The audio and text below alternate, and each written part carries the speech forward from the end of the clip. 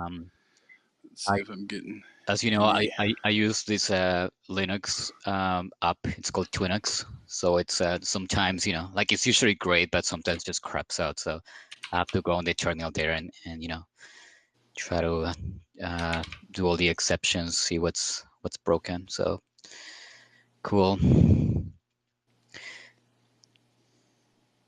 Let me look at this. Uh, Uh, do, sometimes the do, Twitter. do you do you hear me well? I think I have the Yeah, kitchen yeah, no, you sound the good. kitchen fan, and Yeah, though do you guys hear the kitchen fan in the background? Like I no, okay. no. It sounds great today, Carlo. But what I said, I bought this headset, very expensive, just for these spaces. Has like a noise cancellation thing going, so I hope it's worth the bucks there. Zinc, man, you these stories, bro. I could. I mean, I spend hours taking notes. There's so much you can pull out of them. You know, same as Swing to Birds. This is just another one where like I could just go on for days on this. So Was this I your first time with Mackin, or? no. I Okay, had I thought so. I mean, because yeah, I he's had kind of the I had read granddaddy there. Machen. I mean, like you, right? Like I've been into Lovecraft for a while, so I'm like, okay, let's go dig into his influences, and that's how I got into Machen. But I mean, like this, I'm kind of reading it more, less for the leisure and more for more to kind of break it down. Like, yeah, I got really deep into them. So, yeah, honestly, I wish, I mean, too late, but I wish we had like a separate space for maybe for each. So much to talk about. I guess, I mean, maybe Yeah. white people can be just short, but yeah. Well, let's see how long it goes. Go ahead. Oh well, I was just gonna say. I mean, white people. Yeah, it's there is depth there, but it's in some ways it's extremely complex, and in some ways it's extremely sort of surface. It's much more of a mood than anything else, Yeah, right? 100%. And so much is left open, right? I mean, like Yeah. it's Well, I mean, it's I believe it was actually written as like a fragment, right? It was like I don't even know when he originally like well, I have to go look it up because like I no, know it was like I read published later I on, read about but this. It was supposed to be a compliment to Grey God Pan, but I don't know if you know this. I mean, we'll get into it, but like Grey God Pan got so panned, pun intended, by critics that he was like, whatever. He kind of dropped the project. Like he actually published a book later, just like crappy reviews on Grey God Pan, kind of like for out of spite, or like when he was more successful, he just published his book called what's it called? Fuck, wait, I have it on my notes. But yeah, I think it was intended as that, though. It's like like he wanted to like reprint, like republish Gregor Pan later on, and that was like a kind of meant it as a compliment, but yeah, I think he did never capitalize on that. It was it's called Precious Bombs, and it was mostly a book, just yeah, like a compilation of like crap, like angry reviews against Gregor Pan. and well, that's the thing. So that's why I figured I'd use them as companion pieces because they sort of reinforce each other, right? Whereas, yeah, like I mean, the Great God Pan can probably stand on its own for a full book space, but then I realized that the white people kind of, like I said, yeah, like it kind of helps kind of it's it's in some ways it's like the well, I'm going to say this a lot, like I think Tolkien was highly influenced by this guy, and I've found things that I haven't confirmed, I haven't looked much into Tolkien, but to me the white people is like the Cimmerillion is to Lord of the Rings, right, where it's just kind of a collection of his thoughts that he never really finished, right, and kind of working out this kind of mythology, right, whereas the Great God Pan is the more sort of Well, typical, and I say that lightly, no, typical but sort of I like was thinking, narrative. this, when I was reading it, because I mean, it's a whole stream of consciousness there, like going amok there. Yeah. But like, I was thinking, like, did he like purposely made it this, to make it vague, or is what you're saying, like, did he just use one of his like, yeah, his own like stream of consciousness over this, right? Like his own like idea to like let loose and like like explore this, like kind of half conscious and like just Yeah. okay, let's go, and he just okay, I'm gonna publish this. So I was just debating this in my head as I was rereading. Well, like I said, I mean, to me, like, I mean, obviously this was probably known. So whether he liked it or not, because maybe he was one of the detractors, I'm pretty sure this had some amount of influence on what's his name that we read recently, Chambers there. But for me, one problem I have with now he does it better because like I brought up Tolkien there. To me, both of them get rather wordy, right? There's this fetish for nature and this over Wait, who? description. Tolkien and Chambers? No, Tolkien and Machen, right? Right, because if you dig into Machen, now I've never read it. There's another story. He has this whole sort of. It's very similar to Tolkien's, right, where he has this sort of existential crisis throughout his life, where he feels like he belongs in the ancient forest and everything there, but then of course living in the city, he sorts of feels broken and everything like that. So you have a guy like just like Tolkien and anything I've read about him. You know, he has this sort of like he really describes nature, right? Like he almost over describes nature for my taste. You know what I mean? No, Like it's what you said. It's a fetish. Like it's really yeah. fetishized. But like, I mean, those among you who've read Lord of the Rings, like, oh man, it's just like relentless. You're like, bro, I get it. Like, I got it like 60 pages ago, bro. Like, chill on it, right? Like, I mean, over description and like, you guys know me. I'm I can read anything, but this actually makes me like just sick, right? Like, it's like chill. It's so overdone. That's so overplayed. Yeah, I mean, obviously he doesn't do it as much, but there were points where I kind of like I would zone out there and everything. And of course, yeah, No, I'm but listening. But if even you reading read this, I'm certain I if would you have zoned read out if you even read like more. like if you read like further, like like more like, I guess, like recent Machen, you'll see like he goes more in that direction where it's like over Well, there's description. there's the And one novel he got a lot of good praise for, and like I said, it's sort of the typical country boy goes to the city and feels broken for it, right? It's that sort of like I said, like that sort of story. I forget what it's called, but it's his most famous work, I think, outside of his weird tales. Hello. How's it going, Jody? Good. Let's talk turkey. Hey, Jody. Hi. So wait, I'm sorry I'm a few minutes late. who you calling Turkey? I'm a mouse. Oh, well, I'll send you guys a picture of my turkey after. It's beautiful. But this is all about the great god Pan and the white people. And yes, Arthur Machen loves to talk about brooks and thickets and in the brook and down the path and yeah, he's a little bit And flowery. weird sex Celtic Yeah. voodoo orgies. Yeah. I mean, well, that's the thing. It does take on a sort of fetishism, and like I said, I mean, it's Yeah. very similar to Tolkien, right? Like I said, I've never actually read Tolkien, but I've read and watched a lot. Back when Lord of the Rings came out, like there was lots of specials on him, and his whole sort of It's very genesis there. erotic. Kind of erotic but perverted at the same time, like the the forbidden, Yeah. Well, I mean, there's multiple levels there, so I guess that's the question. Where do we want to start? Do we want to start with kind of the I outward I want to narrative of start Pan? with Machen himself, because this dude is a character, yo. Like, the version that I have for this is by this super famous editor from like a Weird Tales. His name is S.T. Joshi, and like when I read it first, like he has like a mini bio of Machen, and when I was just having a blast right there. So like first of all, when he was like a kid, he lived in the Welsh, like like a countryside, and like did you guys know any about this, or um Yeah, I have a vague. like he claimed Machen there Yeah, I looked into that him. he had like we kind of weird, like supernatural, like kind of delirious experiences there, that that he saw fairies and all that crap, right? Like some people do, right? So I mean that was kind of his kind of foundation to write later. And like when he moved to the city, though, like this guy, oh yeah, what happens, like he was poised to be like a surgeon, right? And his family is like, they're like, oh yeah, you're gonna be the family surgeon, whatever. And like for years, like sure, they got him all hyped up, and he failed his admission exam. And back then there was like, like you could just like make one application, and that was it, right? So after that, he's like, well, I left up, so now what? And he went to London. He's like, well, I'm gonna be a journalist, right? And what happens is I got to London, and it wasn't what he thought it would be, that he would get a job right away. So he just started doing like random, like crappy jobs, to actually make money.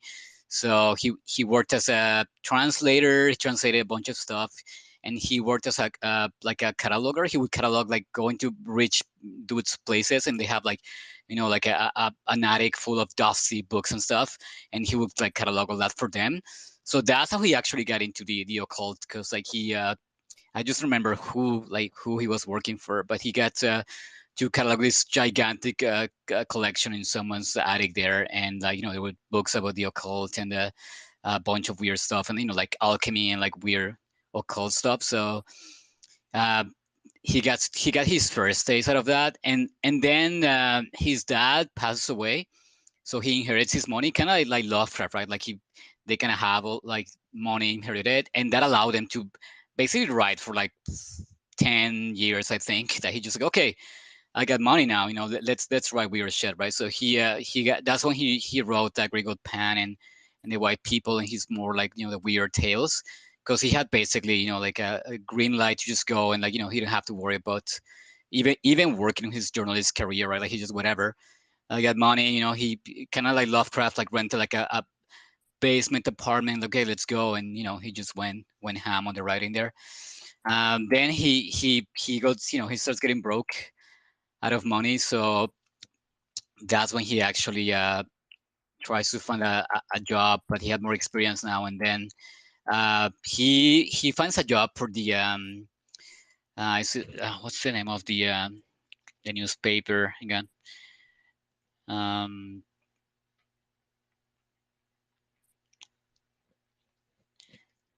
The Times. No, it was the London Evening News. Yeah. So, and like that was in 1910, right, when he got that job. So he just settled in the job as reporter for the Evening News, and like something crazy happened, like almost like Orson Welles' War of the Worlds thing. I don't know if you guys read about this, but in 1914 he wrote this story called the Bowman, right? And it's I mean, like World War One has just broken out, and like people were like horrified, right, about the amount of like casualties and like horrific deaths in the trench. In the trenches, there was like trench warfare was like a new thing, so people were like just kind of finding out how horrific it was. And he published this story, the Bowman. It's about this kind of troop of medieval ghost archers who kind of go into assistance for a group of soldiers that are pinned down in the trenches there. And like since he published this in the Evening News, in the newspaper, right, like people thought it was real though, and it was madness. Like people soon were like like kind of coming forward to give like a witness accounts to like other newspapers, and like like writing these pamphlets, kind of authenticating this story, like. And it took a long time, it took years for him to convince people that it was just a story. So yeah, this guy was just you know super wacky. Not So sure the if one you thing guys read about him. Go ahead. I did want to bring up, because of course before this space, right, we were talking about what the correct pronunciation of his name is, right? And he's like, well, it's Scottish, it's Machen or Machen, right? Because that's how you, and that's what it is on the Wikipedia. If you look at the IPA, it's Machen, and that's so the Scottish. And I guess because his real name is Jones, right? It's Arthur Llewellyn Jones, and if Yeah, it's like nobody a knows, Welsh name. Jones is like Smith in Welsh, right? Like everybody's named Jones, and Llewellyn's a fairly, and even Arthur, right? Because King Arthur, and there's a lot of Welsh legends around him, It's a right? So pretty, it's a pretty pleb name, right? yeah, well, so yeah, that's the thing. I guess it was his wife's name, and it was Jones had adopted his wife's maiden name Machen to inherit a legacy, legally becoming Jones Machen. His son was baptized under that name, and later used a shortened version of his full name, Arthur Machen, as a pen name. So and who knows? There might have also been sort of, I don't know, like the Welsh have always occupied a weird position, right? In that they're, sometimes there's prejudice, sometimes there's not. So but at the same time, like so I don't know if that's one reason he took it, but it's also more distinctive, right? Like I said, Jones. I mean, keeping up with the Joneses, right? Even in North America, right? Jones is one of the Yeah. most common, but even more so for a Welshman, right? Like, think that, like, even a lot of famous ones, right? Tom Jones, Terry Jones, right? Like a lot of famous Welshmen are all named Jones. So I'm guessing that's part of it. But it is interesting that that the other name that he did end up choosing there was a Scottish name, right? Because of course that falls also into the sort of Celtic, quality there, which is heavy here and sort of. But yeah, no, yeah. So yeah, I'd read some of that. So I mean, yeah, like I was mentioning, like there was one thing. His most, what was his most famous? There was what, like, what was the name of the book that he wrote that, like I said, it's almost kind of semi-biographical. You know which one I'm talking The about novel there? of the Black Seal.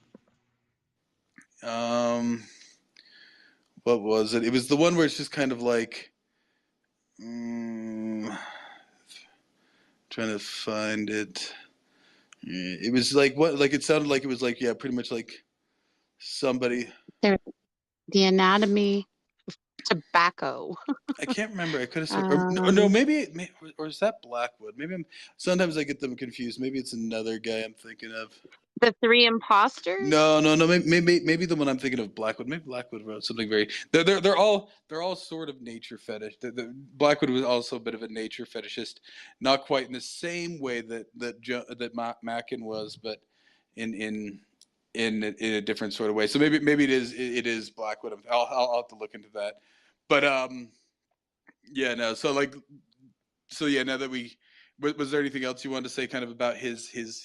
I know he was, but it's common for the time. A lot of people were into spiritualism. It looks like he was connected with. Well, he joined the Order of the Golden Dawn. But his wife Yeah. died in 1899, and he went through like a depression crisis, and he was trying to really find his life and find meaning, and he ended up joining the Order of the Golden Dawn, which is completely insane. Um, so yeah, it's something I wanted to add. I guess like his kind of relationship with the occult after reading like 100 books on it, like just kind of pushed him in that direction. But he eventually kind of went back to Catholicism or something. So I know he died a Catholic, but like I just found it Yeah. like super incongruous, like to just like kind Well, of like I said, jump into I, into a secret society, right? Like that was funny. now just briefly on it, since we're going to do biographies. Now, like I said, like I saw a heavy similarity to Tolkien, yeah, kind of in his background and kind of the way he writes, and then even the Catholicism there. Um, but in particular, there was one part of the story, and interestingly enough, because I wanted to go look it up, there was that inscription in the story. Let me see. I'm trying to get to the Great God Pan here, where there's an inscription, the god Noddins, right? And this is the one about the god of the deep there. To the great god Noddins, the great god of the deep Yeah, the one abyss. on the Flavius, Roman yeah, column there on the yeah. abandoned road. Yeah. Flavius Senilis has erected this pillar. So I looked into that thing, and when I look up that Noddins or Nodens, or I'm not sure exactly how it is, it looks like the philologist and author J.R.R. Tolkien was invited to investigate. So I couldn't find. I think he made up that inscription. There's very similar ones. You can, if you look up Nodens there, you'll find them. But it's funny because it looks like J.R.R. Tolkien dug deeply into this sort of stuff too. And it's actually said it may have inspired his dwarves, Mines of Moria rings, and Celebrimbor silver hand. So there's a lot of similarities I find, right, and it's even more so like. And I don't know if this is the angle we want to take on it before, but maybe I'll put a pin on it and let us get into maybe the text and the narrative first before I kind of make my overarching thing. But yeah, but there are some. I'd have to look it up and go deeper. What if? But I find it hard to believe that Tolkien wasn't influenced by this guy. Well, they definitely come from The the same parallels, the parallels are heavy, the same and kind of especially bucolic, yeah. like kind of the Celtic aesthetic there, right? The Celtic Twilight aesthetic there, right? Well, and undoubtedly, like Tolkien had read The Angel of Mons, right, being a World War One, veteran there, and so it's undoubted that he probably Oh, and dug into I this forgot guy. actually, Tolkien. You guys watch the movies, right? When like Aragorn goes to like he goes to summon the Betrayer's army that to help him in the Battle of Helm's Deep. Not Helm's Deep. Minas Tirith, right? Like he has like the ghost army, right? You guys remember that scene from Return of the King, Lord of the Rings? Sorry again. I think What so. part? Like there's a whole subplot in the third movie where like Gimli and Aragorn, they go into the one of them into Oh this yeah, mountain yeah, yeah. Like to the to to cursed recruit kingdom, the cursed army, right? Like the the army ones who, that never betrayed, so they're stuck wandering, yeah, the waiting. betrayers, the one who infected like the the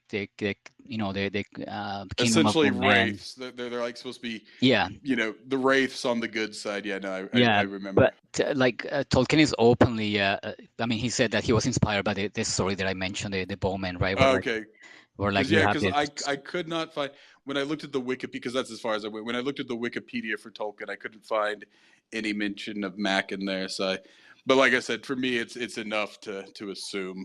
No, this is on a I heard this on a podcast of like Tolkien saying that.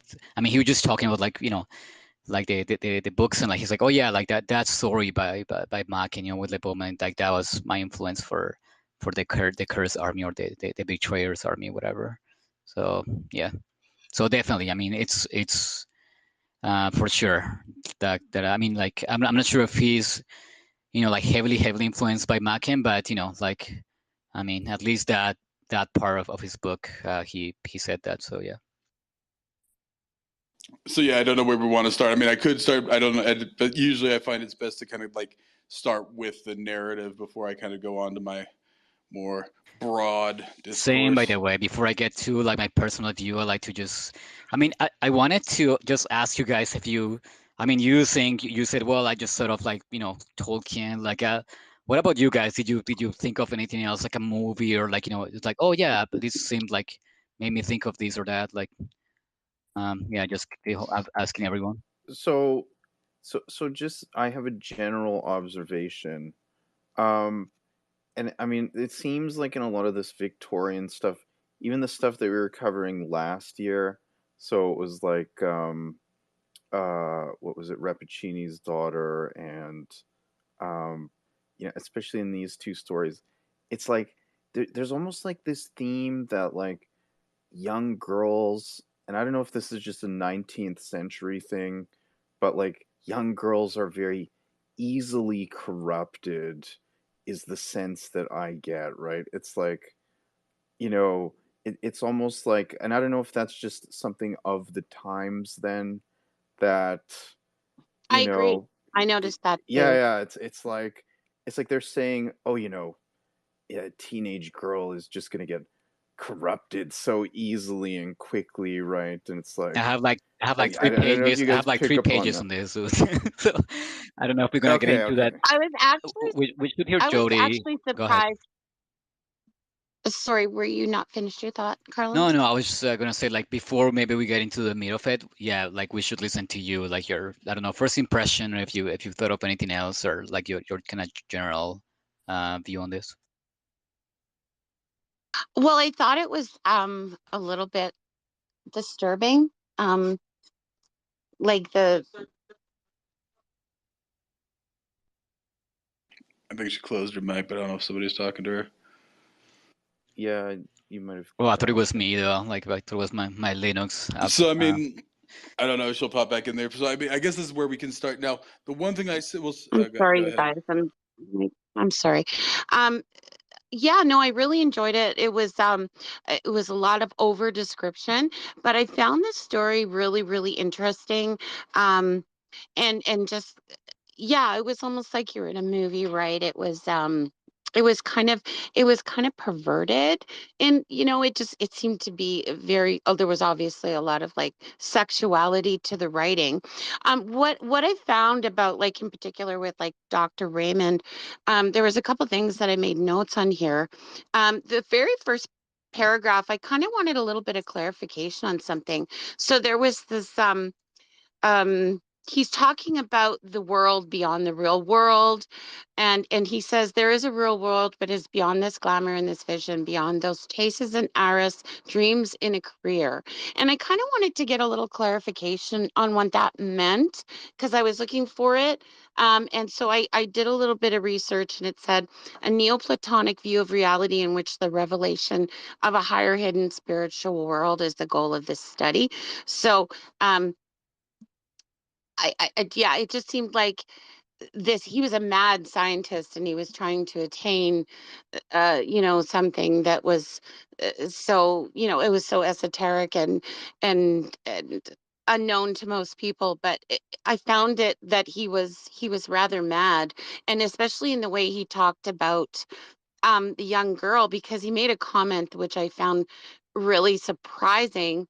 It said later on, it said, "No, I think not, even if the worst happened. As you know, I rescued Mary from the gutter and from almost certain starvation when she was a child. I think her life is mine to use as I see fit." Yeah. And I was very taken aback by that, at just kind of the apathy towards like humanity. He was more interested in like the spiritual world, this other place full of sin and revelry and It's all of the funny you bad mentioned things. that. But I I mean, choked. and Clark agrees to I witness choked on this, that right? though. I I mean, choked on that what you just read. Like, is she a participant? Does she have like uh She was a thing, not a human being, just a I, thing, and he I owned her choked because like he found her in the that's gutter. when the story takes a left turn, right? It's like it's so off-putting. That's when I started feeling bad about it, right? I mean, it's like my take. I'll get into it later, but it's more like kind of exposing abuse, I guess. But like, yeah, for sure.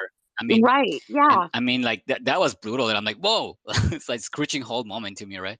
And Like, women at that point in time, they were more seen as possessions, right? and well, and and you could direct them at will. And if you picked up some little waif in a doorway and fed her and clothed her, then she owed you her life. In fact, in this case, I found that very disturbing. Yeah, I but found that I very think the, disturbing. the the Machen had a implication the very implication is that he just quote unquote rescued this girl really young, and then he's kind of grooming her, and like it's implied yeah that he's being having sex with her, right? Because at some point yeah Clark goes like like you kind of whispering wonder. in his ear, like, wait, is it wasn't supposed to wait have the No, clothes at from her? least at that point, it seems like she is in love with him, but he's very sort of Well, but it's grooming obsessed, though, right? because she's like 17, and it is, I mean, an accomplished scientist. This guy's But probably she's young older. and dreamy, Yeah, Exactly. well, which yeah. is why I think she's still a virgin, because she's young and dreamy, and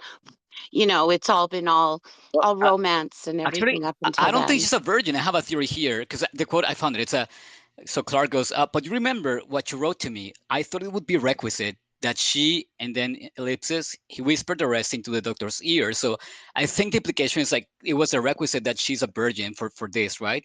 And then like, I and thought then of and that, then Raymond yeah. goes like, no, it's fine. Like, don't worry about it. So like to me, it's like, oh, okay. So in my literary scholar analysis, it's like she's getting banged, right? And like She's getting back.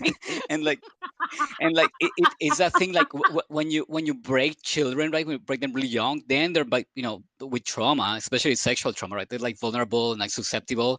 So that's what I saw it more as her being pure. Like, is she pure enough for this I experiment, think the for main this thing, because you test? got to remember the time this was written. I think the main thing is that is sort of the indictment here of Raymond, is that she obviously loves him, right? She calls him dear, and she wants to be Yeah. kissed by him, but he's very overly focused, at least at that point, on his research, right? So he's obsessive, right? Yeah, he's the mad scientist, right?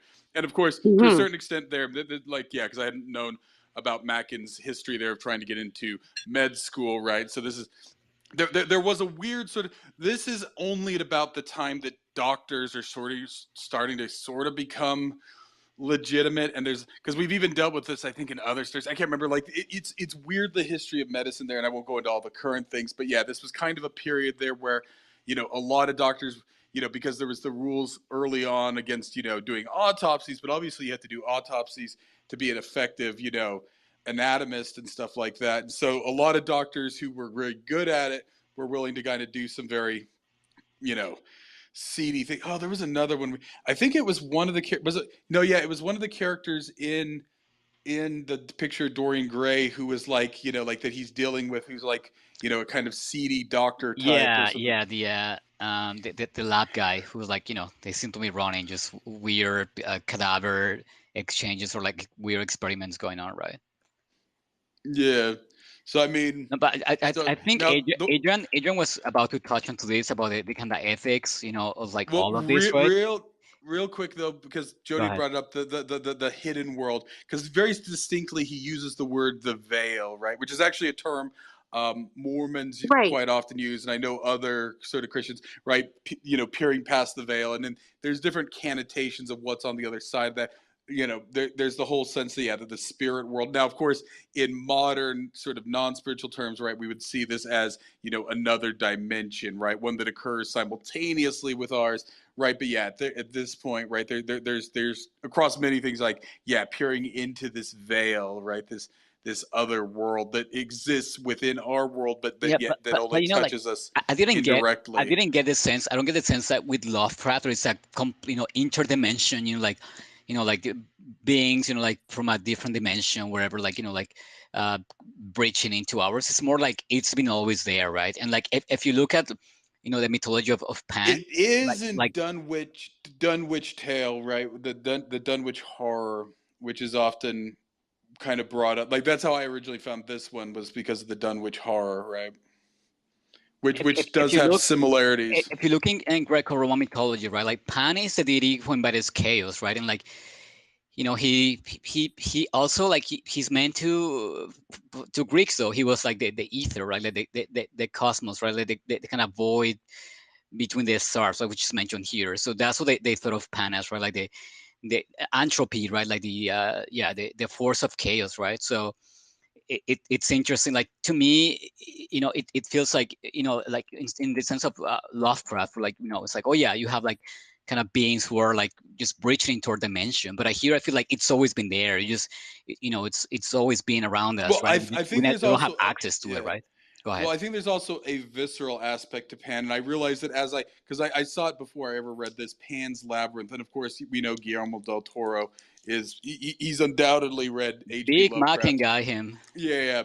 But Pan's Labyrinth, right? So of course, and he very distinctly, when he makes the thing about the satyr, right, the Pan, is that it's kind of wall-eyed, right? The eyes in a lot of these depictions are almost to the side of the head, right? And that's always and that's I think that's what he hints at in this, right? When he sees the eyes of the creature far off there, right?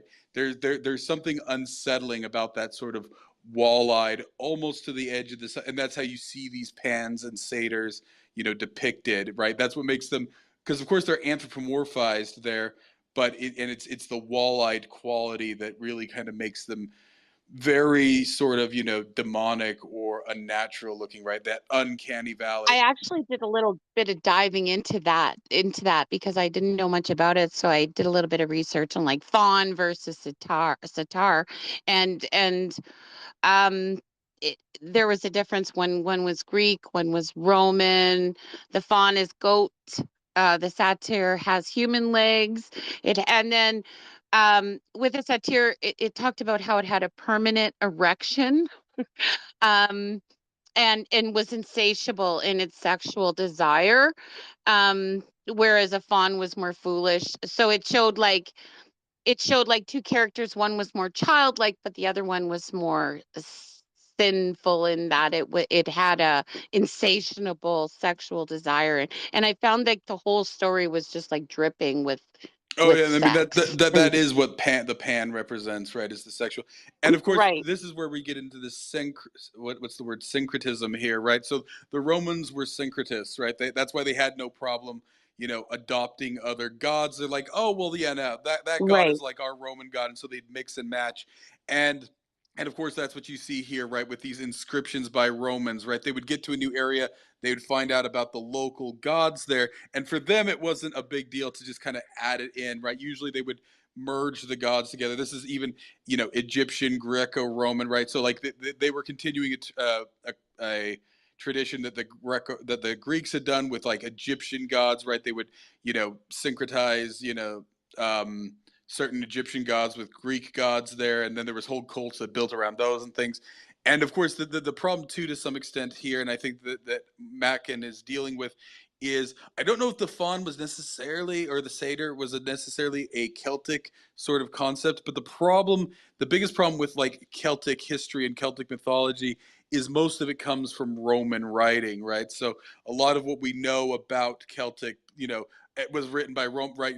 Julius Caesar writes about it, but now, of course, these are people that he's conquering, and so usually he's trying to like find negative aspects to kind of validate his conquest there of the Gauls and stuff like that. Which, well, the faun came from Roman, and the satyr was apparently Greek mythology. well, but I mean, yeah, Rome derives a lot of stuff from Greek mythology, syncretizes it with other local mythologies, right? So that's why you have syncretism between Mars and Ares, Venus and Aphrodite, Jupiter and Zeus, right? You have a number of syncretisms, and it becomes very difficult to know if one was, because if you dig into the history of Indo-European peoples and all that, like Jupiter and Zeus, right? Jupiter, it comes from the same, it's pretty much Zeus pater, right? So sky father, right? So that's where the word Zeus and dew and Jupiter all kind of come from that same. What was it? Right. Pekunos, I think is the word. No, Pekunos is Thor.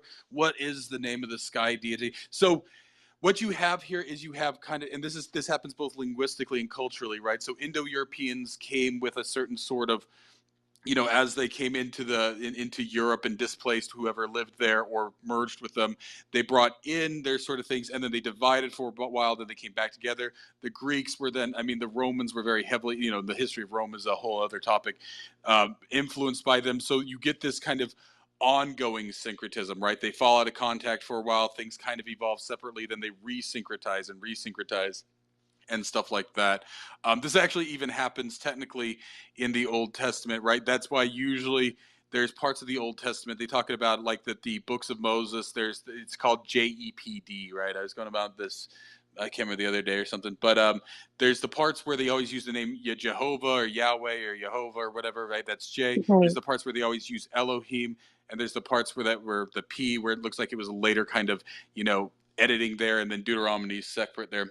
But because of course what you have is you have the Babylonian captivity. Those people separate for, I don't remember how many, like several generations, and then they come back together and they're trying to compare their books to each other, and they're like, well, we'll just kind of put them together there. So you have that, you even have that sort of syncretism, and so that's kind of what you get with all this. So like, yeah, you have the term font, well, because I don't even know font, because like, how would you pronounce that in Latin? Because actually, yeah, I guess it would be faun, yeah. And satyr, y, the y would be satyr. Actually, the y in Greek is always an u sound, right? Like the French u.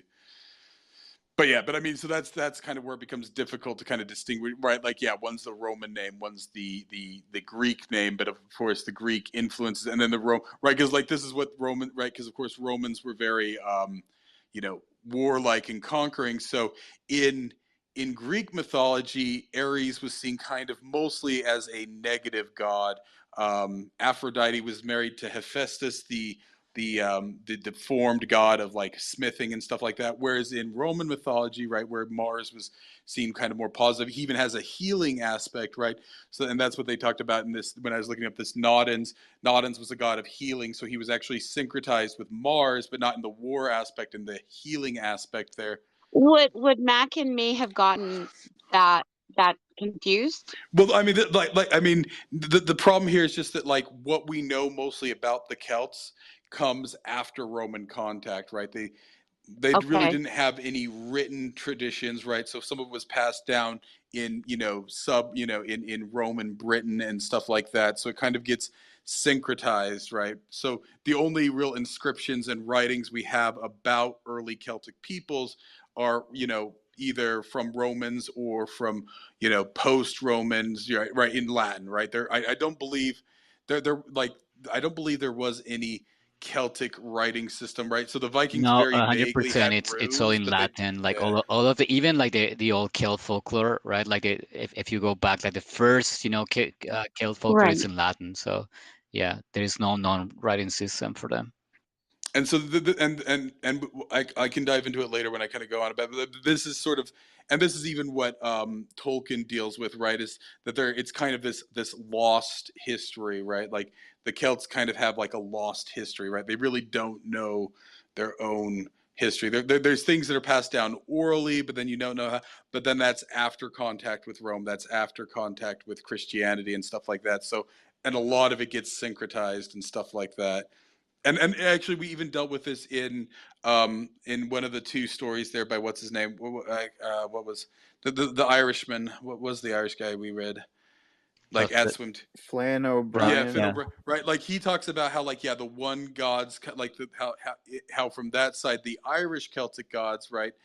Kind of get reduced to kind of like lesser things in after the Christians come, right? They're kind of preserved to some extent, but kind of as like in various places like demons or Yeah, as like as impish. other things. Yeah.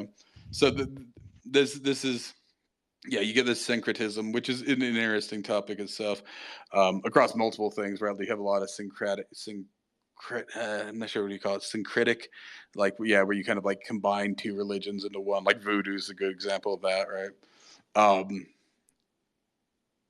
So yeah, but what was I gonna say? So there was one last point I was gonna make. It was about, yeah, like, oh no, so I was just gonna say, but yeah, so the Romans, of course, because they like Mars, they actually have him marry Venus, right? So they do change certain things to kind of conform to their preference there, right? So whereas, yeah, Aphrodite was married to Hephaestus in Greek mythology.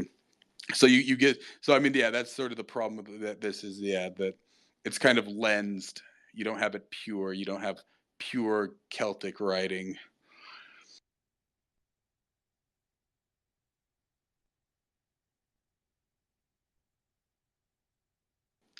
But yeah, so just this. I want to go back to what Adrian was touching on, which is the kind of ethics, like lens there that I feel like I think I heard Adrian. He was beginning Yeah. like saying like Clark, like what's up with Clark? He has no morals. Like I feel the same too, right? But I'm like, dude, Well, he's not really an understudy, right? So no, but I mean like he's just a friend of the yeah, doctor, right? exactly. Like so why are you not calling yeah. the cops or like going to the authorities? Like you have this guy who's like, I mean, the implication is he's been testing this, right? Because like, oh yeah, I tested this, is perfected now, right? Like, so how many brains, how many people have you lobotomized to get here, right? Like, and I feel like, and Clark just so chill, like, oh yeah, whatever. This guy's been, like braining people here for like a decades, and like, do. Let's see what's up here. So, yeah, go ahead, Adrian. Well, I guess it's not that uncommon. I mean, there are people even today that still treat a doctor as like a god, right? It's like, they just like they don't question anything the doctor says. I can only assume that in the 19th century it was worse, that like, doctors would have been looked at as like, Yes and no. these authorities, right? I mean, Like I said, there was a lot of negative connotation. I think here, of course, right? It's with her, it's double, right? It's because she loves him, she trusts him, right? And that's why he asked for her consent, right? It's like, do you consent? And he's like, yep, she consents, right? You're my witness and everything, right? To this procedure, right? so you think he wanted him there as a witness, right? That was the sole goal. It wasn't anything else. I think so. I mean, like the character of Clark, right? He's, once again, this all kind of falls into the decadent literature, sort of there, like, what do you call it? The picture of Dorian Gray. So in some ways, Clark is similar to Lord Henry, right? Where he's not, you know, and I think it He's even says, right, torn. He's well, torn. no, he's above reproach, right? He doesn't actually do anything personally, but he kind of floats among these weirdos and stuff like that. Like he's kind of a voyeur for the weird, Yeah. right? He never actually involves himself. He never actually does anything, but so he kind of likes to like dig into it on kind of his side there, and it's kind of his guilty pleasure there, right? So he has weird ass friends like Raymond, right, who is at the fringe there. Well, but he's Right? writing a But he But knows it's wrong. He no, knows but it's he's wrong, yet writing he's this book, drawn to it. memoirs to prove the existence of the devil. Like, what is that? I feel like this guy is more than just a peruser. Like, he's writing a whole book on or is he just kind of like trying to be edgy and like an edgelord there by trying to delve into this occult stuff? Because I mean, I just found that really funny that yeah, he's written a book called Memoirs to Prove the Existence of the Devil. Is just as pretentious, or like is he legit? Well, he is pretentious, right? Because it even describes how he enjoys his own writing, right? He reads his own book and stuff like that. So he does sort of, yeah, it is a sort of self satisfaction, stuff like that. But so I mean, that's obviously why Raymond brings him around, because he has a witness who's going to oppose morally to it, but at the same time, he knows that he's too curious to really push too hard, right? That his curiosity will get the better of him. MJ, did you read the book? No, I didn't read the book. Where the hell can I get this thing? It's in the public domain, The Great God Pan, The White People, because it was written like 1890s, 1910 or something like that, the two different ones. So you can find it on Project Gutenberg, and then you can find audiobooks of it on LibriVox, but you can find audiobooks, actually, Speedy posted YouTube. some. Yeah, YouTube has some good ones on there. Spotify has the Great God Pan. The White People's kind of the rarer work there, but The Great God Pan is, you can actually, I think, find two different copies on Spotify. So yeah, and they're both relatively short. So yeah, if you read them and then like come back at a later time, we could always bring them up there. Oh, I was just gonna go and tell Adrian I made a new audio. I thought it was really funny because I found it amusing how he would sit there all night and he would have his dinner, then he would have his paper, and he went through his little ritual of trying to avoid the temptation of opening his desk and going into all his taboo. He knew that it was taboo, but he just couldn't help himself. Well, once again, this digs into the whole Victorian mindset, right? Which, of course, you know, is I think well described by what's his name, Stevenson, there in the Diamond Age, right? Kind of in a more modern way that we can kind of access. And of course, I've read a fair amount of Victorian literature and kind of dug into that time period and this mindset. And that is, so I was thinking about this today, actually, as before this.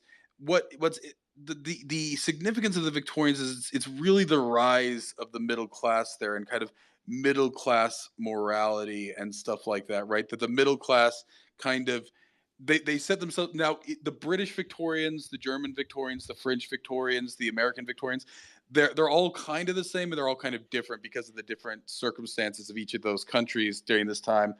But especially among the British Victorians, I find it's almost like I was describing the other day, right? Where the Greeks, their gods were tempestuous. They weren't anybody you wanted to kind of idolize or anything like that. So they had to develop their own sort of philosophy using logic and reason and things like that.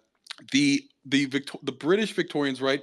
The nobility and all that was seen generally as decadent and all that stuff. So you have this kind of rise of sort of a middle class morality, what it means to be middle class, but at the same time also that the middle, right, as a lot of the nobility is falling and they're hanging out with the middle class there, right? Is even what we saw with Chambers, right? The one kid who obviously is well off, right, and has gold and has a servant and everything, hanging out with another guys who are just very college educated, and one guy who works for the government, right? You have this kind of crossing of classes that didn't happen prior. Well, I think same for Dorian Gray, right? We have Dorian and Sybil, whatever. Like they're all kind of like, they're not old money like Lord Henry, and they just cross hatch with all of these people and like their social.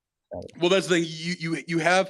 You start to see where, like, a time where money alone, is the more important thing, right? The title without the money, it gives you some value still, but you're almost kind of looked on as kind of like tragic. It's like, oh yeah, he comes from an old and very legacied family, but he doesn't got much money anymore, so he's still allowed in.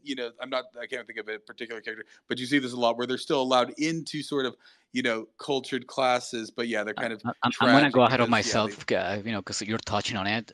Like I wanted to bring this up later, but I do have this, and I know if you guys get this with Machen especially, but I mean, like, I just interpret this as like, like even like like a class thing where like now you have like before, you know, like you needed kind of money to be educated, right? But now anyone has, you know, like access to education. And like to me, like these stories, right, in a sense convey kind of a fear of like, okay, what if everyone has access to, you know, like unbound knowledge, and like, you know, like where can this lead, right? So in these cases, for example, in both stories here, you have like the kind of the lower class, right? Like having access to things they can control. And, you know, even like the kind of parts of I mean, later in the story when you have a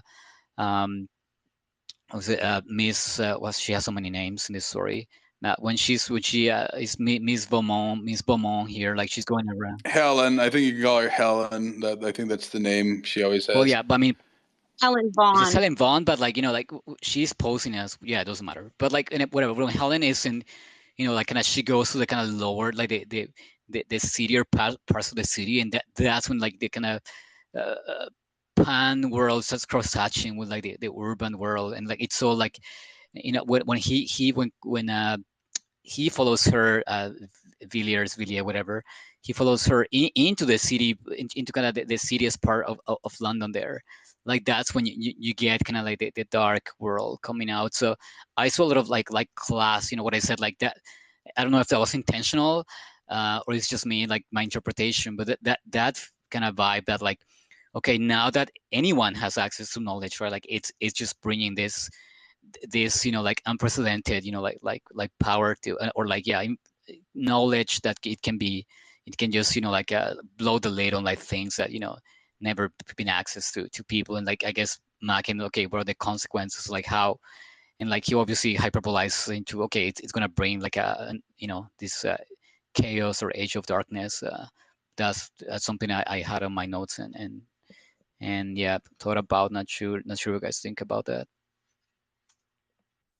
There is a, like I said, there's a rather lengthy thing where I want to dig into, but I want to avoid like digging into it. I think before, like I said, we can go in whenever you guys want, but yeah, like there's something lengthier Okay, there. but hang on. Yeah, my theory that I think what's her name?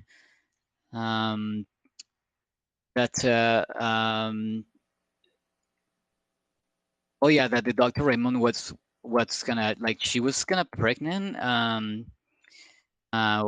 Mary Who, Mary? with and I think this is to me like kind of a just sort of Rosemary's Baby, the Polanski movie, where like, you know, she's pregnant, but like she gets like it kind of like the corruption gets to the baby, right? Like I think like I mean, you could interpret it as like, okay, yeah, well, she was impregnated by the evil, Wait, whatever. But yeah, that's what I thought. I thought that the great god I, Pan Yeah, because she could as I was see. impregnated reading it Yeah, though, and her, right? especially But what I said, that line where like, it was like an well, immaculate but what I said, like that conception, line right? where like Clark goes like, hey, isn't this supposed to be, you know, like this way? And he goes, whispers in his ear, and the doctor is like, oh, no, no, no, you know, it works as well, right? And you know, like, so that just clued me. I'm like, oh, she might be pregnant. And it gets into, I think that's part of the whole, like, you know, like kind of ritual that's leading like Pan to like cross over to the world. it might even happen to that moment because she like reaches out for something, right? Like he might even like, be banging her like at that very moment as they're all standing around her, right? I didn't get that. But who She is? she she reaches out to something, right? Like I have no idea. Like Well, that's to Well, the she's great reaching god out to Pan, the isn't it? god Pan, right? That's what I was thinking. Yeah. well, there's some. I think yeah. I'm not sure, but I know she's reaching out to him. But I'm not sure if they To me, quite he hit. came to her. He came to her. He crossed that threshold, Yeah. and he made it with her No, but basically hold and on, I have the impregnated line her. though. So Yeah. yeah, Yeah. he was Yeah. yeah, but you remember what you wrote to me, so that's Clark. I thought it would be requisite that she, you know, ellipsis. He whispered to the rest in the doctor's ear, and then the doctor's response is, "Not at all, not at all. That is nonsense. I assure you. Indeed, it is better as it is. I'm quite certain of that. Consider the matter well, Raymond." So it's like the doctor goes, "Oh, it is better as it is, right?" Like so. I feel like that's that she's not a virgin. And that she's not going to be traumatized in it being her first time.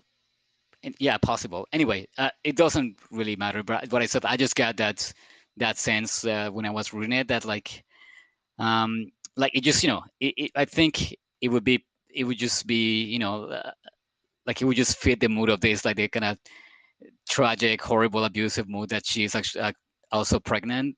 I Yeah.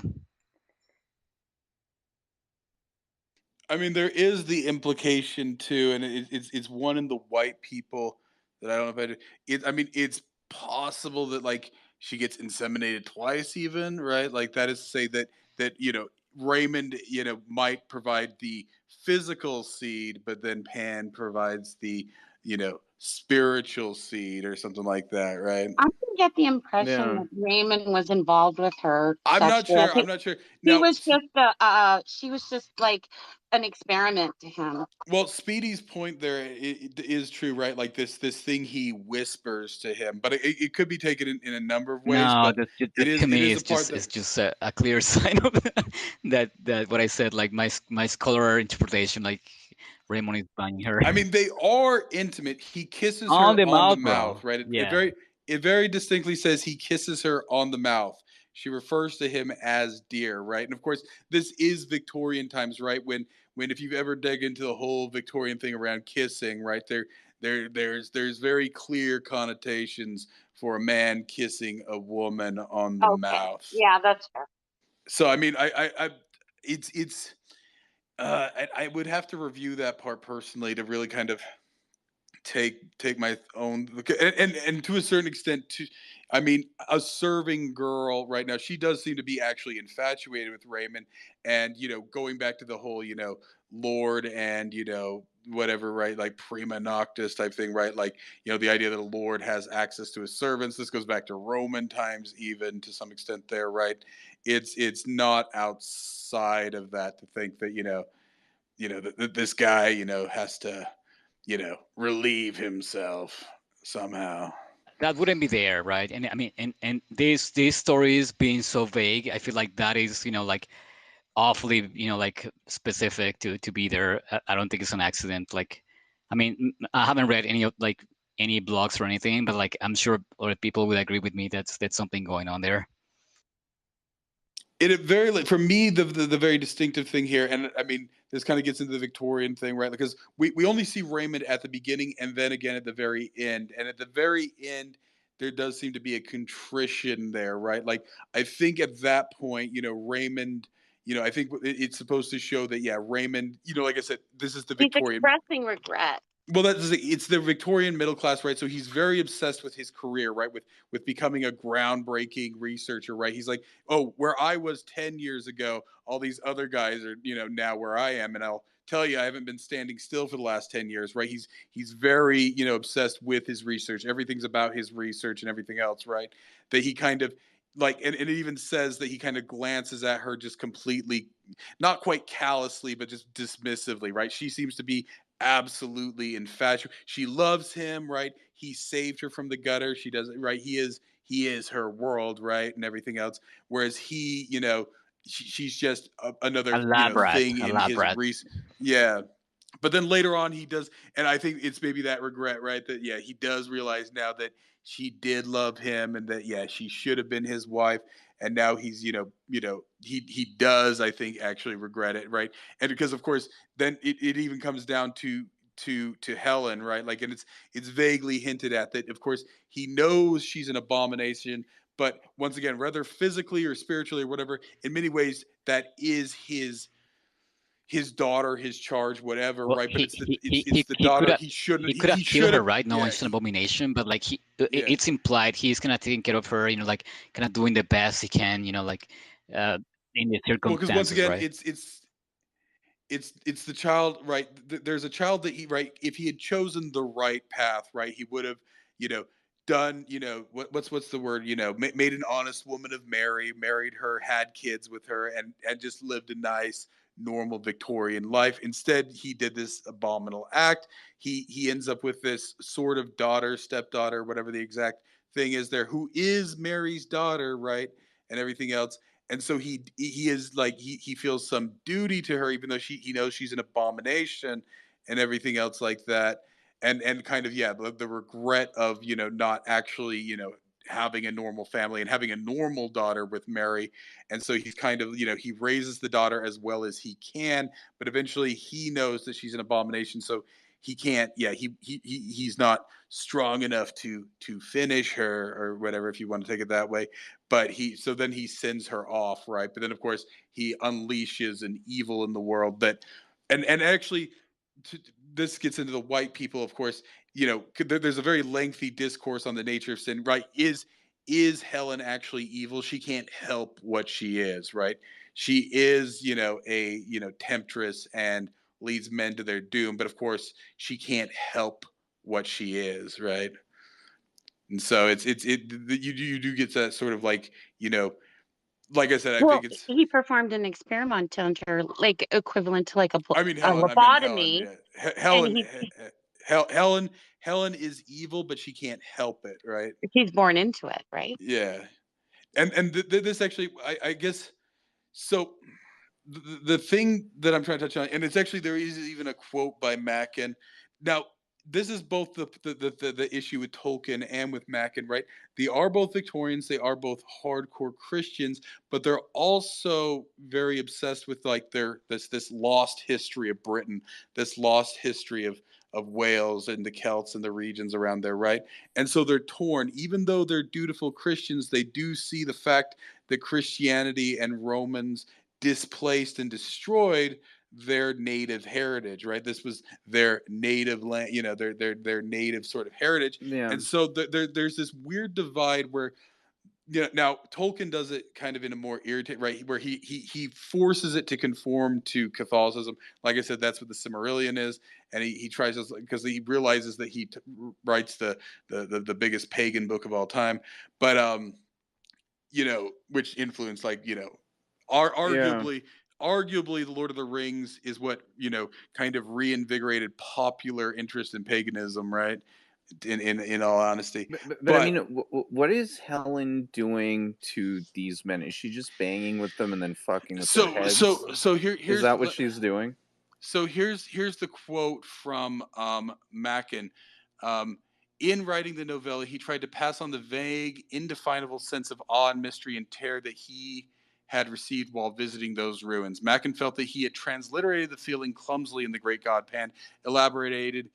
I translated awe, at worst awfulness, into evil. Again, I say one dreams with fire and works in clay. And so, Dennis Denishoff, that's it, no, said that Machen's decision to make Helen Vaugh the child of a Welsh woman and a pagan figure parallels Machen's own authorial self-identity as one arising from not only his Welsh ancestry but pagan myth. So the problem is, as a Christian, and even the Greco-Romans, right, when they came across pagan, Celtic things, they could only see it as terrible, right? They could only see it as something evil.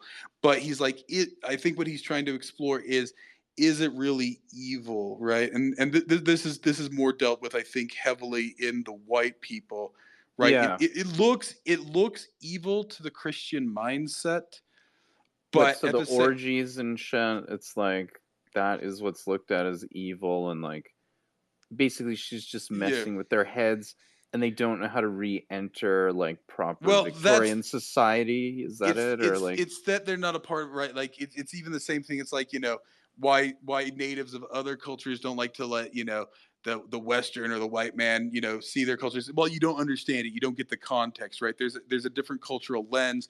So to them, this is even dealt with heavily in Britain, right? Like if you guys have ever seen The Wicker Man, you should see that movie. Whereas something that looks horrible and awful to, now, of course, it is horrible. Like, of course, because this is where the British people do oscillate back and forth, right? Is that it's like, well, maybe it wasn't so bad, but no, it really is bad. No, because like there is human sacrifice, but was it what's the word, consensual human sacrifice? So famously, if you guys have ever read about it, the Bog Man, there was a body that they dug out of some bog in England, right? And it was so well preserved, right? Because the bogs are extremely acidic, so it was pretty much the skin was extremely leathered and everything else, that they actually thought it was a relatively recent murder, right? But it turned out to be from, like, 1500 years ago or so, right?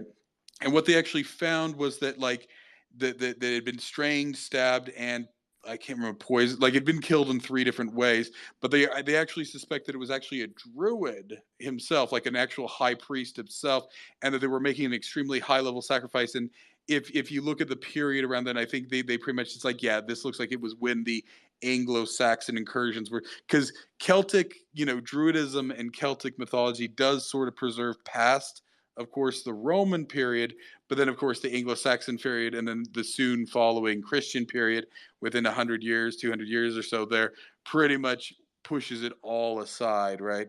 So, like, the idea is that, and this is even dealt with, like, in the TV series Vikings, right, where they want to sacrifice one guy, but only if he's willing. Like, there seems to be maybe the possibility that human sacrifice was a consensual act, maybe, or maybe people are just trying to put it rose-colored glasses on it. But once again, like, seeing it from a Christian or Western or modern point of view, these things look very unnerving. But is that just a misunderstanding? And then it's not meant for you. So of course it's destroying to your sort of modernist mindset, your Victorian mindset there, right? Like, was she really an abomination, or was it just that, coming from their Victorian mindset, they couldn't handle what they experienced with her and it broke them, So right? are you specifically referring to Herbert, who becomes like basically a vagrant? Well, all of them, Because because it's pretty much, he was corrupted by Helen, right? it's pretty much implied all It's the really his guys. own problem, right? It's Well, no, not no, her, right? all the guys who come in contact with her, and Yeah. it's implied have sex with her, like, kind of commit suicide, right? The artist, right? Well, They're but either completely is she using broken. them just as sexual objects, or is she like, or is it, it's more to it, like, Well, that's my or question, is right? Well, she like once again, like I think she's passing the fucking with their heads, passing the? right? now Yeah. Go ahead.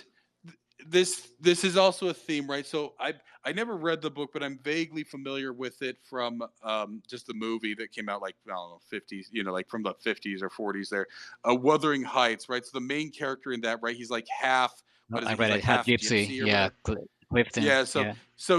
he's see, right, like, and so that's why, even though he's raised as a good white person and everything, good British kid, he can't help his sort of wild spirit there, right? He's not evil, but he's naturally wild. There's also another movie. It's called Duel Under the Sun or something like that. Same thing. There's a female character in that who, she's half native, half white, and they keep hinting. It's like,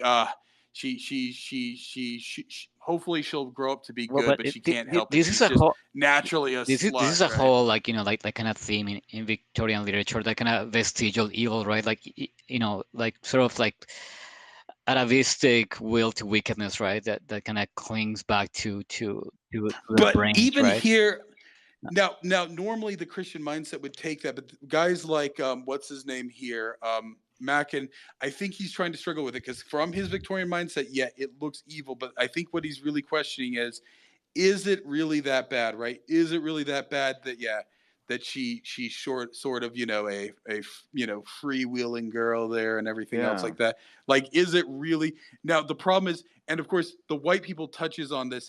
It touches on the fact that, of Well, but course, we have to destroy this thing because it's going to undo too many people.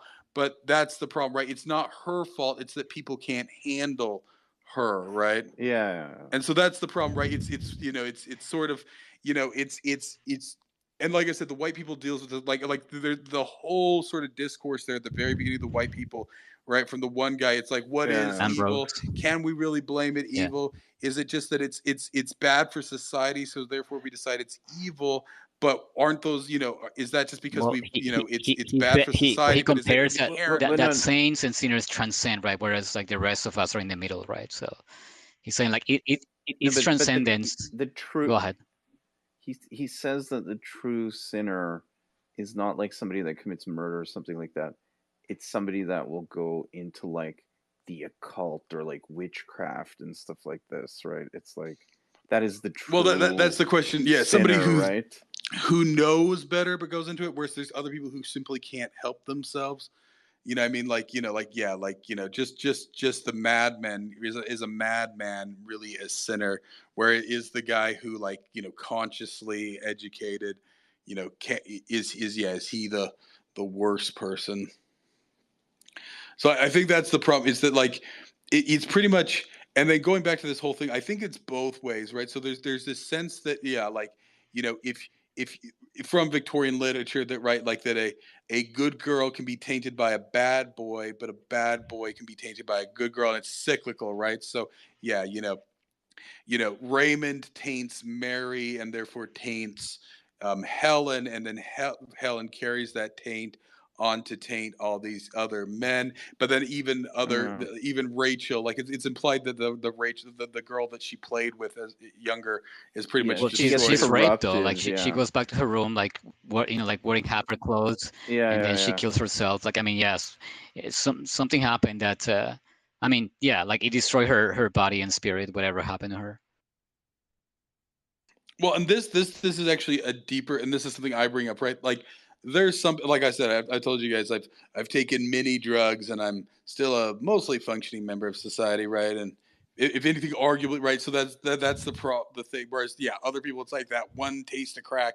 Now, of course, is there a deeper issue there, and so on and so forth, right? But it deals with something that, yeah, for Helen, kind of cavorting with the satyrs there was natural for her, right? That was not a negative experience for her, you know engaging in these orgies and stuff, right? Like it doesn't yeah, seem to be, right? Whereas, yeah, for Rachel, who's a good Welsh, Christian country girl, it's completely damaging, right? yeah. So It's I too much. Like her mind can't handle it, right? so I think, like, more than anything, that's the real sort of problem that Machen is sort of struggling like with throughout all this, right? Because, like we mentioned, yeah, But he's isn't it Catholic. isn't it Mackin? Machen, well, I don't. It's hard to say like Machen. I I mean, always it's say Mackin myself too, but yeah. It comes at Speedy like made a point of saying it's Well, Mackin. yeah. he said it himself, so just like because I wasn't sure either. Like I said, Machen, Machen, like I just what I said, so I went to check, and yeah, that's he himself. That's what he wanted to sound like. So. Well, but he might have just thought it was an ah when it might be an ah, right? Because he's like, it's Mac, right? Like I said, what it comes down to is that my second language was Japanese, and in Japanese, a is always ah. So whenever I deal with a foreign name, I fall back It's on okay, that. bro. And it's the same with Latin, right? Like Latin, the pure Yep, vowels, right? hundred Ah, percent. e, u, e, o, We right? have them. We have them in So, Spanish, so yeah, it's the same. Yeah.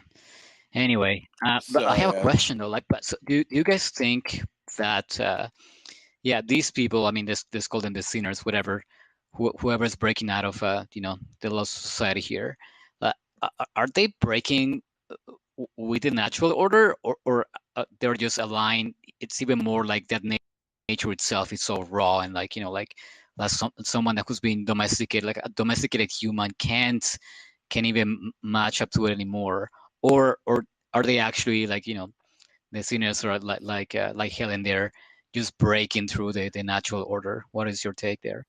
So there's one more level here, Yeah, and you guys, what is it? It's the Highlander series, right? About the girl who goes back in yeah. time and dates. I watched a number of those episodes. It started to Oh get a God, little weird when they were like here we go. in America and stuff like that. But no, so I only saw the movies. okay, but no, so like in an early episode there, like it's because she's dealing with kind of like that some of these like old beliefs still persisted even among people who were like, oh no, I'm a super Christian, but they still believed in the fairies, right? The fairies, and Yeah, not fairies, right? The fairies, if you ever deal with Irishmen and Scotsmen and Welshmen, right? The fairies aren't just things with wings that are small, right? They're pretty much anything that's sort of beyond, right? Like beyond that veil. That's all fairies, right?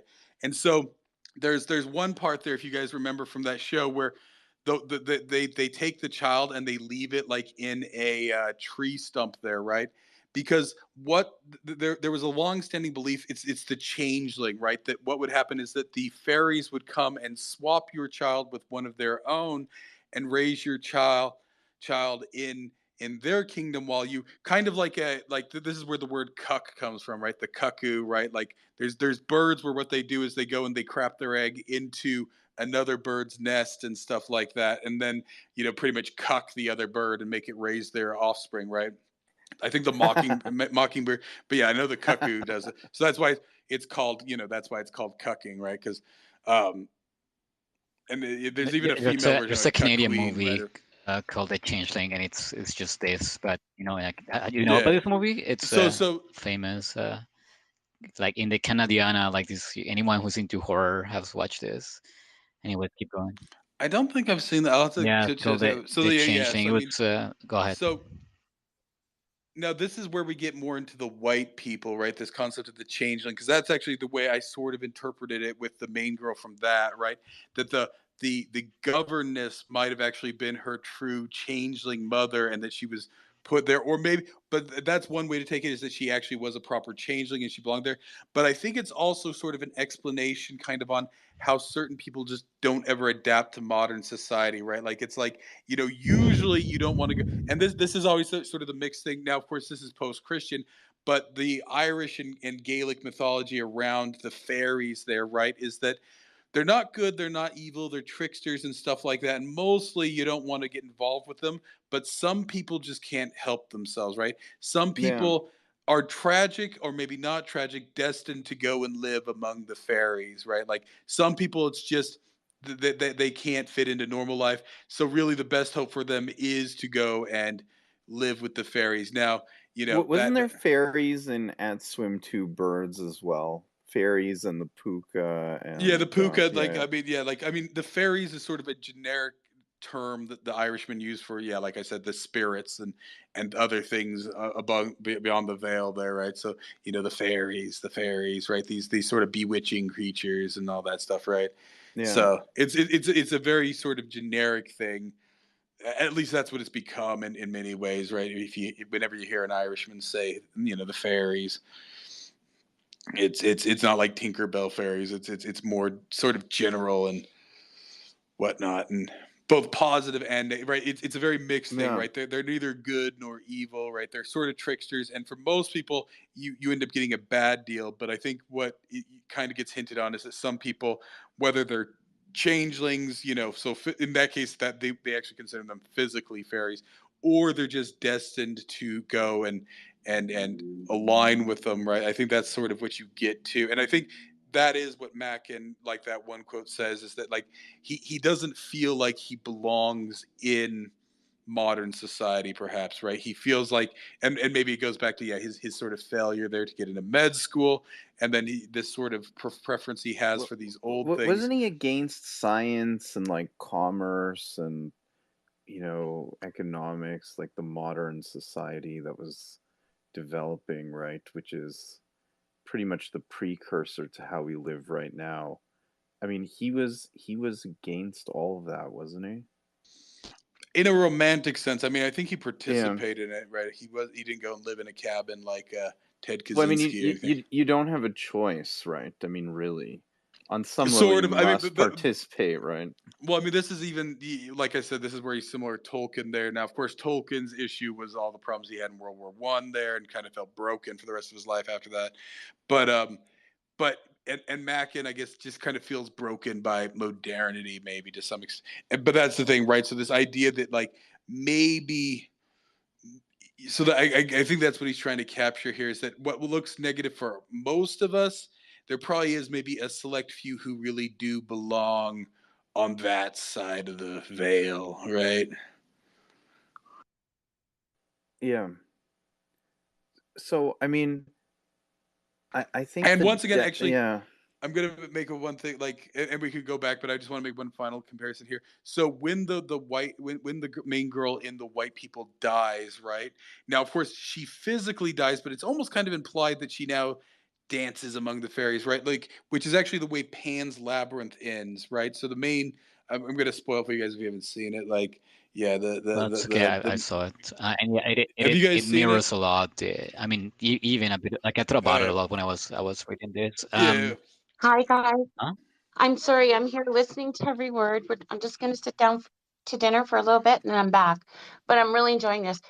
And it's like about the forest. It's like mischievous little like it's not like Alice. It's more of an Alice in Wonderland kind of a like it's taboo. I keep getting these feelings off the novel like things are just they're seen as almost like evil, and that's what those nymphs, the evil side of the forest, the evil side of things.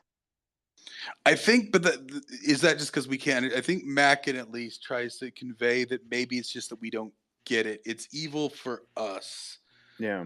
because we don't understand it. We're not meant to understand it, right? So Raymond crosses a boundary he shouldn't have crossed and stuff like that. And some people naturally cross that boundary, like the girl in the White People. But like I said, like Adrian, have you seen Pan's Labyrinth? I have not. No. Uh, Well, you know what's funny? Because But just spoil it. It's Well, okay. some Raymond, people just can't handle it. It I'm gonna makes people mad. so yeah. So essentially, the girl dies at the end, but she goes into the realm of the fairies. And interestingly enough, it takes place in Franco's Spain there, right during the fascism or whatever, I think, um, or Yeah. pre or whatever. I can't remember exactly. Like her father is or whatever.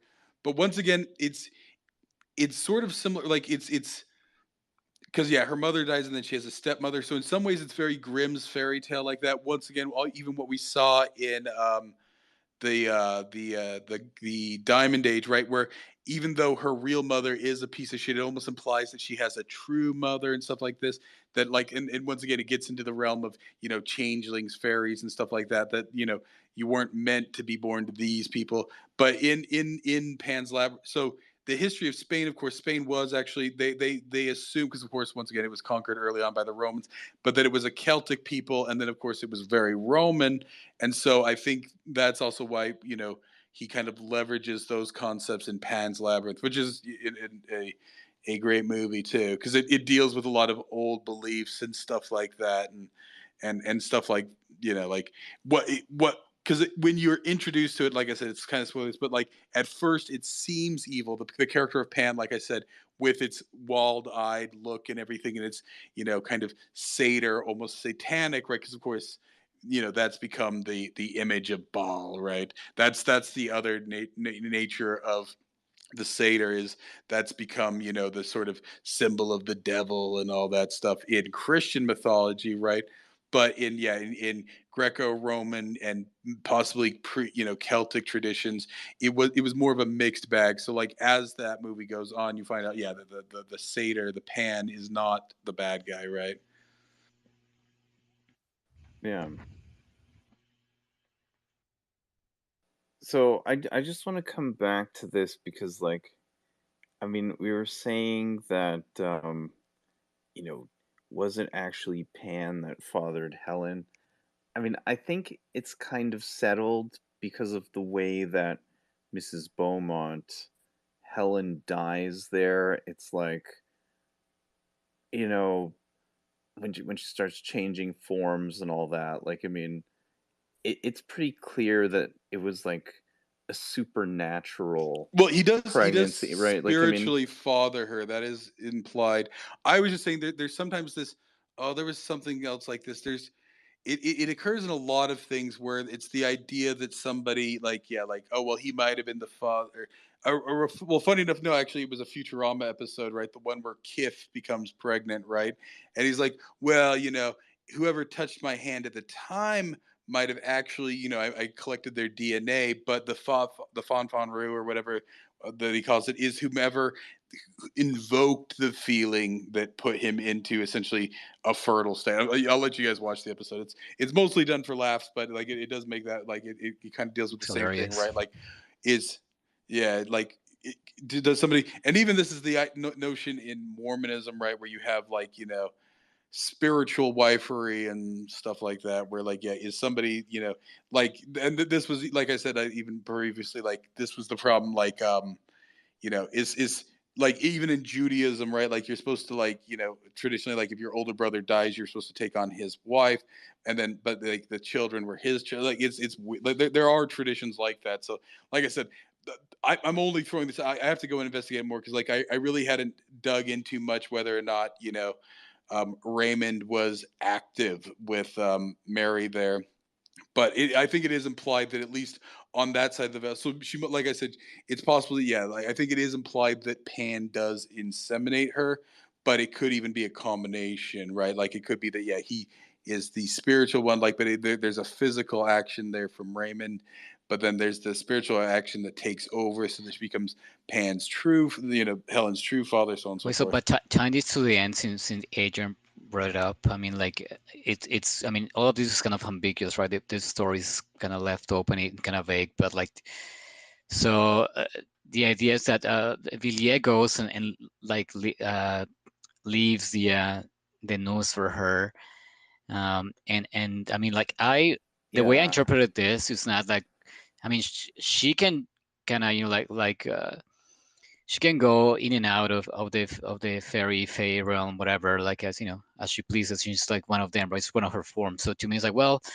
you know, like she just, you know, kind of ditched like the her kind of corporeal form here, but she just kind of went back to, you know, like or like kind of went back to Pan, I guess. Like if Pan was inhabiting her, like Pan just kind of left that vessel and went back to the fairy But realm there. So like so I mean, this part I don't understand. Like, why would being exposed as being, Mrs. Beaumont, who is Helen, what? Why is it the act of her being exposed Maybe she doesn't something realize. Like I said, that's, she you know what might I not mean? realize what she is. To her, there's a double cruelty possibly here, right? That is to say, she Right. doesn't fit in our world, but she doesn't really fit in their world either, right? And so it might be that she's not Okay. even aware of her origins, right? Like But there but seems to but be I'm this. saying, but why would being exposed, make her like kill herself? Like, you know what I mean? Like, Well, 'cause I don't as a understand Victorian that woman, it would damage it her would. position in society, right? It would Okay, yeah, ruin her her. she's out. reputation. Like, I mean, she would have to move to freaking Madagascar or But I mean, whatever. there are already rumors about her engaging in those orgies. You know what I mean? So it's But like, like I I said, to mean, me, I almost wonder if it's that she doesn't even really fully understand her origins, right? She's never thought deeply on it, and now she's told what she actually is. This is something that often comes up in Lovecraft. I'm trying to remember if there's anybody else we've read this idea of having like a defective. Oh no, it was a story there by it was one of the books of blood by Clive what's his name there, Barker, but like Clive Barker. yeah. So there's sometimes it's sort of a genetic horror, right? Of knowing one's origins, right? Now, Lovecraft, like this is probably at least half of Lovecraft stories, and of course that comes into his own sort of Well, situation there. you know, But actually, this idea of having a genetic talking about horror. Lovecraft, did you read From Beyond, where like, you know, he had built this machine to kind of um, activate his pineal gland, and then he starts seeing like a kind of through the dimensional veil. Like it just made me think a lot of this story, and I was thinking, well, Lovecraft just ripped off these stories, like, you know, like Lovecraft, Greater Good Pan version. But actually, I went to check, and Lovecraft wrote it before he read this story, because I mean, those stories were only brought in early 1920s, 1922, 23 by this publisher who like compiled all the Machen stories, and he wrote From Beyond before that. So I was thinking, wow, like synchronicity there, you know, like to have Lovecraft write this story about altering one's brain to kind of see through the fabric of reality. So yeah, I don't know if you read that one. Which one? From Beyond by Lovecraft. I don't know if I did that. That might have been one. Sometimes the dream cycle ones I We should didn't read it. read It as ties to many. this one a lot. Yeah, And there is also, did you read what's the one with the paintings? I'm having a blank. Um, the picture in the house. no, it's a um, what's the guy's name? Hang on. Just give me 2 seconds. I'll remember. The Pigman's model. Pigman. Oh, Pigman's Pickman's model, model. right? Yeah. Yeah, like that made me think a lot of the you know the drawings here, like when you know like you have all the drawings that you know you can like no one can even describe what they look like, right? It's so I just thought, oh yeah, Lovecraft just read this and like wrote Pigman's model with the drawings here, the sketchbook.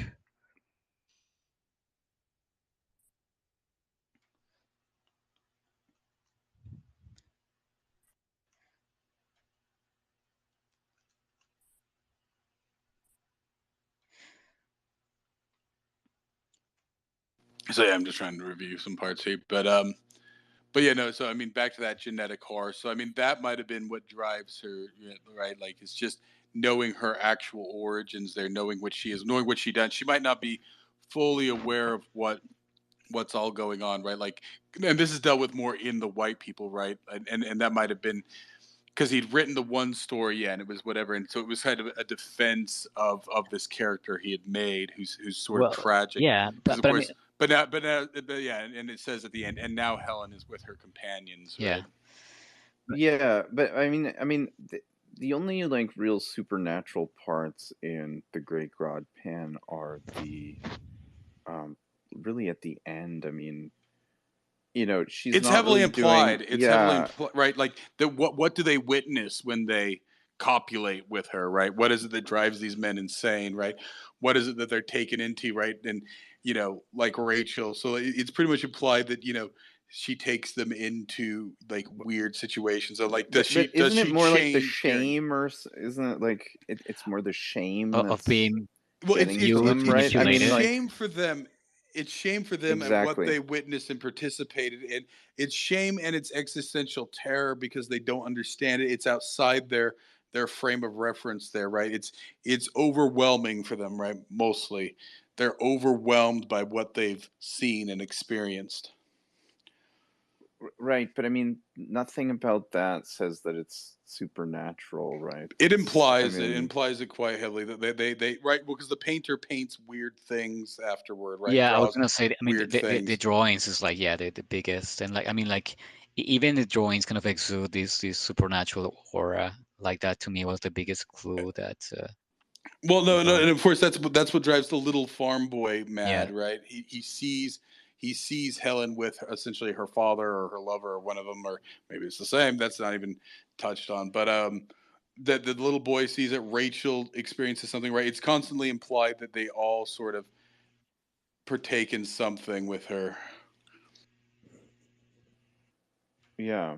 So you're saying something of supernatural origins. It's not just the fact that they're ashamed because they were good Victorian gentlemen Yeah, who've now engaged in this she takes them. debauchery, right? Like, I Well, mean, yeah, it's not just like yeah, having debauch. It's that it somehow becomes transcends. They cross the veil Well, during these you know what? You experiences. could even interpret this as like, okay, like Mary, whatever, like he just destroyed her brain and made her like Jack Nicholson at the end of Cuckoo's Nest, whatever, and like the daughter was just the daughter was born like just kind of weird because of this. But then I think it's really accentuated with the white people, because we have like that kind of insider perspective of someone who's kind of in between both worlds, right? We have this perspective here in the white people, right? But like what is for someone to be, kind of stepping in and out of both worlds. So I mean,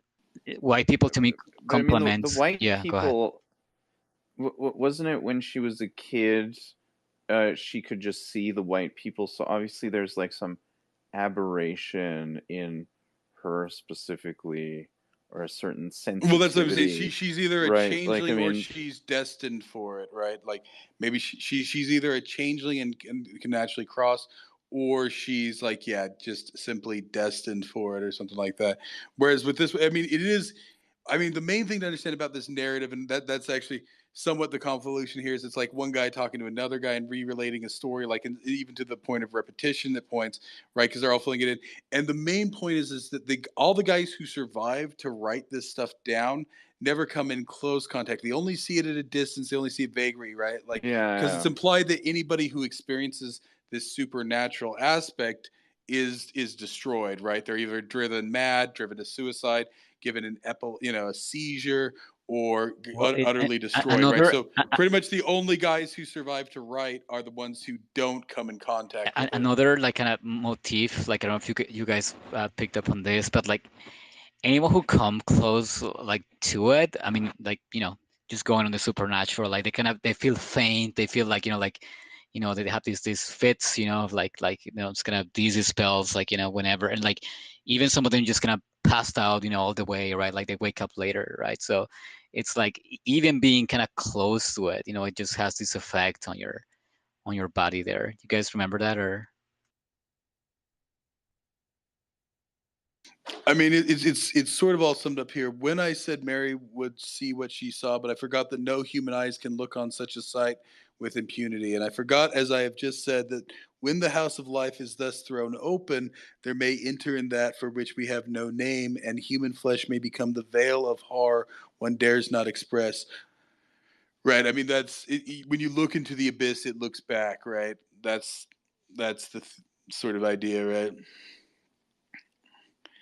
It becomes aware of you. Yeah.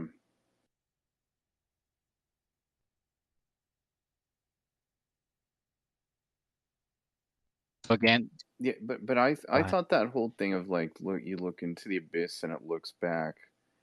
It's just like your own mind can't deal with it, right? It's It's like, multiple yeah, things. It's that, yeah, you look into it and it looks back, but it's the right, that it is becomes aware of you as well too, right?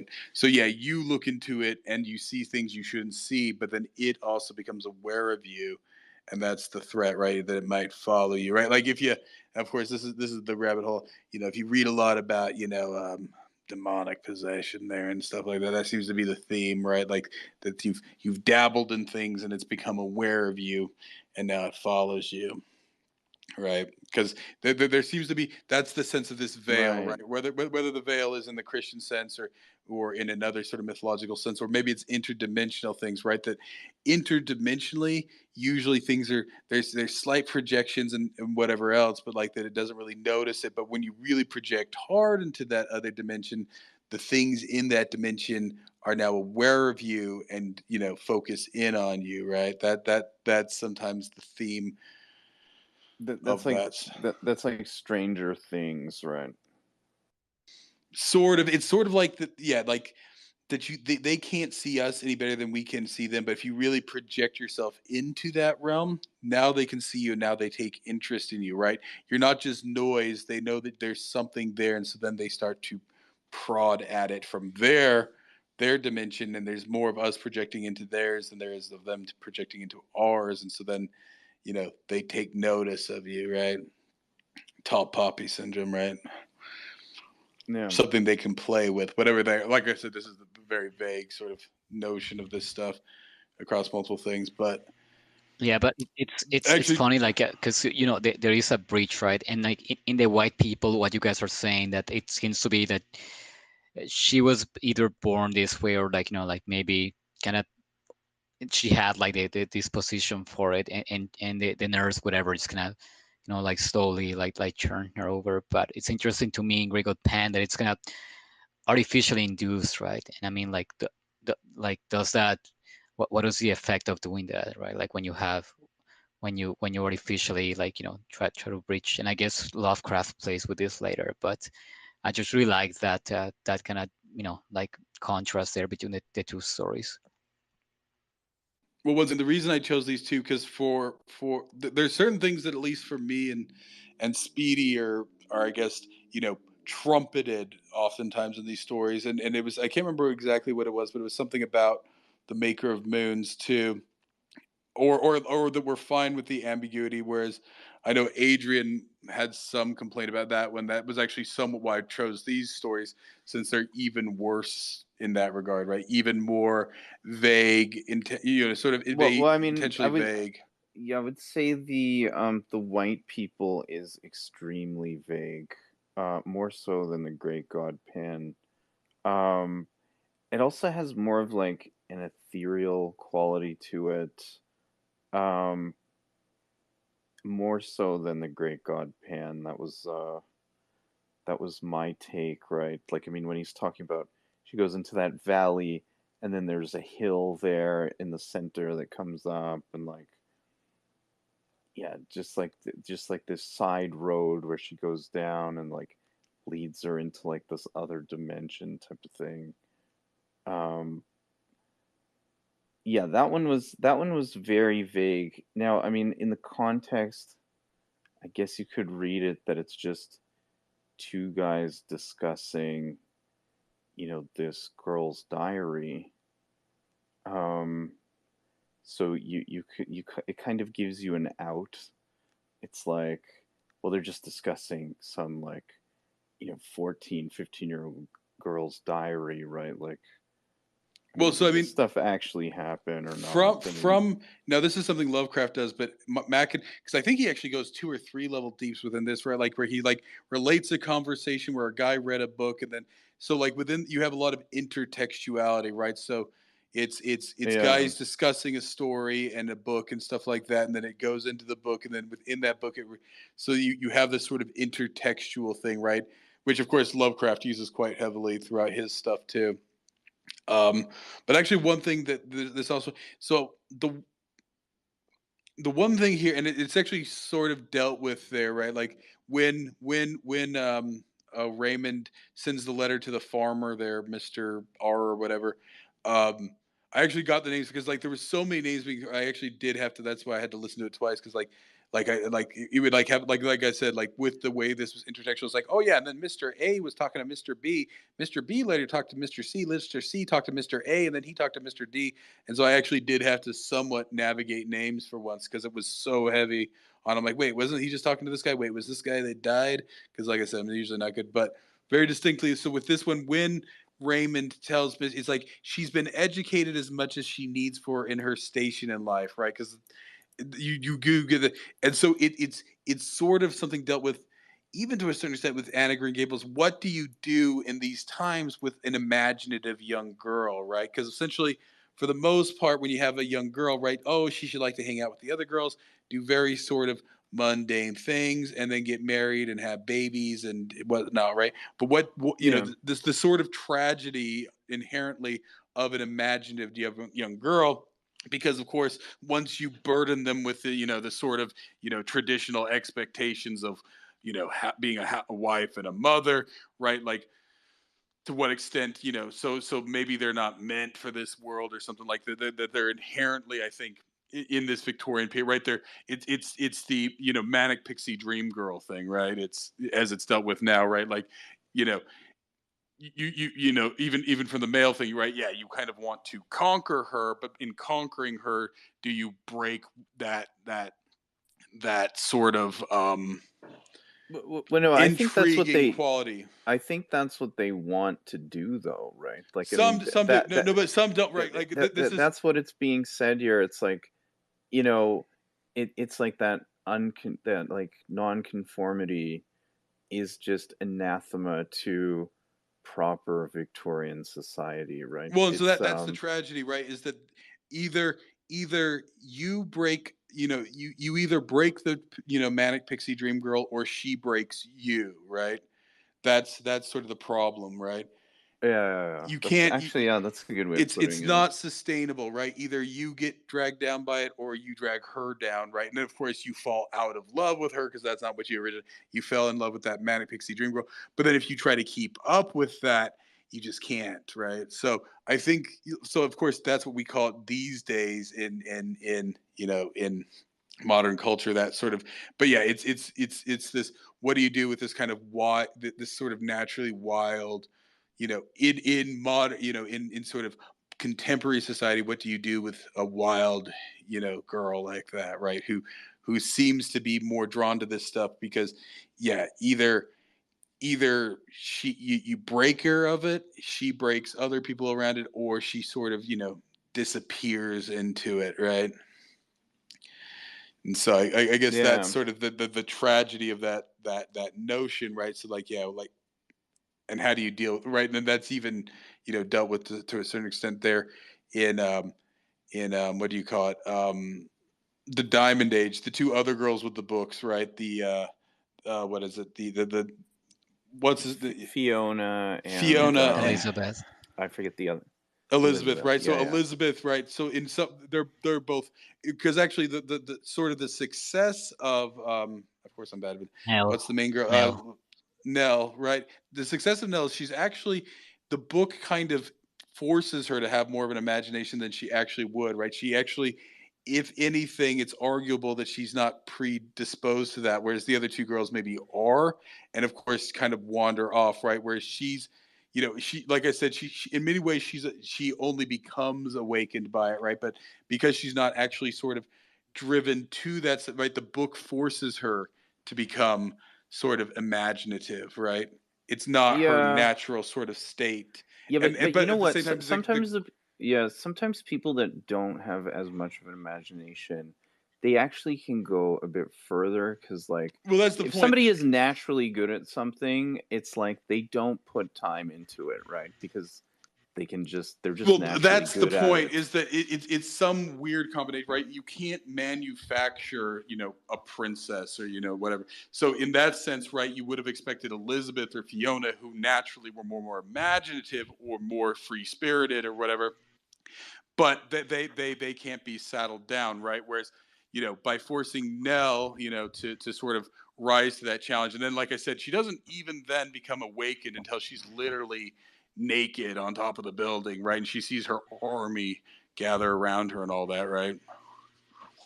Yeah. Then she suddenly rises to the challenge and becomes the leader type thing, right? But she's not. Well, I mean, the stories in the book were prepping her for that moment, Well, that's right? what I mean. Like the book had to like force an imagination on her, right? Yeah. And in some ways that's why she ends up working, because like she sort of like Yeah, I know what you're it's saying. Yeah, it's sort of like what I'm saying there. It's like, yeah, people that are just good at things, they don't put in any work, right? So it's like, but you need to put in work to get things done. So sometimes people that are not naturally good at it, but they put in the work, they actually go further. It's um well it's one of those weird things, Yeah, right? Yeah. that's what Lovecraft wrote talent about versus skill, right? Chambers. That's go ahead, Zink. Well, that's Lovecraft's complaint about Chambers, and I agree, right? Is that he writes these really great things, and then he just doesn't really seem to do it, right? He mostly just kind of like he's a young prodigy there with painting and art, right? He spends time kind of you know just very not trying too hard. He goes to the the Paris there, kind of lives a freewheeling lifestyle, comes back to this states, writes these very good books to begin with, but never Yeah. goes deeper to Lovecraft's point. And then he does well enough. I mean, the guy still Well, does well enough he in life, writes but he never really like pushes 70, himself. romance novels after, right? Like Yeah, cheesy yeah. romance novels, right? So he's just mediocrity all the way through, right?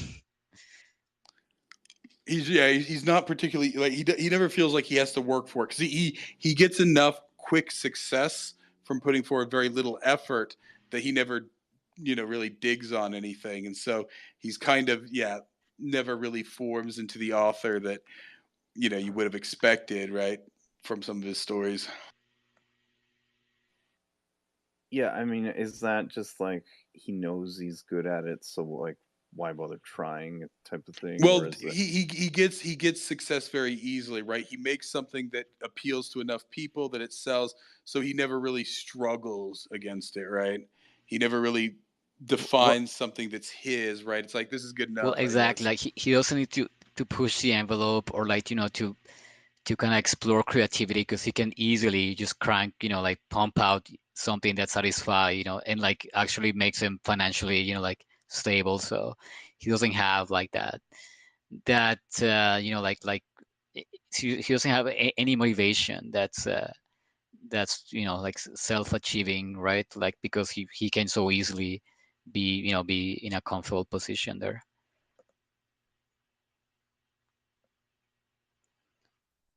yeah, it's kind of interesting. Like, I mean, I don't know if you guys have seen any like interviews with Henry Rollins, but he's like he will admit, he is not the most talented singer out there. He is not really a talented musician in any way, but he works really hard and he shows up all the time, right? It's just like he just grinds and grinds and grinds, and like that's how he does it, right? So um there was like one story that he relayed. It was like he was working minimum wage, and then like Black Flag was starting to like really take off, and like his one boss said to him, this is your chance, right, to like actually like get out of this and do something, don't blow it. And he kind of like took it to heart, right? And that's why like anything that he can do, he's just willing to do it, right? Because like voice acting, acting. It's funny because Obviously music. I had no. I was actually going to ask you Henry Rollins. I had listened to Black Flag in the back. It's funny that you say that because of course that was kind of a punk leftist band, but yeah, at the same time he's very much. I mean, he pretty much has a capitalist work ethic, though, right? Funny enough, exactly. right? I mean, it's. Yeah, I mean, his politics I don't agree with. Like, he is very leftist, but you're exactly right. He does have that. Well, and once again, this is the thing that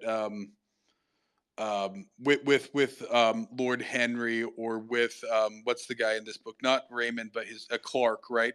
Like I said, you get this, and I know leftists like this. I'm not going to say a particular name. I'll say it in the back channels. But there's people I've seen like this where like they sort of claim that lifestyle, but they're actually very mundane, normal people, right? So they hang out with those people and they claim to, be in that way. But actually, if you look at their lifestyle, it's like, no, no, no. You're actually a very traditional sort of person for the most part. You know what I mean? Yeah.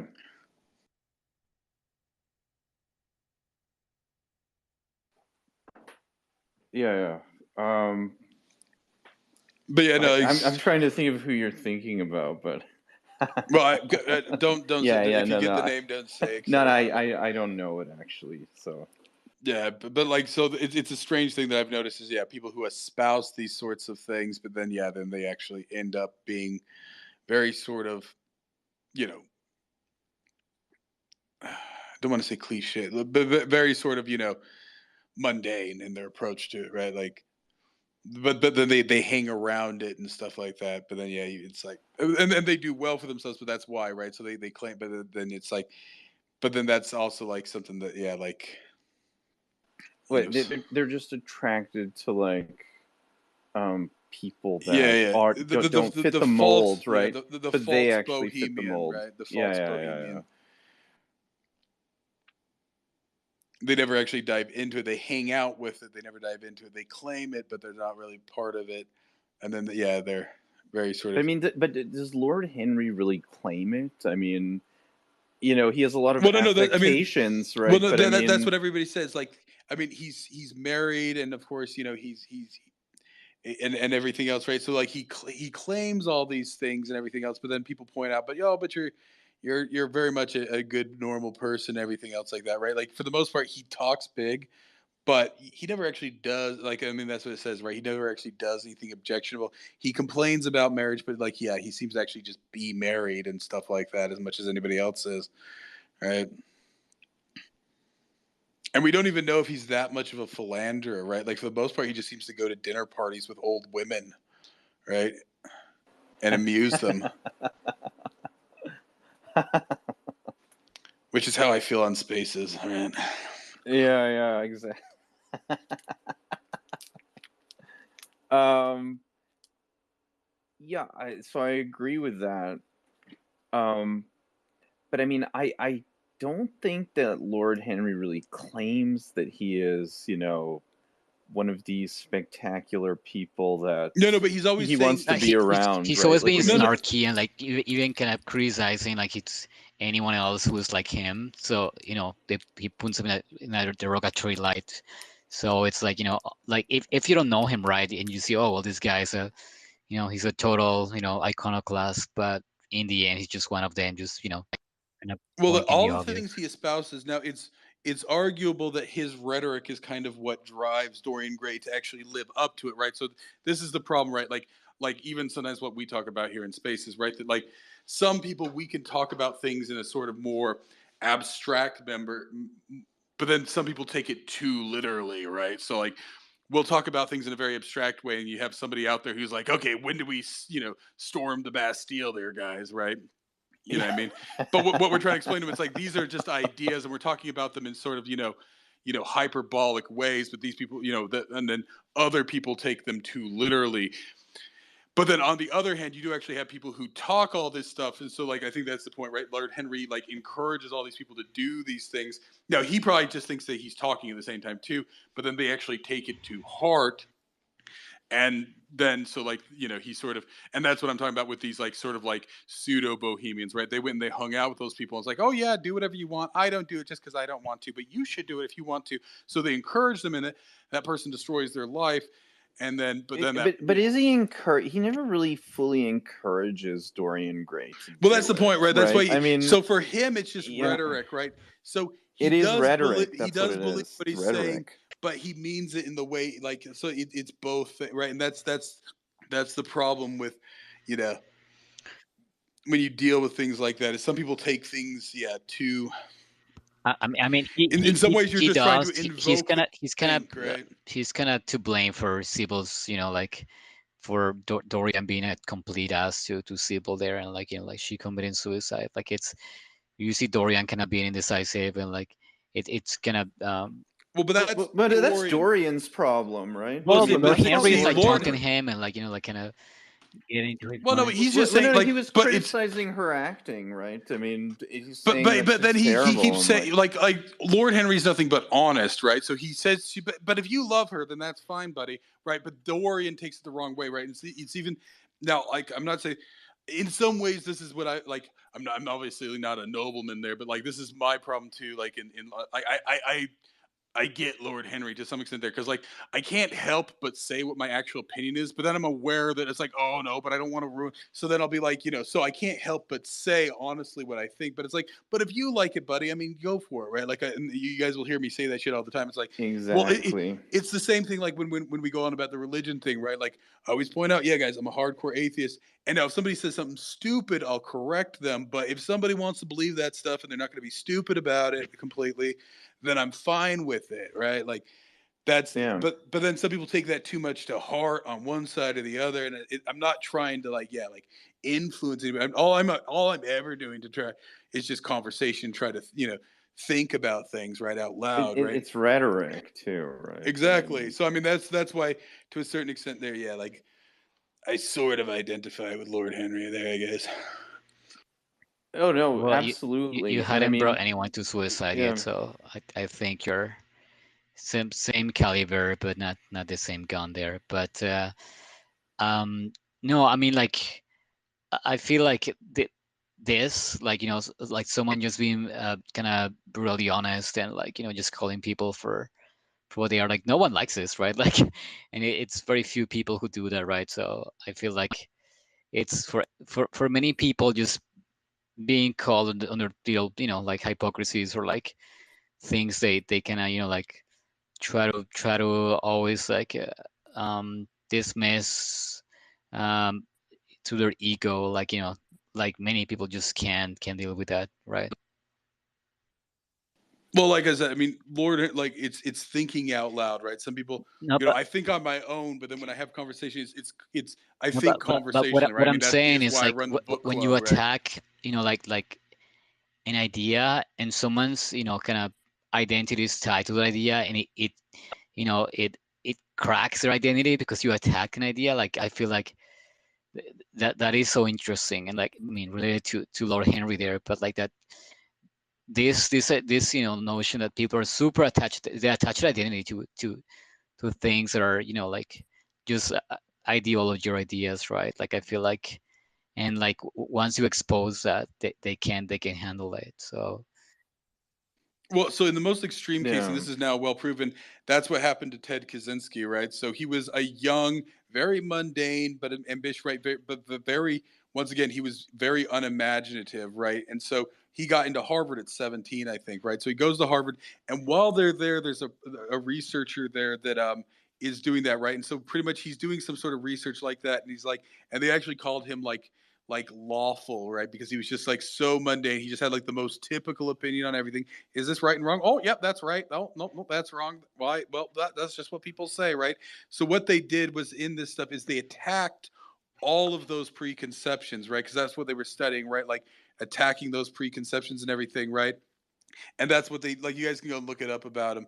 And so they attacked all of his I know the preconceptions. story about it. And then and so yeah, he was just kind of left, completely. Now, of course, there could have he could have been meant for that anyway. Like so, it's hard to say whether or not that was the cause, but it is rather strong that yeah, like here's a guy who was very mundane and very sort of mellow, and then they attack all of his sort of you know NPC thoughts essentially, right? And so then but then they like leave nothing to fill that void, and so then he goes and he fills that void with whatever there, right? And of course, yeah, you get the Unabomber, right? So that's the problem. But of course, at the same time, is Yeah. it wrong to do that, right? Just because some people can't handle having their preconceived notions attacked, right? Would that have happened to him anyway, right? Was that an inevitability with him that he was, fragile like that? You know, what I mean, and never been exposed. But once he got out into because of course he still, I think he still for the most part later on he finished his PhD, right? So he finishes his bachelor's. I don't know if he does a master's or he goes straight to a PhD. He finishes PhD. He works for a few years and then he gets sick of modern life and then goes lives in a cabin and shit, right? So it's very possible that none of that actually had an overall effect. It probably had. I mean, everything has some effect, but like maybe he would have still been dissatisfied with modern living anyway. But so I mean, can you really blame that on it? Now, of course, is there any connection between that study and MK Ultra? Possibly. That's the more Oh no, interesting question. there is. Yeah. Well, that's what I'm saying. So like that's. But that Harvard doctor was like one of the guys that spearheaded MK Ultra, right? It was like it was about can you break somebody down? Yeah, and then well, like he was one of the. yeah. This was later because MK Ultra. A lot of it was happening in the 50s there. So this was probably like a later edition. So it's not officially under MK Ultra, but yeah, there's questions about where like a lot of that research was getting funded and going to, right? That are pretty. But I mean, but I mean, at the same time, so now in that case, he did have a position of authority, and he did know better. Should he have, followed up on that stuff? Because it wasn't known until decades and decades later that there was a connection there, right? So as a clinic, as a doctor, should he have followed up on that stuff and found out what happened afterward, right?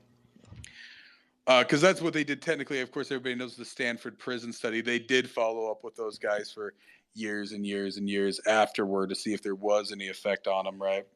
So but yeah. So can you really? Yeah, is Lord Henry at fault now?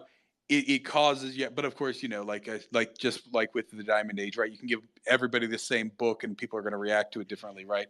So you can have the same conversation with 5 people and some people are going to take it one way and another person's going to take it another way, right? And is that really on you? Did you openly tell them to do something or did you just say why, right?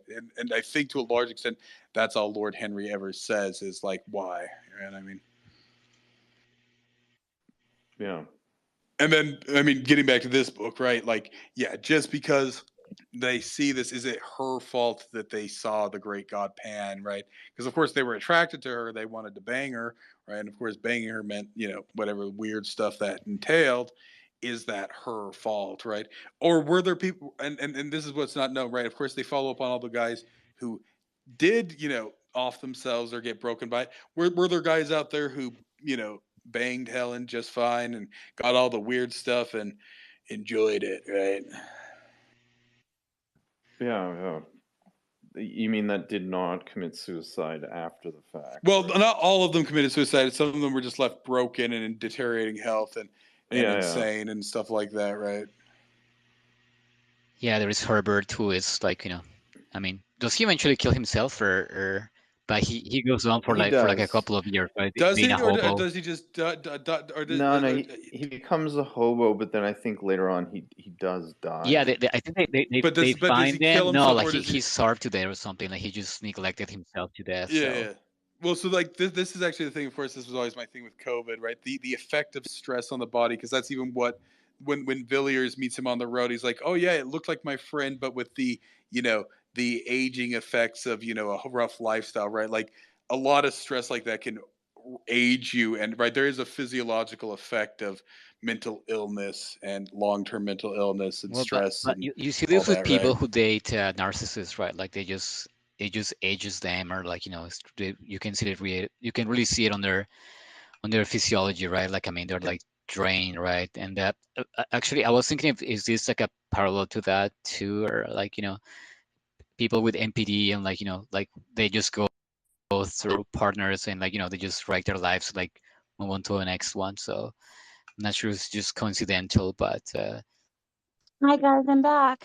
just having read so much about it, like it seemed to me like a bit of a parallel, where like, you know, and like, I mean, to think of like, yeah, are narcissists, you know, like, is just, you know, are they evil, or, you know, it's just like we don't have this, I mean, since they don't have the same quality of empathy that we have, like it's just like their normal behavior. And I think even in the story, um, in white people, like Ambrose compares them to wild animals, right? Like, I mean, like he compares like, yeah, like a killer with a, you know, with I think a tiger or something. That it's like, is a tiger evil just for kind of following their instinct, right? So Well, it's like the old parable, right? Like an old woman finds a wounded tiger in the forest, and then she nurses it back to health, and then he kills, you know, and then he attacks her and starts eating her, and then she's dying. She asks him, "Why'd you do that?" And he's like, "Well, it's in my nature, right?" yeah, or Yeah. So whereabouts are you guys now? Oh, just musing on it. We actually digressed for a bit there, back into picture of Dorian the Gray. picture of Dorian Gray. Have you Sort of. guys done the white people yet? I mean, we've kind of briefly done it throughout, I No, think, but but I feel like Yeah. like Zing just like, I mean, everything I wanted to say, like, and like Zing does it sometimes, like, I mean, Zing is so smart. Like, I have like planned a whole, you know, speech, and Zing just encapsulates it in like, you know, like a couple of sentences. So I was like, oh yeah, that's the idea I wanted to, you know, like dissect for like 20 minutes. So that idea that I mean, what we're trying to discuss now, right? Like, or is it East evil, right? Like, or is just like that it goes against, like, you know, like our social structure there, or, you know, like, is that, you know, like if you step out of that like social norm, is it evil, or is just, you know, like nature itself, right? So yeah, I think Zing just basically um, put that out there in a really cool way. Well, Well, I is it mean, well, I evil mean, because we're not supposed to know? well, I mean, Like in is the it? white people, Yeah. I right? so So we're talking about it like in the white people, you're talking about sin and then evil sin, right? Like, are we really supposed to know it's forbidden? Yeah.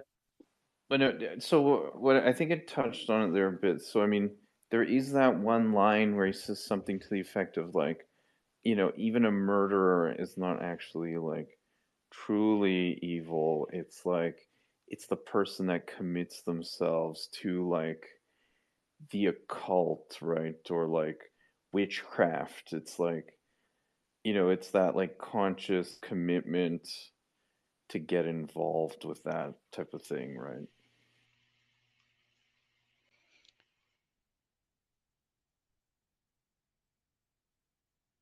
Do you have the quotation for that? Do you have the line? Yeah, hang on. Um, I'm sorry, you actually, cut out, Carlos. I apologize.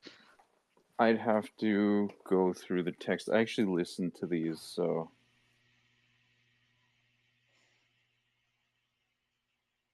Wait, do you guys hear me? oh yeah, I can Okay. hear you.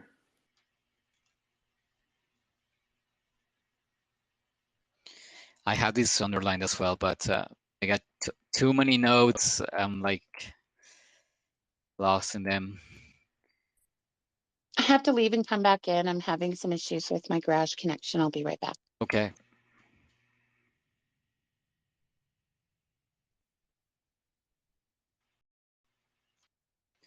I think I found it, Adrian. Is it uh,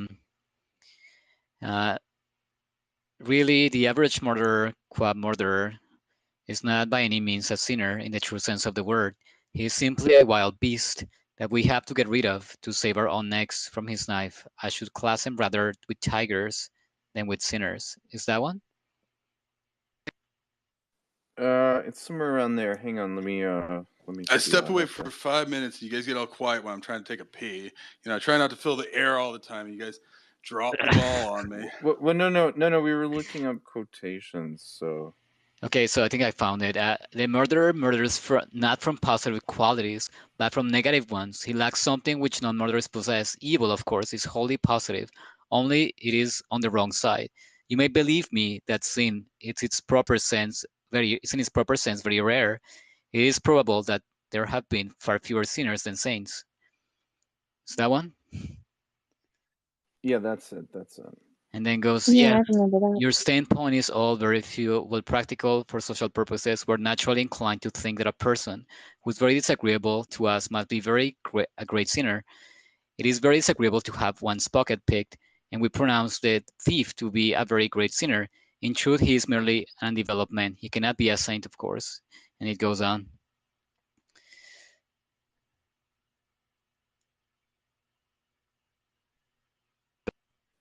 Yeah, that's it.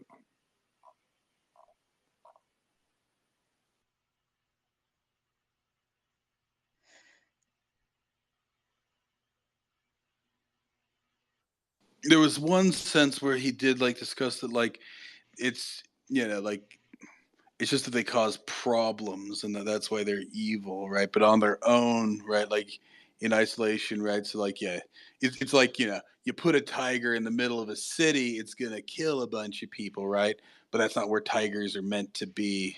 Yeah, it's actually at the bottom of Yeah. the paragraph. Right, It yeah. says he's a great nuisance to us, I admit, and we very properly lock him up if we catch him. But between his troublesome and unsocial action and evil, all the connection is the weakest.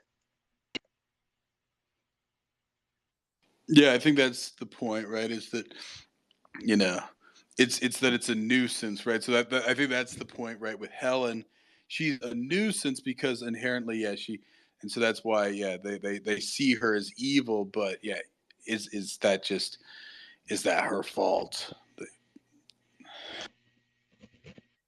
Well, she can't help it, can she? Well, and I don't know if you were here, Jody. Like the one thing is, of course, we know all the things. It's very possible there was guys who got into the weird stuff with her, saw the Great God Pan, and didn't go crazy, right? And of course, yeah, we know nothing about those guys, right? I don't know if it's implied. It's not at all implied, but it is a conceptual implication, right? That you know, one man's trash is another man's treasure type thing, right? Yeah, I mean, it's implied she's be going like around, right? Like for, I mean, and in the lens of the story, we just see whatever, it's like she left broken in her wake, but whatever it is, and it's not. They just It seemed to me she was choosing very, very simple men in that they didn't have that. They were easily taken by her and seduced by her, and that they weren't the kind of men who would have that kind of esoteric understanding, right? Of what is all involved, right? Well, I mean, And, even Well, if and you, after yeah, and they were men of our world, right? And that's the thing. right, She's a creature of two worlds. yeah, but I mean, if you think about it, like I mean, in like the Victorian times, I mean, they weren't actually like sexually like free or anything like that, right? It was very much like, I mean, there was, I think It's there were baughty houses and like there were well, S houses and of the M gods. kind of stuff going it's on, like Yeah. but it's like he talks about in the golden age, right? Like it's not hypocrisy if they sometimes fall short of it, but aspire to something higher, right? I mean, men are men, women are women. People got up, up to things and everything else, right? And of course, they had ways of handling it, absolutely. right? A woman would go on a long vacation there for 10 months and then come back, right? Like Yeah. there was ways of sort of dealing, like, and it was sort of like it wasn't something to aspire after, right? But it did sort of happen, and it always has, like, actually. And of course, it's once again Victorianism, and of course we call it Victorianism because we're Anglophones, right? And of course it was, but it's even dealt with there in because of course he was a Victorian, he was a Russian Victorian, but Tolstoy, right? So Tolstoy in his what was it's not even Iliad, it's the other one we did. Do you guys remember what it's called? Um it's the guy who becomes a monk, right? Something Father Are Sergius? Sergius or Okay, sorry, I was confused. yeah. So Yeah. in Father Sergius, funny enough, like Tolstoy, who's a weird bag of things, right? Like he's conscious and he's unconscious, and that's my general issue with him. We should revisit Tolstoy at some point. He was interesting. He talks about how like these things go in waves, even back then, right? And we would think they're very uptight. It's like so so his condemnation of Father Sergius is that he finds out that like this girl was like one of the Tsar's toys, right? Because of course it's the Tsar, and so she's and so of course then he's aghast at it, right? And of course Tolstoy pretty much indicts him for being such a prude about it and everything else, right? And he's talking about like this is in the 1840s, and so he's like even now like people get more uptight about this and then they get unuptight. So it's funny like how these things go cyclically, right? And so that was and pretty much the entire point throughout Father Sergius is that he keeps rejecting, you know, he's such a perfectionist in a lot of things. Like I don't want to get into my sort of synopsis there if we do, but for the most part, like until he's finally kind of at the lowest point, then he sort of accepts his position and then he kind of becomes happy, right? It's always when he needs the perfect woman there, right? Unsullied, virginal and everything, and that of course ruins him for kind of a high ranking military position there and everything, right? Because he doesn't, and so like throughout this stuff he kind of keeps rejecting humility and stuff like that until he's finally at a position where he's at a very low position, but then he embraces humility and finds happiness and stuff like that. That's sort of the overall course there that I found, if I remember it right. But so yeah, so I mean, but so people, it's is it as blatant as it is, But of course, you always say, "Oh, well, it wasn't as blatant as it was there." But of course, it's always funny when people say this. It's like boomers are saying this. It's like we've all seen the '60s, guys. It's like, oh yeah, but that's not like it is now, and maybe it isn't like it is now in some ways there. But there's always, people always complain about the younger generation, the older generation. All thing, it's this rose-colored glasses and everything else, right? Like, there's all like, they call prostitution the oldest profession on earth, right? Well, I mean, don't most men want a woman that's unsullied or at least low sullied, right? Like, I mean, they want both, right? They want one that's like great, but like that somehow nobody else has gotten to her first, right? It's always like only a handful have gotten there first, right? Yeah, like, well, that's always Or they want one who is in their eyes pure to marry, and then other women to fill that void who are more scandalous, right? Well, it's the illusion, I mean, right? You people can't have it all, right? People fall in love with the illusion, and we covered this too, right? It was called the heart coal in the house on Mount Char. I don't know if that's a common term or something else, but right, the way the woman that they were living off of in that book, right? How she was always waiting for her son to come home, and she held out this idealistic vision of him. Not that, of course, that he would purposely like that he was fucking men on the parents' couch to purposely fuck with their heads. She only remembers the good, right? So she has this sort of unrealistic, idealized version of him in Caroline her head. with Steve, remember, is the same hardcore where she has this idealized version of Exactly. Steve that like he's gonna have this perfect romantic relationship, but once she has Steve, like it's not that at all, right? So I love your bringing that up because it's definitely a perfect analogy. Did you guys discuss the reference to Tophet there in the prologue? I suspect that the hierarchs of Tophet pass quite unnoticed, or perhaps in certain cases as good, but mistaken men. So I did a little bit of diving on that. Did either of you pick up on that reference? Wait, which version do you have though? Is that on like the intro to the stories or? Sorry, if for the white people. I don't think I have that. That's what. It's the introduction because I have the. Oh, that's actually funny enough. The Blackwood review of Keats. I'm actually curious. Was that Algernon Blackwood? Because I looked up Tophet here. No, that was actually that was apparently by J.G. Lockhart in Blackwood's Edinburgh Magazine, and J.W. Croker in the Quarterly Review that they said there were where they Keats was criticized and his reputation was marred. No, I know this. I know about this. Yeah. It's one of the. But right after that, Well, I found that interesting. It was right after that, right after the Keats reference, and it said, oh, I lost it now. It's in the prologue, but I just kind of thought that was an interesting reference. Tophet, the hierarchs of Tophet. So, um, Tophet is believed to be a location in Jerusalem in the valley of Hinnom, where the Canaanites sacrificed children to the god Moloch by burning them alive. After the practice of child sacrifice was outlawed by King Josiah, the valley became a refuge site where animal carcasses, waste, and bodies of criminals were dumped, with fires permanently burning to keep disease at bay. So Tophet became a synonym for hell. So then when they were discussing about evil and then true evil, right? And so they reference that the sins of this world are so much more, irrelevant than the sins of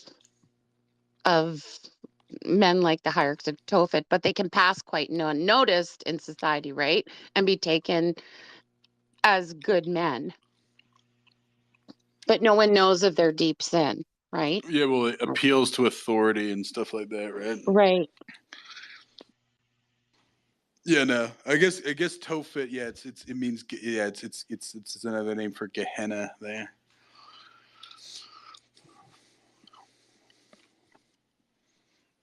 I missed that completely. I'm gonna be honest.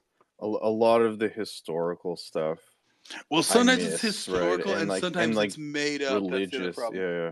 Like this is something, of course, Lovecraft does quite heavily, right? But they like make things Yeah, up the to give like a big. meta fiction there. Like some of the language in there, like they talked about the language of Alex, and there was a few other they were talking about references that were obviously fictional.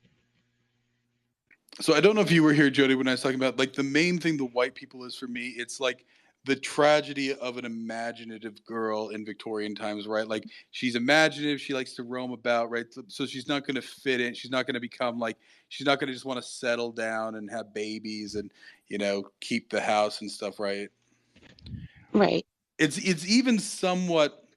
Anne of Green Gables has this notion to a certain extent, right? It kind of becomes a theme. Now, I've never read them. I've seen, of course, the TV series from the '80s because they'd always showed that on PBS, and then I've read the synopsis of later books and stuff like that. And I guess she reprised because, like, I guess in the later books, like like Anne is like middle aged and she has a bunch of kids, but she has like even a daughter who's kind of like a repeat of herself, right? Kind of free spirited and stuff like that. I actually like the white people almost better than the great god Pan. I really enjoyed that story.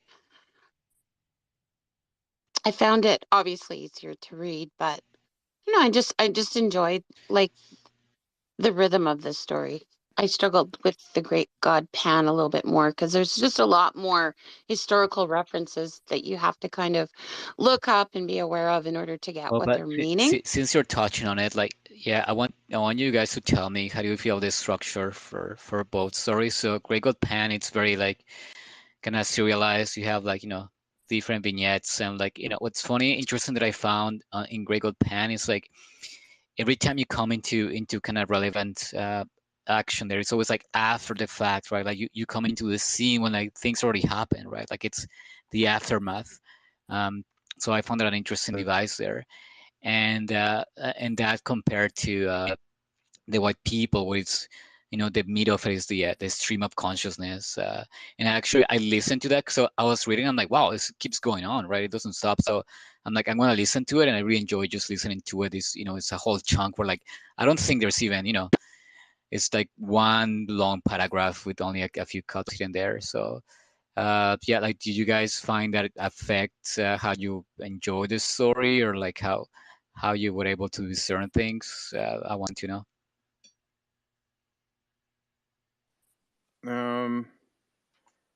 Yeah.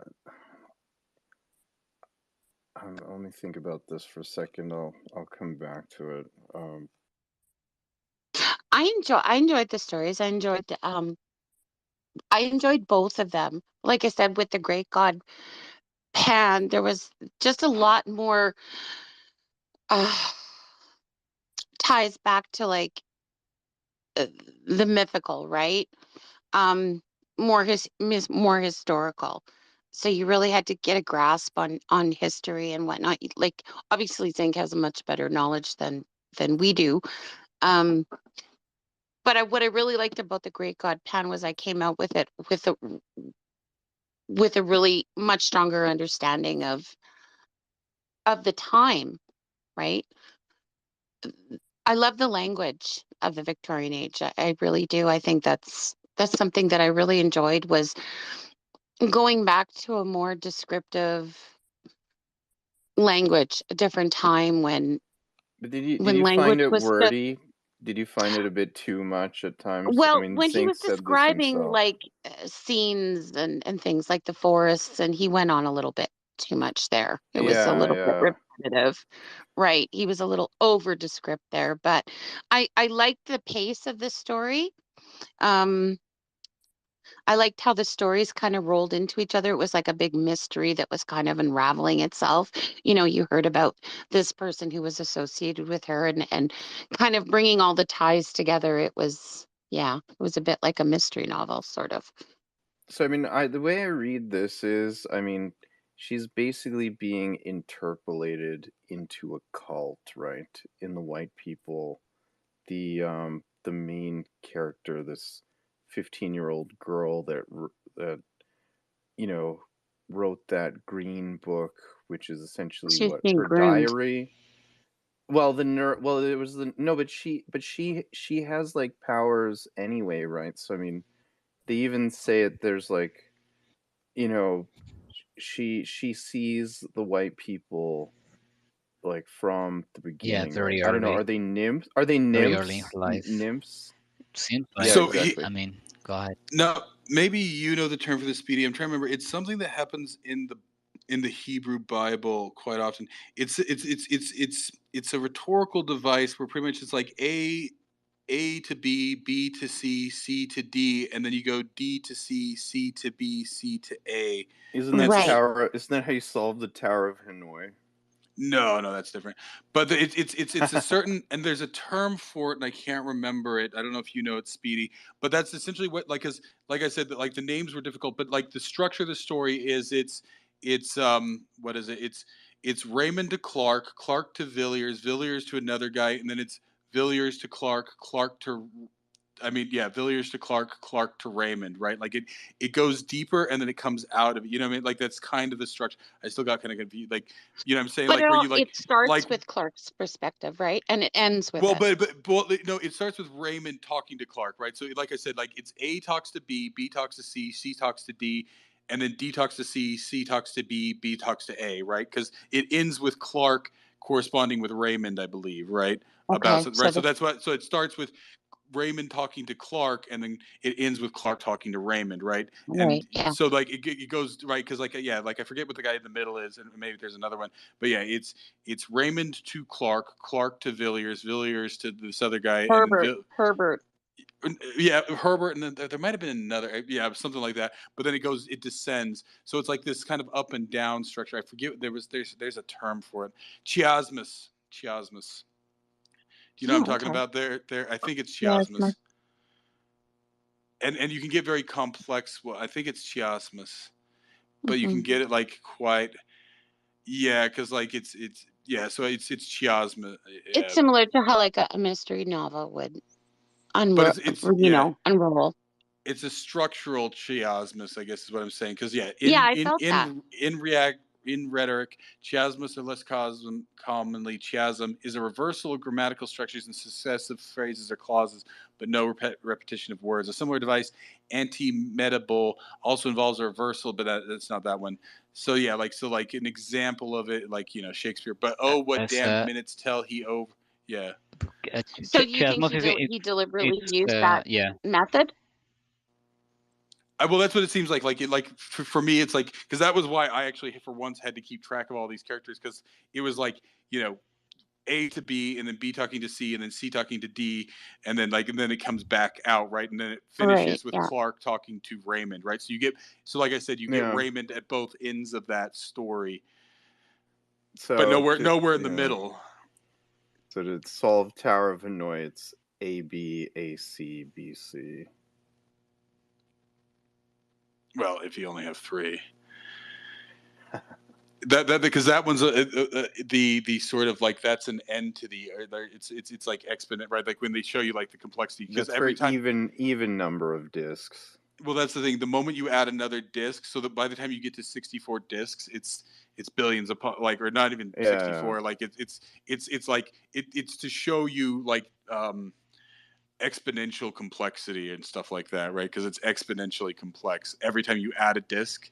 Because in computing, yeah, and that's why it's famous in computing, is because to show you that like the complexity of a process, how quickly it can get out of hand. Actually, I remember if it's synthesis or chiasmas. I'm not sure which one of the two it is. It says yeah, sync. It's one that yeah, like I'm not gonna bring up why I know about this one because I Well, hate it. I know this But from poetry. When I have to study poetry, and we have to do chiasmas and synthesis, and I just don't remember which one is which. It's been too long, but What's it say here? It says the figure of speech in which two or more clauses are related to each other through a reversal of structures in order to make a larger point. That is, the clauses display inverted parallelism. okay. so here's one that goes deeper, because usually a lot of the examples are A to B, B, and then back B to A. Yeah, So here's one from Matthews. ABBA Yeah. usually. But is that Yeah. chiasmas or synthesis? I just don't remember. It's ABBA chiasmas or synthesis. It sounds like he has like sing. I'm just saying it's like it's No, this stacking the structure. ABBA is anti-metaboly. Well, they're So both. it says here a It's similar device, anti-metaboly, also involves a reversal of grammatical structure in successive phrases or clauses in an ABBA configuration, but unlike chiasmus, presents a repetition yeah. of I mean, words. they're all sort of slightly. I think chiasmus is just the general, like it's the most common one. But like either way, right? It's so like I said, but this one's doing it structurally, so I don't know how you'd yeah. But essentially, it's that it's going deeper and then it's coming back out, right? It's re. So like I said, like you have like I said, you have yeah, Raymond to Clark, Clark to Villiers, Villiers to yeah. I thought there was another guy too, even because they talk about Henry, but yeah, but then you have Villiers back to Clark, and maybe it gets a little lost, but then it comes back out where it's finishing with Villiers to Clark, Clark to Raymond. so maybe kind of get to Raymond. So structurally, that's kind of, and like I said, that's why I actually did have to keep track. So I'm like, wait, which doctor was this? Which doctor was this? Because yeah, it was kind of like Towers of Hanoi type. You had to dig back out in the direction, and it was getting kind of confusing there in the middle.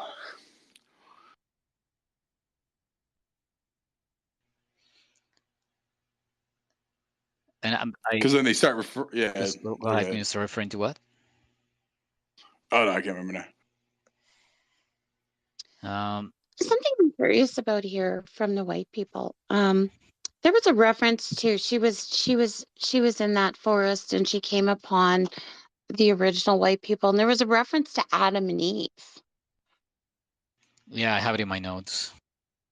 Yeah, and I wanted to kind of delve into that a little bit because she was talking about there was a wife before Eve, there was a woman before Eve, and she was discarded. Lilith. There's the legend of Lilith. Lilith, yeah. So was she seeing the first peoples? Was that what she was seeing? I was a little bit curious about that. Well, I mean, that's sort of the thing here, and of course, this is where his Celticism conflicts with his Catholicism. There, right? Is that this is the indigenous religion of Britain, right? And so, like, what existed there before, and this is something you see kind of dealt with in a lot of different places, right? Like, how one belief system supplants another. I know Speedy hates it, but American Gods kind of deals with this heavily, um, in a sort of quirky, way. But yeah, so I mean, it's the idea that this is the original gods of Britain Okay. that have been supplanted. They've kind of been pushed to the edges, right? But they still live in the deforest. This is even dealt with George R. or Martray in Game of Game of Thrones. Thrones. There, Yeah. right? And There's the did you old guys? religion of the little fairies there, right, where they worship the trees and all that stuff, right? And of Yeah, course, the old gods. when the yeah when the people of Westeros take over it, right? They destroy most of those trees, right? And then that of course goes into Tolkien and the whole, what's his name? What's the evil wizard's name that destroys the forest? Sauron. Yeah, Sauron and all that stuff, right? This idea of destroying, because the fort, right? It's the idea that the forest is the temple, right? And actually, to a certain extent, there's a lot of commonalities you can make here between, traditional Celtic beliefs and traditional, like, Native American beliefs. And actually, if we ever, maybe one day we'll do, what's his name? What's the guy who did Conan the Barbarian? Robert E. Howard.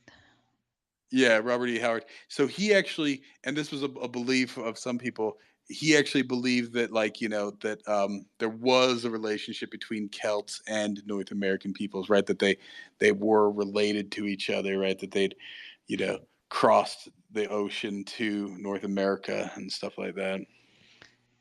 Did you guys ever watch Jonathan Strange or Mr. Norrell? It's a BBC production. I mean, before I the started, I BBC didn't, yeah. go woke. It deals with this what we were talking about, like the kind of the pagan gods, like existing like kind of at the same time as the new religion, and it's actually set in Victorian times. I mean, since you probably noticed that thing when you started watching it, like it's kind of alternate history of like Victorian England there. But if like the pagan influence was kind of like like spilling over the events of the historical events going on. So Funny enough, I don't know if you ever read it. I never, I downloaded. I haven't read it. There's a book by the same woman who wrote that, Susanna Clark, I think, called Piranesi, Piranesi, yeah, with and it's got like a satyr on the front of it. yeah, it's in the same vein. It's actually in the same universe as what I said. Like it's alternate history, as if let's call it Pan, because I mean like it's named something else in this universe, but it's pretty much Pan, right? And like with his influence, yeah, what I said, it's kind of spilling over. Like, so she rewrites history as if Pan was kind of like his influence was stronger than what like we perceive it to be. And she just writes, yeah, it's pretty fun actually. And like like when you talk about the fairies, like the way you describe, like it's very nebulous. Like it can be the tricksters, but sometimes they help you, sometimes they antagonize you, or like they trick you out of something, or they you think they're tricking you out of something, but they give you something in exchange. Like this that universe that she created, it deals with this. Like it really focuses on that, though, like giving the fairies that treatment, where it's not monsters, it's not if the little fairies with like Tinkerbell, with wings, or like the more like kind of North European mythology, like trolls, and like like no, they're more actually like these malleable, like spirits who, like they just cannot, they cannot do things out of like for their amusement, more than evil, or to like either trick you or like cheat you. It's more like they're Well, following the rules, right? Like and it's the same with Middle Eastern genie, right? The yeah, actual genie. yeah.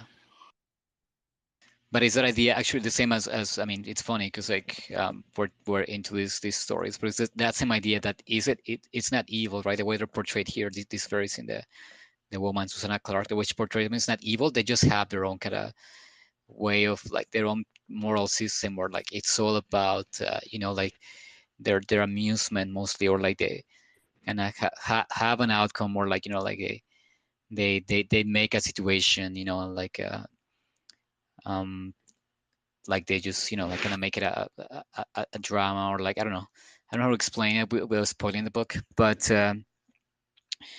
what I said, they have the kind of moral code that it's more in tune with that like um, nature has its own way, right? Like, and it's separate from like social norms and like the things we have established as conduct and all that.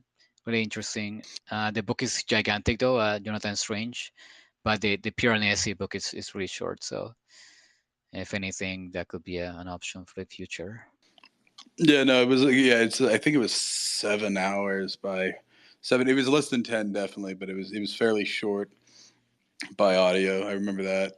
I think I started, but I never like. I think I just barely started just to see if it, but like, yeah, and I didn't have any problem. I just got it on other Yeah, things, I, but I read that in 2 days, and I mean, like, you mentioned Game of Thrones and all this. Like, I feel like this kind of subject, like, she gives it a better treatment than some of the plebby, yeah, like fantasy out there, like Game of Thrones. So, but anyway, we should get back to the story. But so what I was going to say with the white people, because like we mentioned it before, like yeah, was it like a companion piece? Because he writes it, because yeah, it says he wrote it in the late 1890s, so a few years after he finishes this one, and then it wasn't published until 1904. But in some ways, yeah, it's like a companion piece, and it's in some ways, what I wonder, because like when he wrote the one, maybe he was younger, and he was writing something, but it does seem like it's sort of a apologetic of the other one, right? Like that, like he's almost trying to defend, like now she's not exactly Helen, but a similar sort of thing, right? But from her perspective, right? Like what the draw was for her, right? Because I think now this was something like I've brought it up before, but like this idea that sometimes like like this was the problem with what was it, Embassy Town, right? Like he's just writing a cool chick that he's into, right? Like you get this with male authors, right? And yep. the anima and Oh the my God. animus, right, Yep. of Young, right? That you kind of write the female character that you're in Brandon love with, Sanderson. right? It's over and over again. Yeah. Yeah, well, I mean Well, that's the, a so bunch like of others. Yeah. of course female authors do it, but male authors do it too, right? So like when you write a character you're in love with, and the first place, now I never read the book, but I'm vaguely familiar. There's a book from the same time called Tess of the D'Urbervilles, and it's just pretty much a chick who just keeps getting shafted by stuff. And I remember reading like somebody commenting on that book, like the guy who wrote that book, you could tell that he was very much in love with her, and that like he was like her only defender, and so like he's writing this sad story about her, but he like almost she's tragic for him and all that stuff, right? Same with Eponine in uh what's that story, Les Mis and stuff like that. So like with this one, I think in some ways, right, yeah, the character of Helen, like, because obviously she looks from a very shallow reading, which I think we've moved beyond that one, but that she's not really evil. She can't help what she is, right?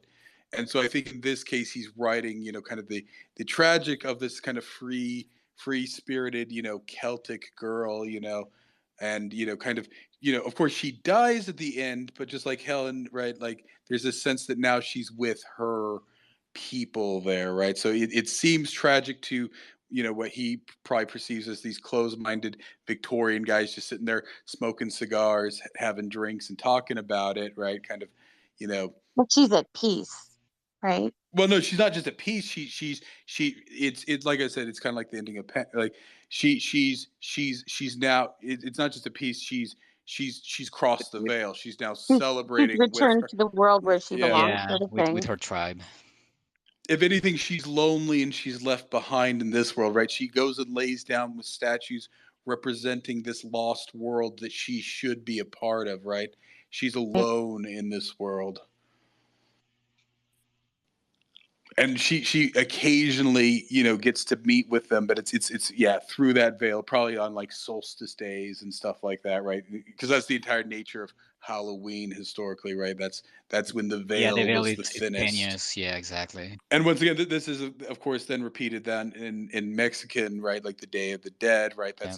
That's when the veil's the thinnest, and you can, you know, congregate with the dead and stuff like that there. So in some ways, like that's the thing, like that her everyday life was tragic, and that for her just to become a normal Victorian woman would have maybe been the greater tragedy, right? So for the but it's dealt with like these guys looking at it, it seems like, oh yeah, she's just crazy and whatever, but in the end she crosses over, right? Like her body dies but her spirit you know Right. flourishes, I guess.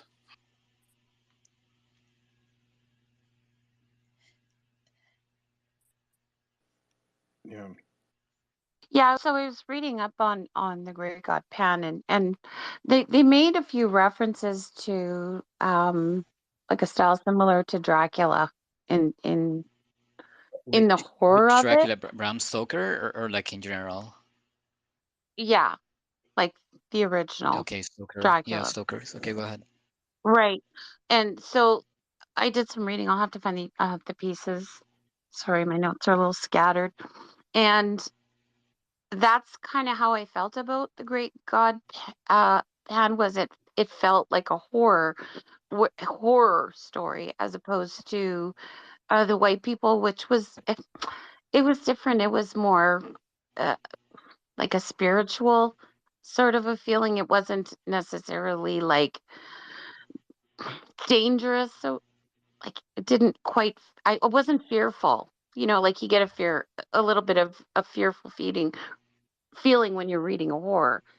Like a sort of a suspenseful, like something bad is going to happen. Whereas in the white people, it was almost like it was more spiritual, like a discovery.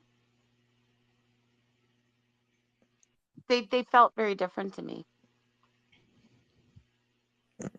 Well, I think Yeah. like I said, he even quoted later. I think, and of course maybe he meant it that way, but as he pondered out, right? Because like that's the thing. Like when he like I said, it seems very much he's fighting with himself, right? He has this Right. fascination with Celticism.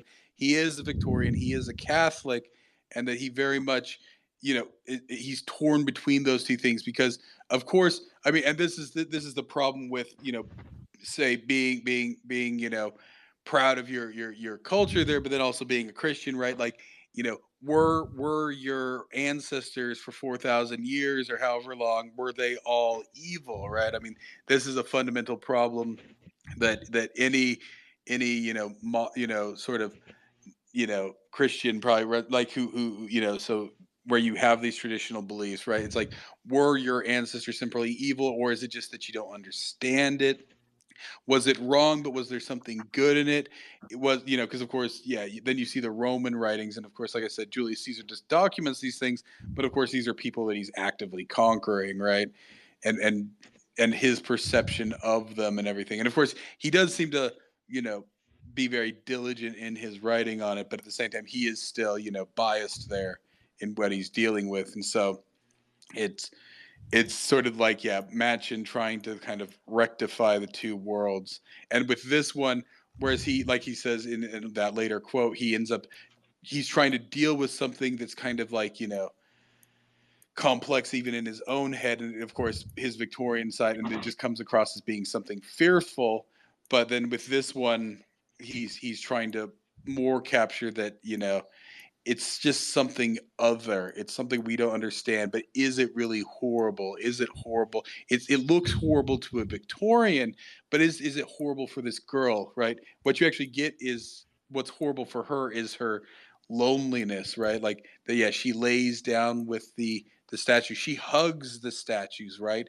It's almost like she's trying to get some sort of connection with her real people, her real family, that and she has to hug a lump of stone, right, to even get close to that, right? So that when she does finally die and pass over into that world, of course, to the Victorian guys talking about it, it seems like, oh, it's very tragic. She dies. She's very young and pretty and everything. She would have, Well, been a good it's an baby implied maker. it's like a suicide, or like they just believe it's a suicide. I I don't don't, I don't, remember.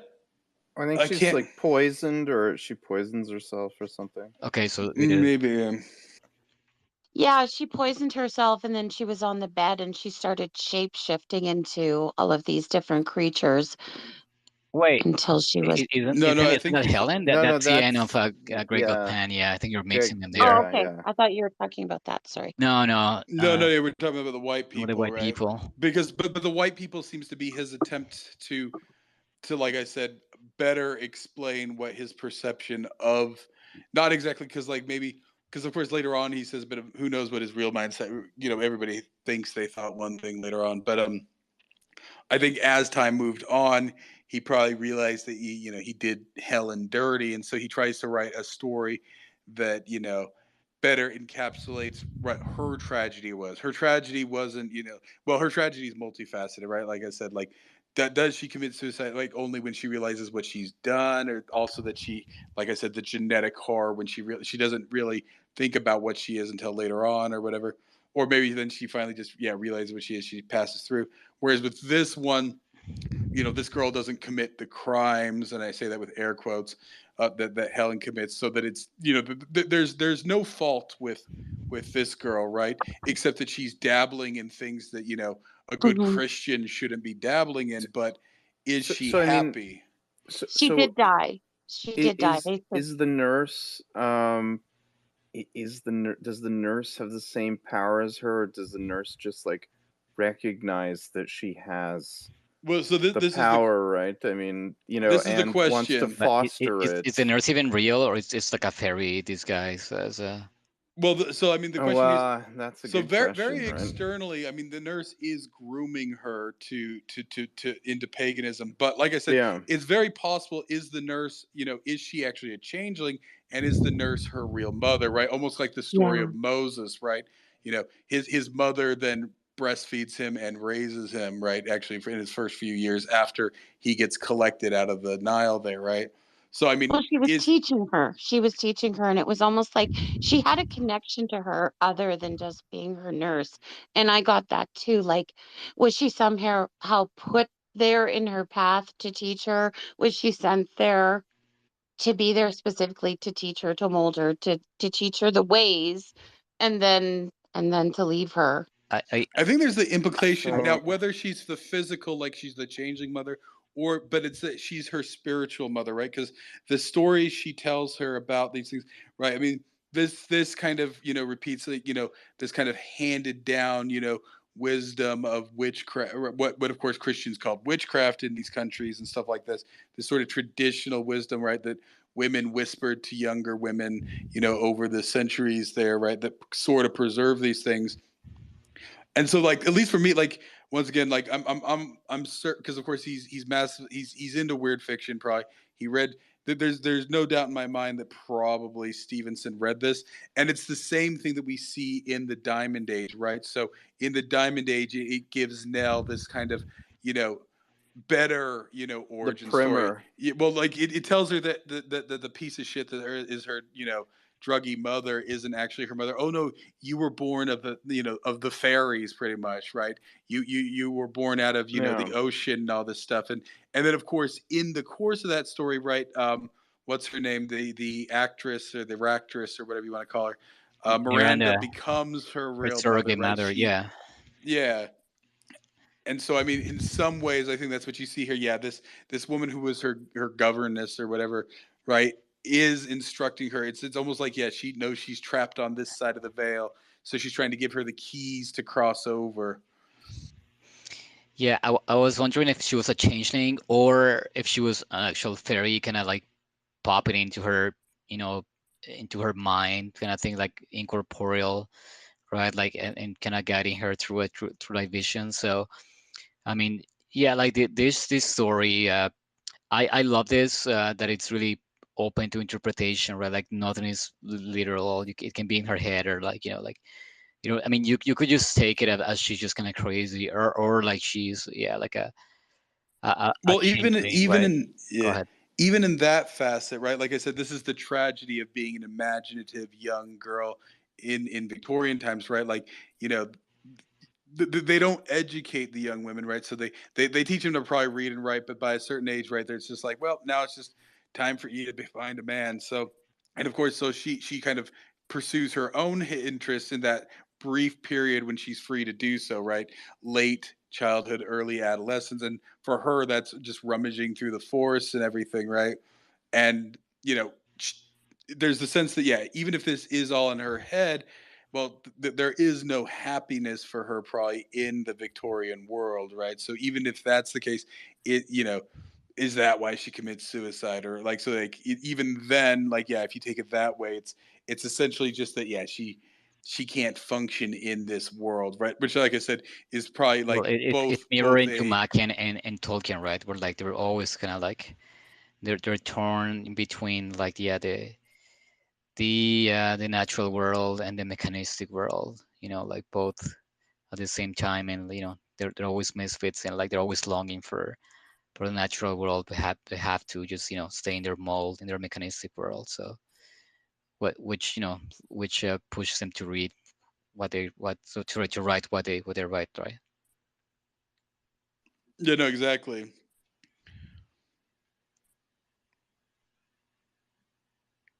And of course, So I mean, even yeah, Tolkien, right? When he, what is it, Galadriel? Is that the elf that Aragorn Arwen marries? or Or Galadriel. Arwen, Yeah. or all of them, right? Like, Galadriel, yeah. well, all of them, right? Like, so all the female characters, right? So you can also see this with with no, and then what's the other one? Arwen, the like Eowyn.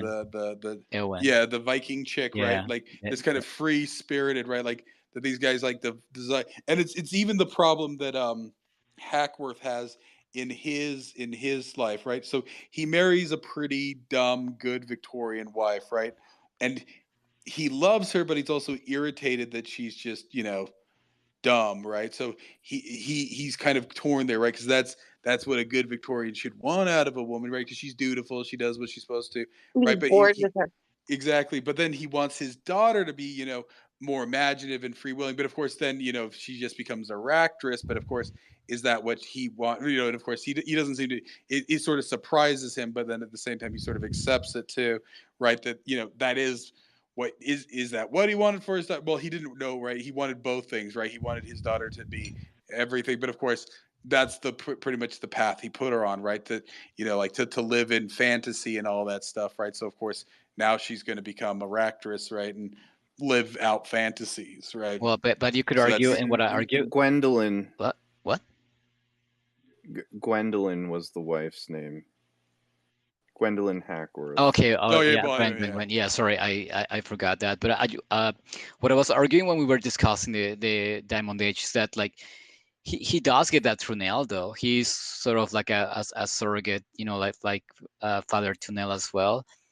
And I feel like in the end, when he realizes, okay, like the premier actually, like made something out of this girl. I feel like that's when he's like, okay, like my work is done here, and that's what he walks into the ocean there, and he's, kind of. Oh no, I think it's implied that he follows her, Well, right? yeah. He follows her. Well, but the symbolism too, that like he's like a bowler hat, which is kind of representing the Victorian, like spirit. He just leaves it behind, right? It's like he submerges, so he goes underwater, and the bowler hat like stays floating over the water. So to me, it was like, oh yeah, he left all of the Victorian ideal behind, and is going for his heart, right? Instead of like what he's doing what he needs to do, and not what he wants to do, right?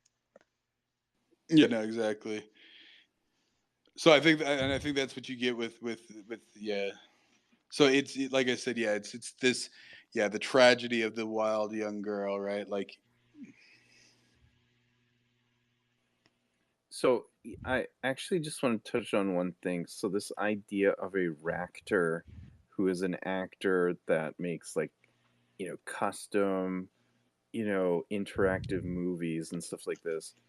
I feel like if they were to do this now, there wouldn't be any human component to it, right? well, no, It they would just talk about be that because what he points out is that AI is, right. Like, more than anything, the entire theme of that book is that AI is not what people think it is. So it can get pretty far, and it can be so, but it's not as satisfying as the real sort of, you know a talented person, right? Because he even talks about the difference between, like, you can tell when it's a real actor, somebody who can actually ad lib and improvise and is smart at that stuff, versus somebody who's just who's another player there and is very sort of mundane in it, Well, right? They're not I very give you guys an imaginative. example. Have you played a Star Trek Bridge Crew, which is a kind of simulation of you piloting, well, being in charge of a whole like one of the Federation ships? Like if you can have the AI doing the the improv there because it's an improv game, right? And yeah, like the AI is pretty good and like it has like amazing lines and all that, like cool.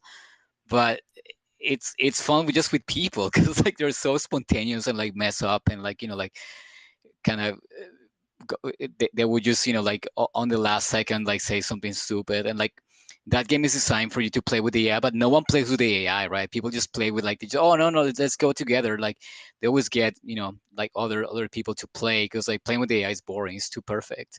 So I made that comparison before because I see it the same way, right? Like if you have like an AI reactor, it's gonna be like the just the perfect thing you want, right? But like you don't have the like interstitial like little things or that make interaction so fun with people, and especially making mistakes or like like being redundant, things like that, right? That like you take for granted, but in a situation where you just want to like make an interaction dynamic. I feel like that's key versus an AI who like can sort of like algorithmically predict what you want to hear, but it's always boring, right?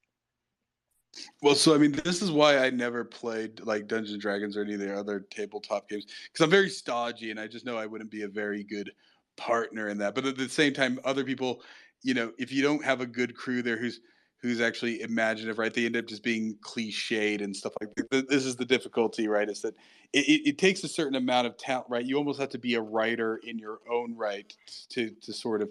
And actually, No, famously, I know a that the writer, but a good at like kind of riffing off other people or anticipating how they're going to act. So it's super complex. I played Improv, yeah, improv, yeah, improv. improv for sure. Improv, but also like in terms of like these type of like kind of structured game, right? You have to do the improv, but also kind of like anticipate how the person would react in character, right? Not just like as the person what they are, but the way they would react in their character. So like you're like triple layer, anticipation. Like it's pretty involved. It's an art, and like I played, I just never found a good crew, but like it is fun once you kind of get the ball going there because it's yeah, it's a lot of like anticipation and like the way the improv, like to the exponent of three, right? Well, I know somebody, and I'm not going to bring up names, but well, Jack Daniels was one of the. There was a while back. This was like a year ago. I know some people like had done a space. It was like dinner theater, and you need to have the right group of people to do that type because that's what it is, right? That's what dinner theater is probably the closest thing to this. Like, yeah, outside of like sort of games. So, yeah, if you make it holographic and you actually make it something, right? That's essentially what this is. Is it's an online dinner theater, right? Where yeah, you have several people who are actors and who are like yeah, and then you have several people who are players, right, who are actually the ones paying money for it, right? Because what you're paying for the expertise of the the professionals to then react to your rather horrible things, right? And then she even talks about it. It's actually the same thing I've actually heard prostitutes talk about, right? Like some prostitutes are like, oh yeah, there's some clients and it's just sort of mechanical, and then there's other clients that you're actually sort of into, right? Like I mean, it is so like, and she said the exact same thing, right? With this whole reacting, like sometimes, yeah, you'll have certain clients in these interactives that are just like, yep, they just want to go through the motions and get their fantasy, right? Whereas other ones are more imaginative, right? Even though Well, they're there's paying, chemistry there. There's well, chemistry. but they're imagine right. Even though they're just players and all that stuff, they're actually imaginative players, right? They're paying for it, but it's as fun for the actors or actors in this case as it is for the player, right? Because they actually they're not stodgy and whatnot, right? They're innovative in their own right, but for some reason they're the ones paying. Probably because they make a ton of money because they've leveraged their ability to improv there in another way, but and make far more money than they would as an actor, right? Interesting. So I mean, it is an interesting. Like, now, though, this is yeah, virtual reality hasn't gotten to this, and actually that's why I yeah, Snow Crash. Like once again, yeah, it's a little bit tacky in a lot of places, but it's also just that yeah, VR is still pretty crap, right? So if anything, it's just the disappointment I have with like I said with the whole cyberpunk thing, right? It's like no, guys, it's not that cool or sexy. I mean, it's getting better, right? Much Uh, better. maybe it's getting there. It's the AR aspect is getting rather interesting, and that's where like I said, I still haven't got around to it, but I need there's certain things I want to play with the API there for the Apple Vision, right? Because it's the AR aspect. I do think is does have is finally where it's getting where it should be. I mean, the glasses are still, like I said. What I'm waiting for is Apple Vision Sport to come out, where it's something you can wear all the time, right? Wait, so Yeah. back to the story.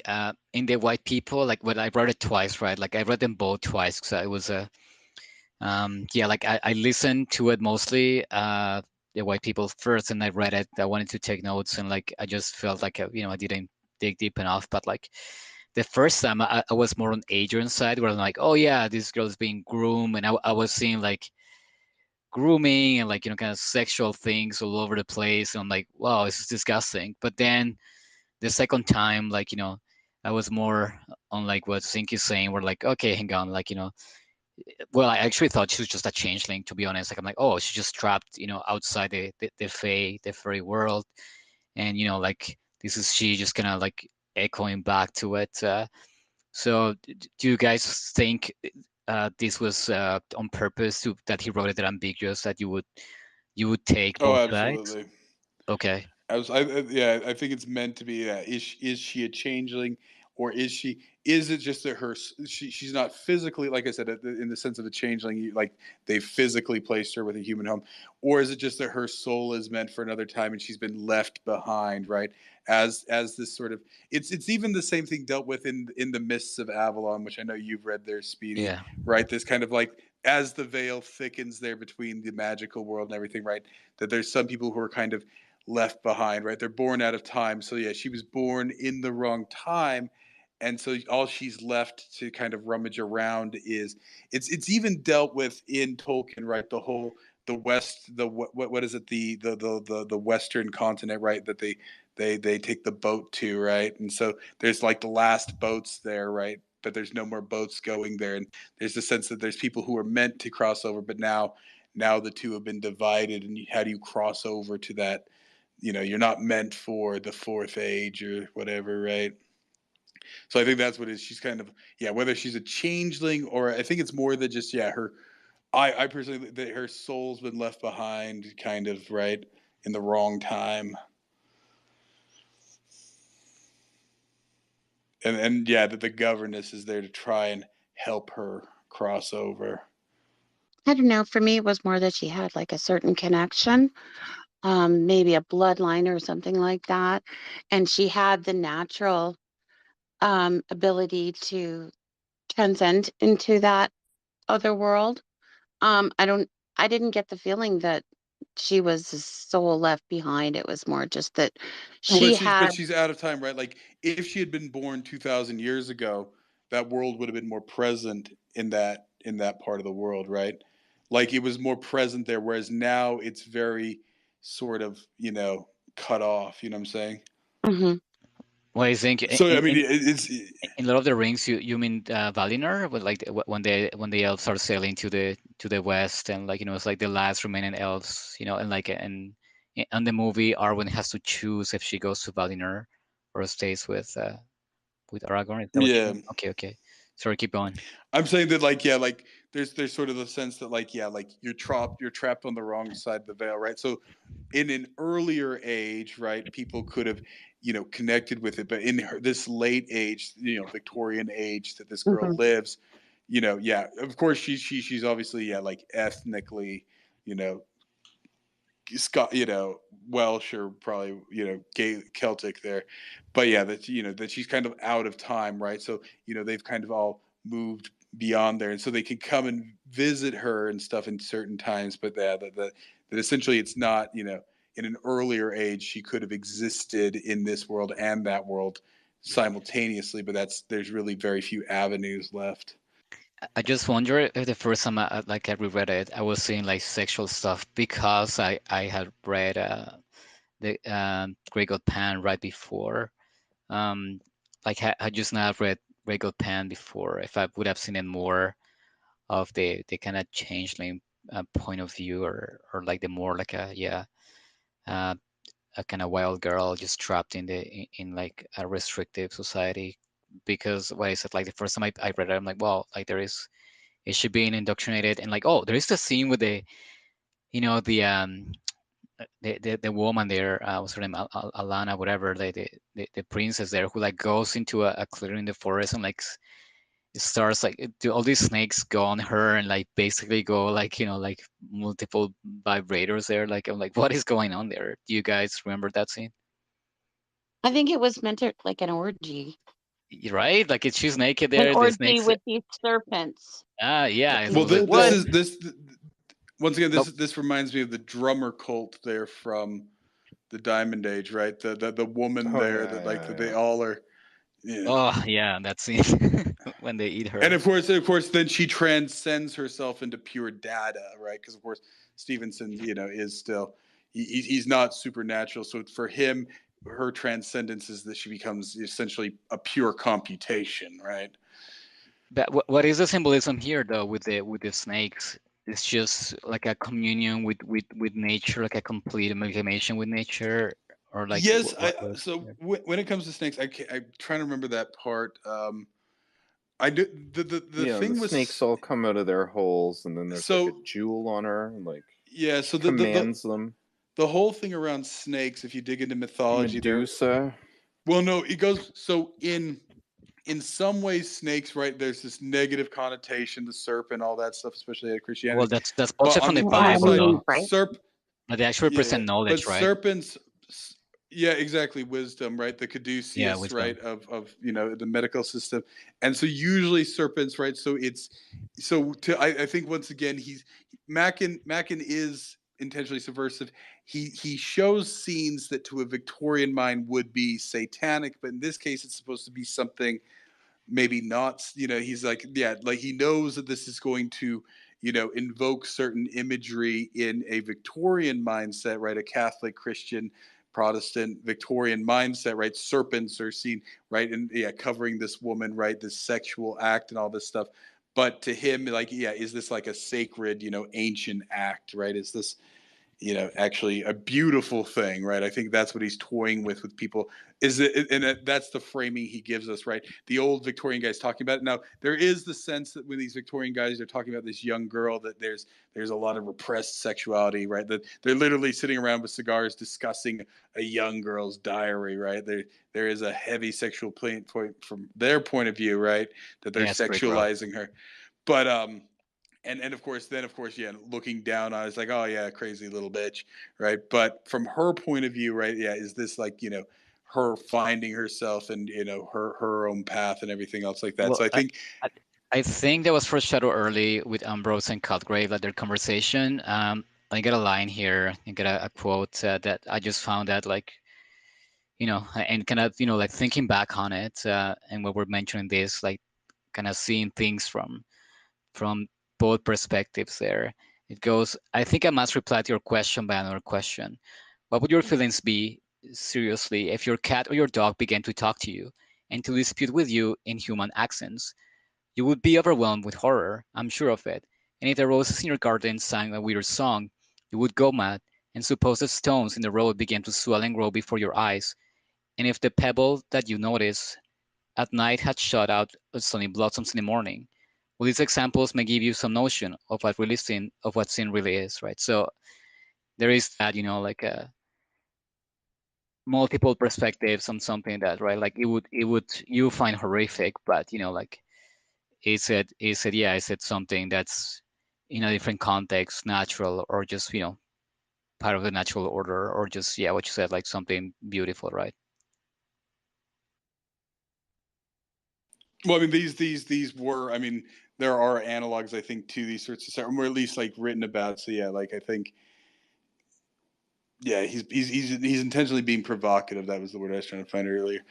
But yeah, trying to press people, it's like, but is it is it evil?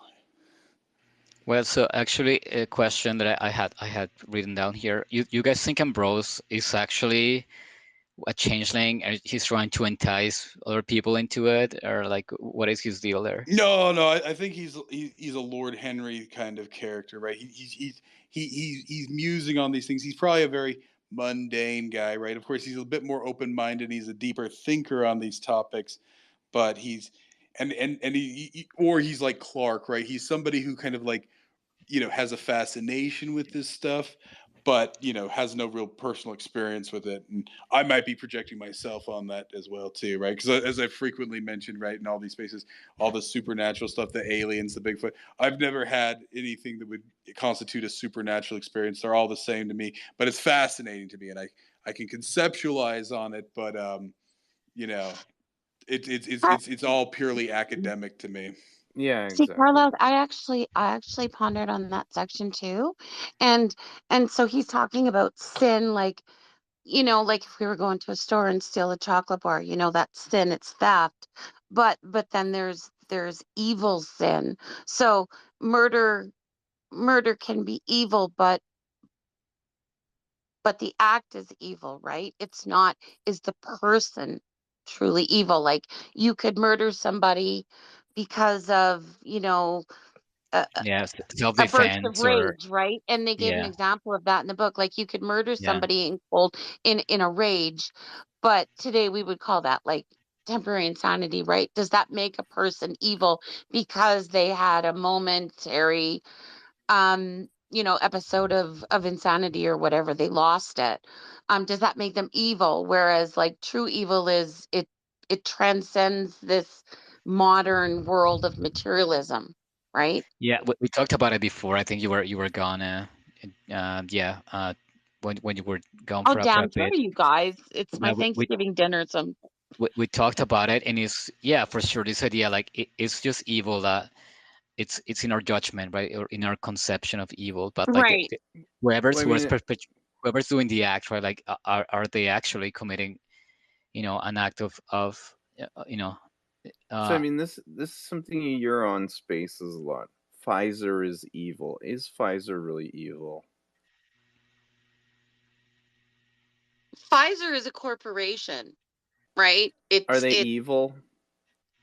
No, it's I'm just saying a lot of the people on people, here say no, that, right? the people within that make up Pfizer that made decisions. Like, some of those people might be, they have no conscience, right? They have no sense of morality. So, and they get associated with Pfizer because they work for Pfizer, right? Yeah. Well, I mean, I'm just saying, like, Right. we're talking about what is evil and what isn't, right? Yeah. It's like, Can I Pfizer mean, be are evil? those people actually even evil that work at Pfizer? I mean, they're doing a job, right? Like, I mean, No, I mean, the book kind of depends on what the Yeah, motivation is there. Blah they're blah blah. making a choice. They're making a choice. yeah. I mean, it depends, right? Like, yeah, are they creating something? Like, yeah, now are they lying about it, or are they not lying about it? Are they the ones who lied about it? Did they say what it was, and then people still, passed it, despite not being properly Well, vetted? that's my point is the government is the one that's evil there, right? I mean, Well, it's, did they lie about it or were they told to lie about it, right? well, I think what C mentioned recently is about betraying trust, like, and what Sin keeps repeating, that in Dante's, like, the lowest circle of hell, in Dante's Inferno, it's for the betrayer. So to me that is truly evil, like betraying someone's trust, right, or like, yeah, like deceit. um that to me constitutes evil. Like, if you give someone a choice, right, and like, I don't know, you make something that has, I don't know, positive and negative consequence, you give them a choice, right, whatever. But if you deceive them, like, that to me constitutes evil. That's my But opinion. so that raises the question: did people trust Pfizer? Did they trust the FDA or the, Canada Health? Right? Well, Who yeah, I who trust who? their doctors, like, Yeah, the FDA, exactly. So actually, whatever that's propaganda well, I was on mean, TV it's the or film. government that did well, no, but not give it people a is the choice, deeper right? thing, and I don't want to make it about vaccines, but I will say this: No, I know, yeah. like, this is what I often talk about. It's like, but guys, my doctor's a good person, but then he said blah blah blah. It's like, so that's the bigger issue, right? It's the banality. It's like, oh, but I know him. It's like, yeah, but he still told people to take it, right? Because he didn't want to lose his job and stuff like that, right? Yeah. When people even raise it up to the government, and this is often what I talk about. It's like, Justin Trudeau didn't do anything to a single person in here or anybody we know, right? Possibly that one girl at, West Point Gray Academy there, right? Like, that's the only person I know of that's physically, actually, right? The people who did this to us was the shopkeepers who are our neighbors, our family who wouldn't let us come to dinner, all these people. It's like, oh, but they were, then people make it's like, oh, well, they were fooled. It's like, it doesn't matter, right? I mean, somebody who goes and gets in the mob there and, takes somebody and burns them at the stake. It's like, oh, well, they were just caught up in the hysteria of it, right? It's like, that's the problem, right? It's, it's but the that's the thing part that is, irritates me. yeah, but no, but the thing is there though. I mean, the government was not acting like a Lord Henry, right? I mean, you know, the Oh, government was I know actively that. guiding you to like, no, Well, no, take this shit, the or else government was you're doing it, but like gonna I said, lose your that's fucking job, right? Like, I I mean, never trusted the government personally. Now, that's probably the betrayal for some people. That wasn't the betrayal for me. The betrayal was, family, friends, neighbors, the common yeah, man on the Yeah. street, like the Yeah. person, like, I'm not supposed to hate, a waitress, but the waitress, gets all cunty, right? Because I don't have my vax pass, right? Going above and beyond to virtue signal and stuff like that, right? Well, That's I keep the saying this, betray. and Yeah. the worst to me is like my friends who've known me for like 25 years, right? And they would trust some random, like called expert, quote unquote, online, someone who they never met, right? They never interacted with, and they trusted them more than they wouldn't even listen to me, right? I mean, I hate going on vaccines, but this to me, I mean, just because I kind of felt the same as things like, I mean, the government. I've been a conspiracy guy since I was in high school, so whatever, right? I knew something like this was coming for a long time, but yeah, and I keep saying this whenever this comes to like, I did not expect my friends and my family, but especially my friends who they always listened to me, always had like hippie ideas. That to me was a breakthrough. Or like, wow, my friends, they know me upside down, right?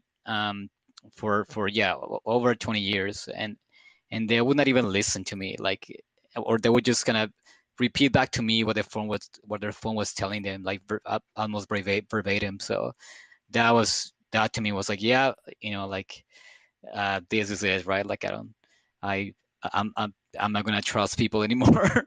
Like, I'm gonna pick people who I can trust right now, just whatever. So Well, like I said, I mean, that was the greater blow. Was there was deep betrayals, right? Personal betrayals across this stuff. The other stuff, you can endure, but there's certain betrayals, and I've hinted at this no, heavily, 100%. right? I understand that. I mean, And Yeah, now, and absolutely. even but now, right? and, Like, and just as you it's guys, not even like, what I tell friends who try to reconnect with me and like, no, I'm sorry. I'm like, no, listen, I can trust you. Like, I know that in a survival situation, you will sink me next time. So sorry, like, I don't hate you. I don't even, I don't actively think about you. I don't trust you. So that's it. I'm not gonna, keep wasting my energy to you because I don't trust yeah. you. So that's it. That's a good point, actually. When the trust is broken, right? well, so the other side of this though is trying to force, right? It's like, and of course, this is what I bring. It's like, oh, but we're all on the same side. We have to stay together, or there's certain dramas out there that are happening, and like I said, this to me is now, of course, I'm obviously not, my parents were married multiple times, and the general thing I find is that there comes a point, right? And this is the same with like high school friends or whatever. People, you can be very close to them in a certain phase in your life, but then, sometimes as people change one direction or another, people grow apart. Now, Absolutely.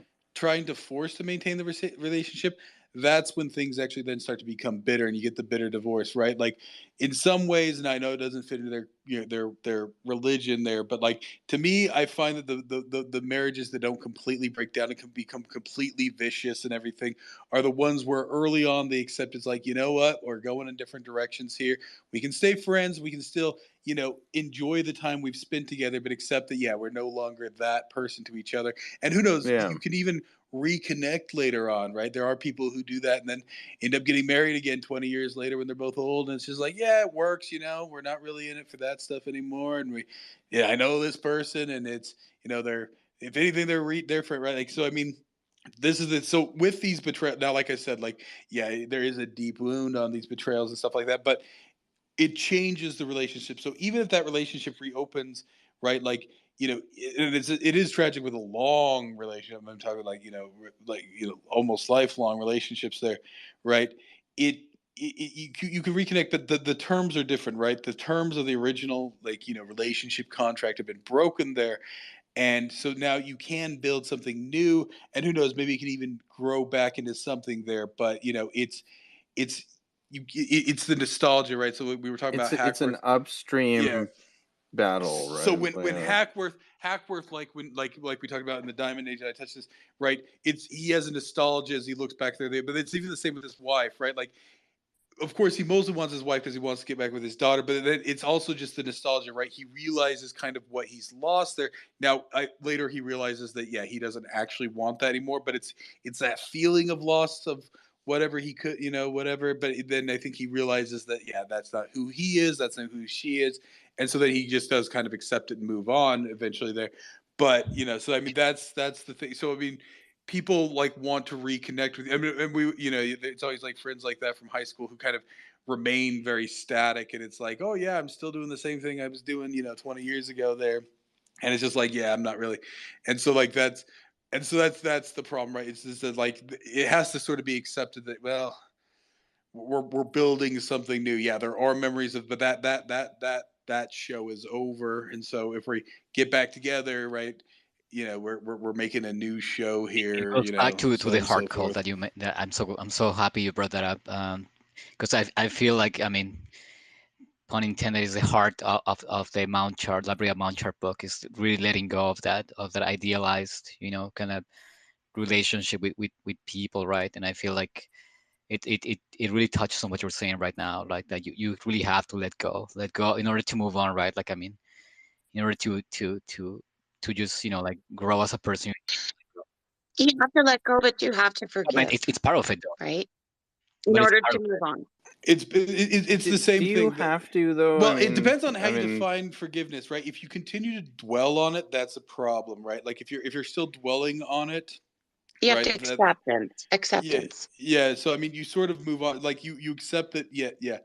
Like now, this comes down to, like, yeah, does there need to be any sort of, like, you know, I don't want to say the word retribution, but yeah, like, is there some, what's the word, like, recompense that must be, handled? That's part of compensation. it too. Now, or is it just bitterness and trying to whatever? Or, but sometimes the bitterness, right? Like, I mean, and I don't want to go into anything in particular here, but it is drawing the line very clearly, right? So, so when these people who, yeah, shunned us the last couple of years is like, well, mean things were said on all sides. Like, nope, nope. Like, you guys you guys, really, were the ones who You instigated cross this. that line, Yeah. right? And so, like, it's because they're like, oh well, you need to apologize. It's like, no, no, I don't, right? So, like, I mean, that's, Right, and so, like, if what was those it? terms can't be We need solved, then of course amnesty. it's not, Was it it's, was what they saying? Amnesty? I forgot what the term. yeah, yeah, no, Fuck amnesty, you. I right? So that, really want to so say. that's, exactly. So I mean, like I said, so it's still about, like, yeah, are you compromising? If you, yeah, like, if both things, but like, do you like, or are you only apologizing just to build the bridge back, right? Are you compromising when you shouldn't and that's, of course, the difficult thing there is to Well, decide, is there something you need to apologize for, or is it really all on them? I mean, or is most of it on them, right? Is everything else just, like, sort of inconsequential there? right? So I mean, so that's where like so when you say forgiveness, right? Like Well, there's multiple. more come to peace within yourself, Well, like I right? said, Like I mean, for me to you'll never resolve it, yeah. so sometimes Yeah, you just have you just have to acceptance. Yeah. put Well, it like aside. for me, I really now I maybe in some ways, of course, I'm an extreme. Like I move on very quickly, maybe too quickly or something in some cases there. And actually, I really don't like to like so Yeah. actually, and I don't want to make it about this, but like the other night when you guys were bringing up like the 5 months of fucking curfew there, I really like to push that out of my head. I've moved on from that, right? I don't really Yeah, it want was to dwell. traumatic for you. Shit. Well, I Yeah. wouldn't say it was traumatic. It's just that like it sucked. There's nothing I can do about it now, and so I don't want to. Of course, like sometimes it'll come up when people are like, comparing who had it worse or whatever. But like, just as just for the sake of commiserating, like, oh man, you really had it hard there. Like, I don't want Yeah. that because like it's like, yeah, it sucked. I don't want to, it sucked. I lived through it. I You got don't want to past it. relive Yeah. it. Well, exactly. That's the thing. I want to move on, right? I've already had, a couple of years stolen from me and everything, right? The last thing, and this is the important thing. And at some point, we'll do it if we do a nonfiction man search for meaning there, right? Viktor Frankl, right? And that's the important thing, right? Is some people move on, right? So like that, and I've brought it up in the past. Like everybody has trauma, and so I get really irritated with people who overly dwell on their traumas there, right? Like I mean, With you trauma though. come to terms with it, right? Like you No, do have but to come to not terms even with just it, come to right? terms though. Like trauma, you can either take it the trauma and let it like destroy you, or learn the lesson, right? Like what is that teaching me, right? Like, okay, this happened to me. Okay, yeah, it hurt me in some way, but what did it teach me, right? How did it make me stronger, right? And that's how you have to take. If you just take the victim position there, like you're not moving on, you're just piling on with the rest of your traumas, right? But if you, And how do I avoid that in the yeah, future? exactly, what is it teaching you? How is it making you, stronger, better, more resilient? That's what you need to take, right? And you need to make that a lesson, right? Not a burden. And that is how that's how you face trauma. Otherwise, you're just gonna keep piling them on, and like, it's just gonna drag you down to the ground, right? And that's even part of the theme of this book, right? Even Machen, even Tolkien, even the guys in this book who felt so broken with what they saw, what I mean, on the other side of the veil, right? Did it actually damage them physically? No, right? But it disrupted their worldview and it called into question everything they had. And then of course they had such a fragile existence that then they're torn down It by was it. too much information. They couldn't wrap their heads around the Well, they don't try concept. to, right? They're trying to. Now they're just broken. They're not trying to now build something new. Because even when it comes to a relationship with yourself, right? Like I said, like sometimes you have to accept that the old you is dead, and you have to build the new you, right? But they don't So accept nothing that. to aspire to, so to speak. Well, I mean that's the, right. You always. I mean that's the entire point of man's search for You've meaning. There, seen right? it all. Right. You have to make new goals. You have to make new, and of course they have to be sort of reasonable goals. I wouldn't say really. I mean you should always aim for the moon, but is it if it's reasonable to some extent there, right? And so that's the main point, right? Is all these guys feel so broken and everything else, and even Machen, right? He feels broken by modernity. No, he actually just still does quite well for himself, and so he obviously actually does move past it in his own way there, right? Because he still lives a normal life, but at the same time, and I wouldn't say that he is dwelling, but he is sort of, and that's maybe what he does in these books is comes to terms with this sort of this Well, lost heritage that if he's you read dealing with Machen, there. like his kind of later stuff, you'll see that he kind of does move on. Like it's less fun nostalgic, like kind of, yeah, like like the Well, he seems to be just be very, very like he gets more grounded as you see his stuff. So I think I mean, I don't think he's overall the way, but he's not like Tolkien, who's like, or like even other writers that I read, like from that have this kind of schism right between their identity and like like their kind of romanticized, idealized version of themselves. Like I feel like Machen does kind of evolve a bit. So if we ever read Machen later, you'll see that he gets more grounded. Yeah, no, exactly. Well, I'm not sure. Like, yeah, I'll have to see if there's any other ones that he later does. They might just become mundane. Yeah. Like maybe he loses his pixie spirit, dream girl Well, there. let me ask this. So, I mean, the prologue there in the White People, where they're having that lengthy, detailed conversation about what is evil and like this and that. Did anybody find that like a bit too long and long-winded. Like, I think he's being heavy-handed in it, but I think he's trying to Yeah. reframe the conversation, right? Not just like I said, because he wrote the Great God Pan. There was criticism. I'll have to look into that what Speedy is, but I'm guessing maybe even his own criticism himself. So he's reframing it to really kind of call the question. What he's actually announcing it, right? It's like the like it's always tacky when movies do it at the beginning there, right? Where they set the stage, right? Or like what with Twilight Zone, where whatever what's the announcer guy's name, where he pretty much gives you the questions to ask and the rest of it. So he's like, okay, I'm about to show you something, but I really want you to think about these things, right? You're gonna react to it. You're gonna say, oh well, she was obviously taken in by demons and evil things, but no, what does that really mean and everything else? So he does rather heavy-handed lay that, and that's probably why he maybe Wait, sat on this for so long. OG Because it is Twilight Zone or the new one? the The what? OG Twilight Zone or the new one? I'm just being The original Twilight an Zone. OG just to bother Jody there. Oh, so Rod Serling? Yeah, Rod Sterling, right? But pretty much Rod You're a Sterling brat, always Carlos. so sometimes it's heavy hand, but of course in this case I sort of forgive it because he is trying to very clearly make it clear to people that yeah, like it's like okay, yeah, like is this girl really bad, right? Or is even the woman who's kind of grooming her to kind of cross into this other world, is she bad, right? Like he's really trying to like tell people like rather heavy-handedly they're like okay, now I'm going to give you this fragment and you're going to judge it with your Victorian thoughts there, but maybe there's another way to take this. So it is Already having heavy-handed, but I think it is probably the necessary. contrast between Cutgrave and Ambrose, I think it sets kind of the stage for this story, right? Where you have like like this kind of self-proclaimed lunatic, right?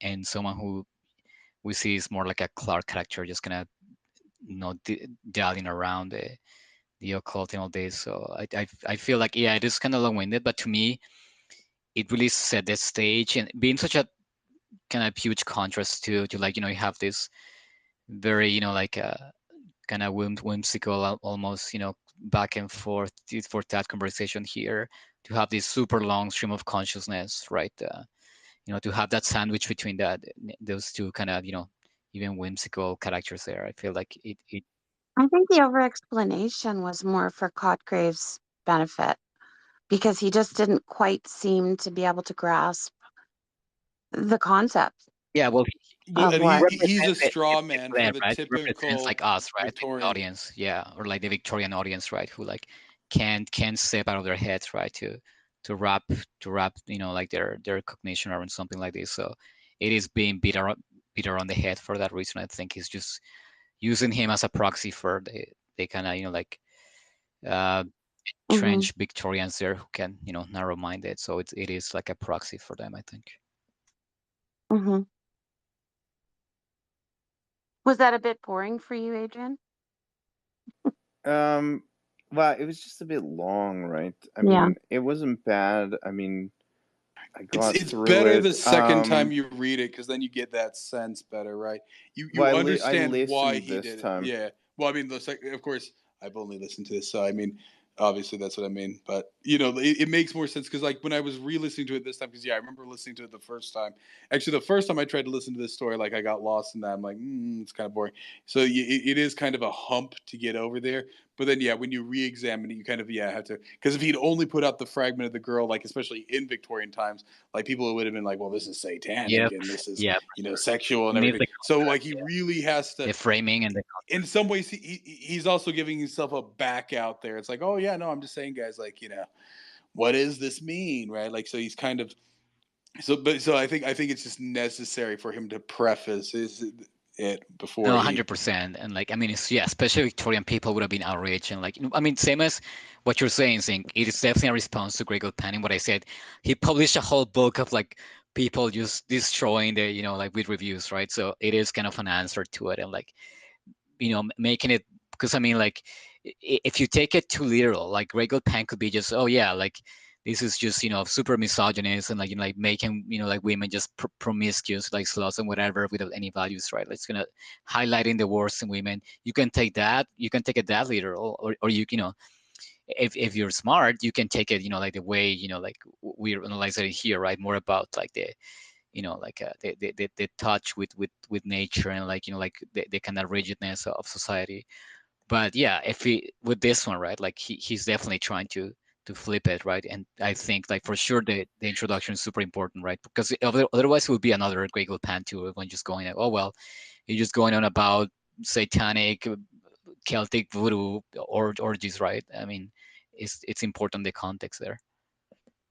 Well, I think, I mean, obviously, I re-reviewed both of these today, but the one part that I really thought about, and I brought it up too, right? Like the little girl hugging a statue, right, out of loneliness. I'm sure you've all seen it. There's the classic study, right, where they take a monkey, Yeah, and it's like a baby monkey that's been weaned from its and mother, and it has two options. It has a wire cage that has milk in it, or it has a soft fur thing that has no milk, and they every go for the time fur, it chooses that the fur. the Yeah, fur, right? So like you get a sense of like, yeah, like the girl is lonely, right? She feels out of place. She feels, and all she has, right, because this time that she belonged in has moved on, and all that's left are these stones, and that's all she can hug.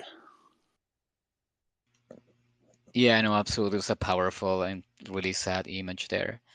Um,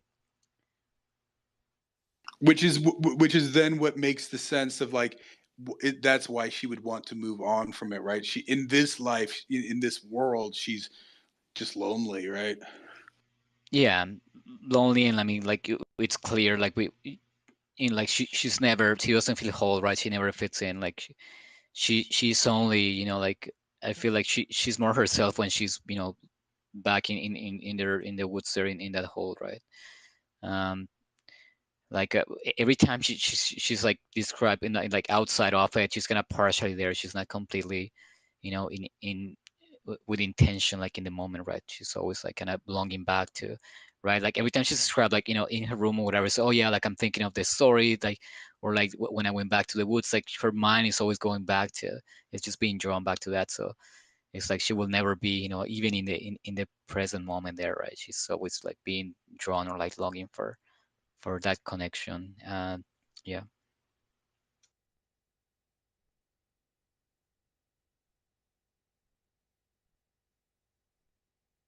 Sorry, I'm just reviewing something in the story. Okay, yeah, so she no, but so like yeah, she had poisoned herself in time. Yeah. I don't know if she no like in that sense like she had poisoned herself in time.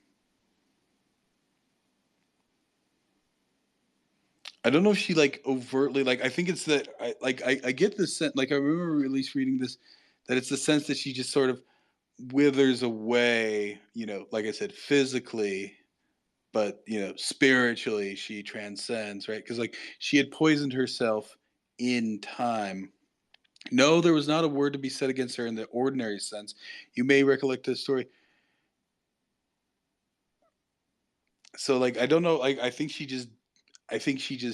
physically dies, but I think it's just like yeah, it's a I don't think she commits suicide because I think very much right like the entire point of this story was unlike Helen, which it maybe made some mistakes there. She like and he even says it there. She there was nothing in her character said against her in the ordinary sense, right? She's above reproach in every sort of actual metric there, right?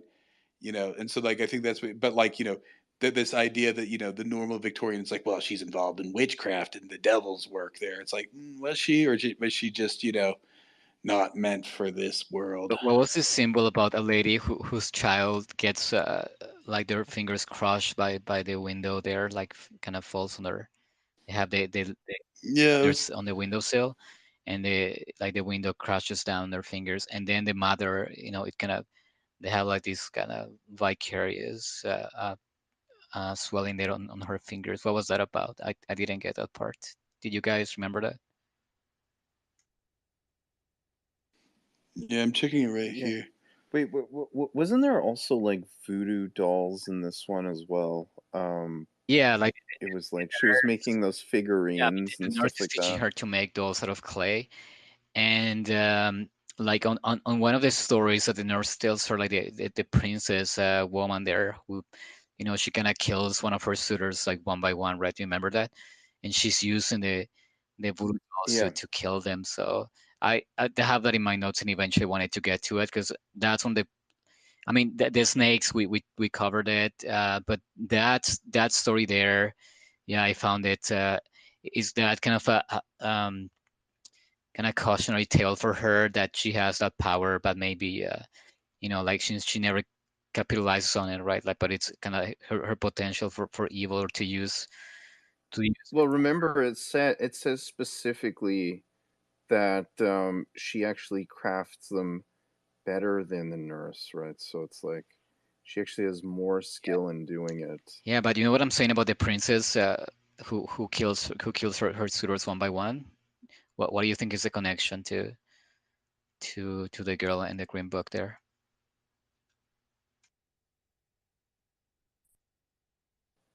Well, I mean, if she is beyond reproach, I mean, I guess these like you know trickster type of elements Well, are that one I just took very ruining much. her life, right? I It mean, was like, it was like what like I said, right? Like she wanted that was a woman who wanted to live in the other world, right? But of course she was being forced into marriage and everything like that. Of course, then they killed her as a witch and everything, right?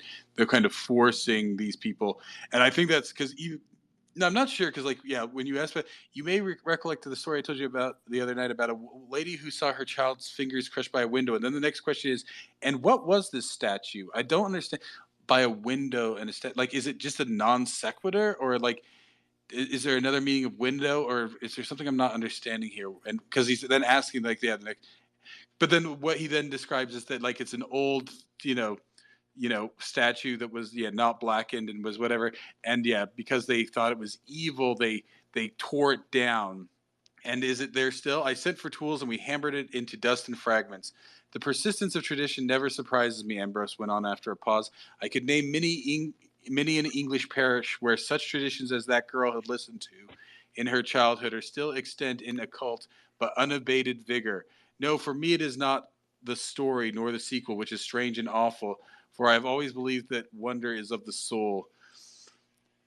So I don't know. Like I think in some ways it's just that like yeah, people don't understand it, right? Like they don't understand something, right? For them, what is evil is. I mean, I think he's really driving it there at the end. That for them, what is evil is maybe for somebody else, good. So the But of course, they're still just like yeah, he him, so, and so so like the yeah, story of the princess woman who she was forced into having to choose, having to marry, and like give up her connection to I don't know, Pan or whatever like they need the natural order. Like, do you guys think that was just kind of the nurse, like her mother figure way to warn her, okay, this could be your future. You could be entrapped into this rigid social situation here where you can't get out, and it would cut your connection to your.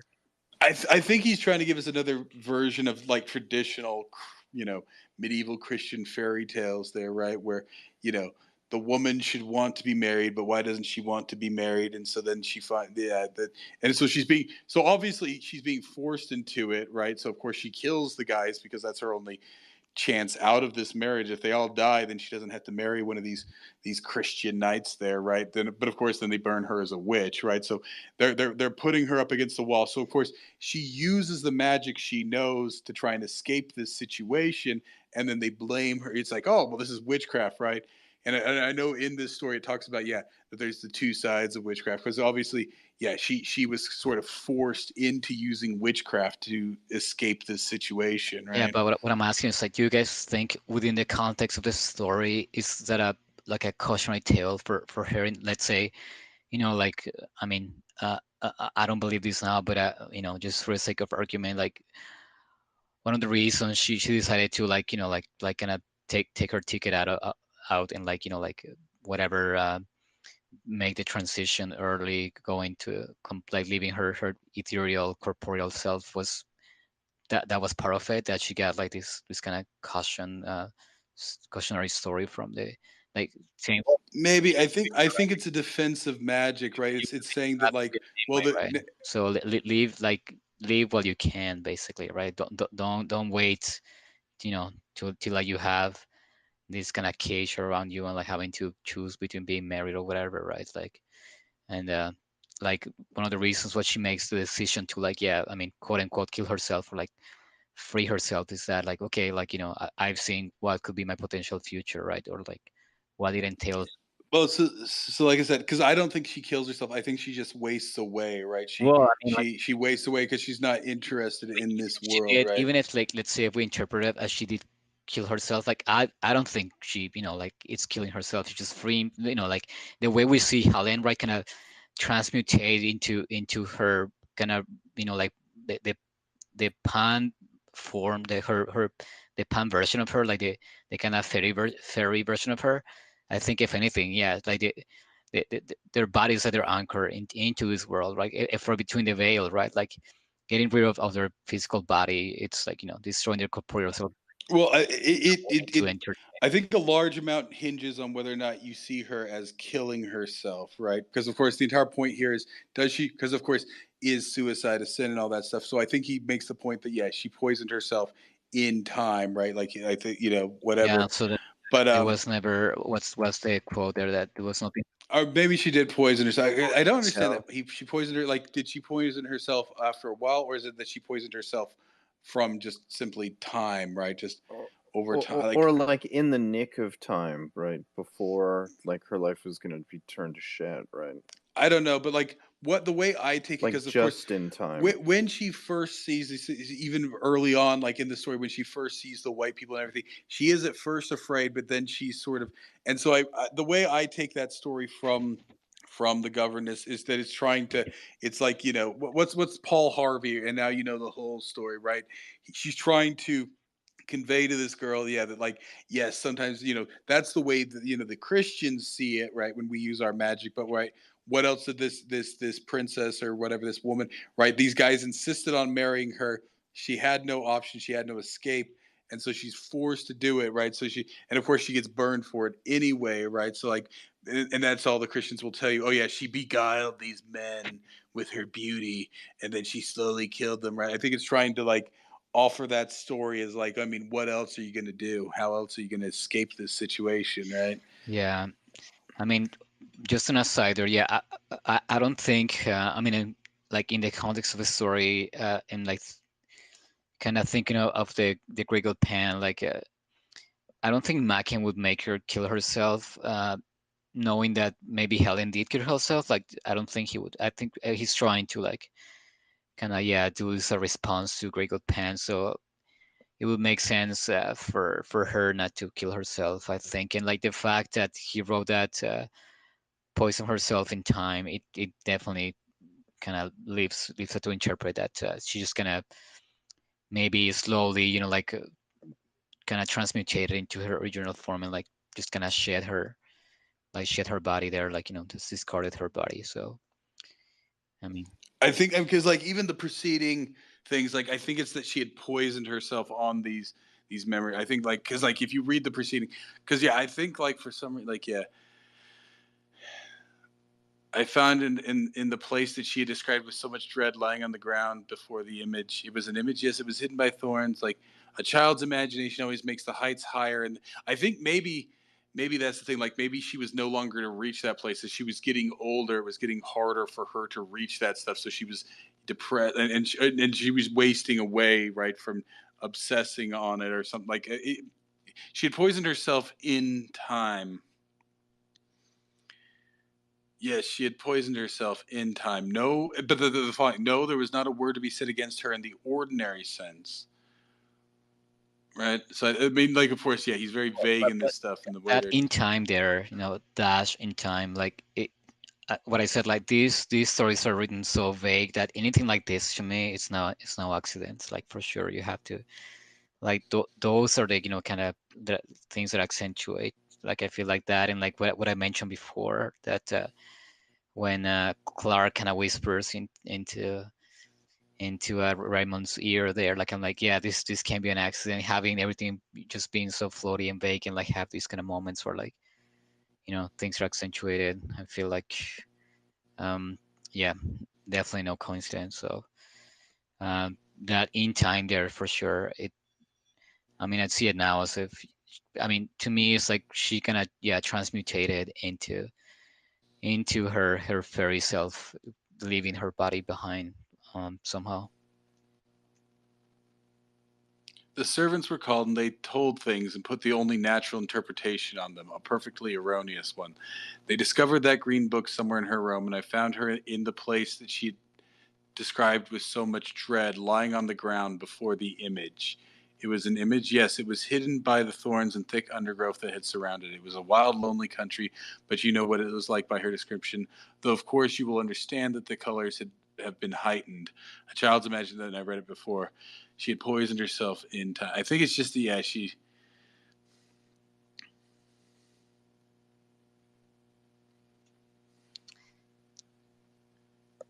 And I mean, like, we know when Helen, quote unquote, dies. Like, wait, how do we? I just forgot, but how do we know that? Is it just a narrator saying that, like, when Well, he buys a noose yeah, and no, gives it to her. buys a news, yeah, leaves her alone with the news, right? And apparently she does the deed, but like, does he see her turn into this black, like gooey shape, or like this, like, I don't remember. I think He so. just goes back in, I right? think Yeah, so. and he witnesses like, Yeah, Or the well, doctor, somebody. they Yeah. lock her in the room, yeah, right? yeah, They gave her an ultimatum that either she kills herself or they're going to expose what she yeah. is. Um, That what I'm saying is like, and she I chooses, remember that yeah, it's described like explicitly that like she like her body kind of transmutates into this, kind of um yeah, like shape, like it's a dark shape, right? Like it kind of sucks in the light. That's Villiers see that, or just a narrator? But so here's what I'm trying to remember. I think Mary dies in the same way, and he's like, "You don't need to describe it to me. I already saw it." But I think it's implied that does Rachel die in the same? No, she's holding Rachel. I can't remember. Like, she's like Rachel dies in the same. I can't remember. Somebody else dies in the same way. I think Mary or Rachel or both might die in the same way, which is strange because that's the thing is that it shows that like, is it because if she dies in the same way, then it isn't just that she's the spawn of it, right? But if somebody else dies in the same way, I remember, I think it's, or is it both of them? I'm trying to remember now.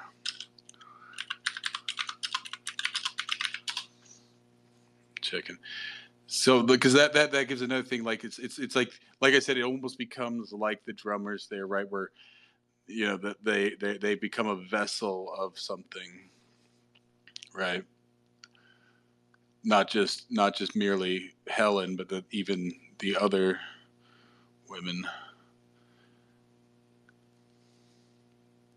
Yeah, but my point was that being established, like we can just assume that like the girl and the white people also kind of has the same, right? Like where she just transmutates into yeah, like her fairy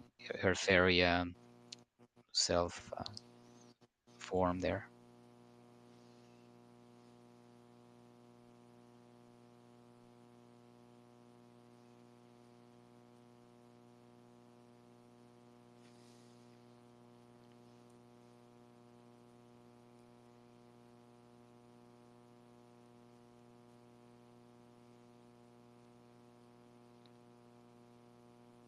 I'm trying to look. I'm looking at Rachel's death.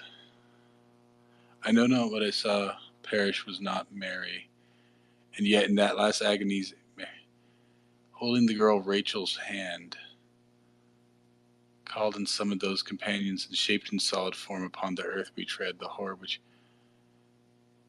So was Rachel there when she died? I'm trying to remember this now. That's the thing. It's very like it's so fragmentary that both stories in some ways.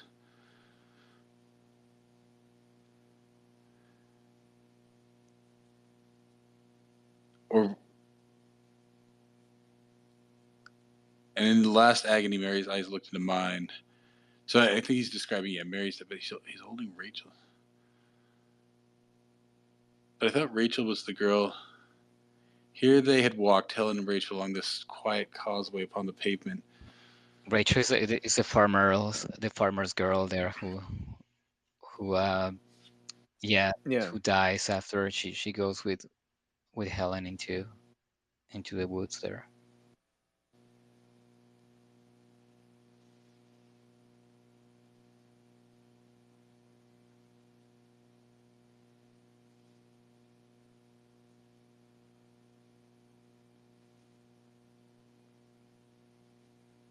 Wait, so Adrian, while Zing does that, what's Yeah.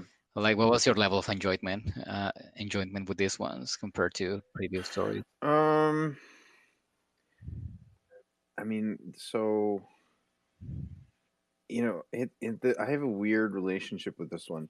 So the prologue there, I mean, yeah, it wasn't bad, but it was like, yeah, it was kind of a bit too long-winded for me. So maybe I need to listen to it again because I just listened to it today. Um, but overall, like a lot of spiritual stuff and things like that. I mean, I just don't like it, you know. Like I like the fact of in the Diamond Age where like everything actually has like a physical Yeah, I wanted reason to for ask why you, it happens. going from like a hard science, like story from like Diamond Age to like, like almost a complete opposite, right? Where you have like kind of supernatural, like events here, and even more, like them being supernatural, even more so is just the fact that it's very kind of an airy kind of prose, right? Like it's not, it's like a Yeah, very exactly. vague, like even it's hard to define, like what's real, What what's imaginary, what's supernatural. It's all kind of, like all few exactly. together, right? Like it's in. And So I it's mean, more tangible, untangible, yeah, intangible. exactly. Yeah. Oh yeah, it's like, and where did that Villiers guy, like, I mean, how did he come into the mix? It's like,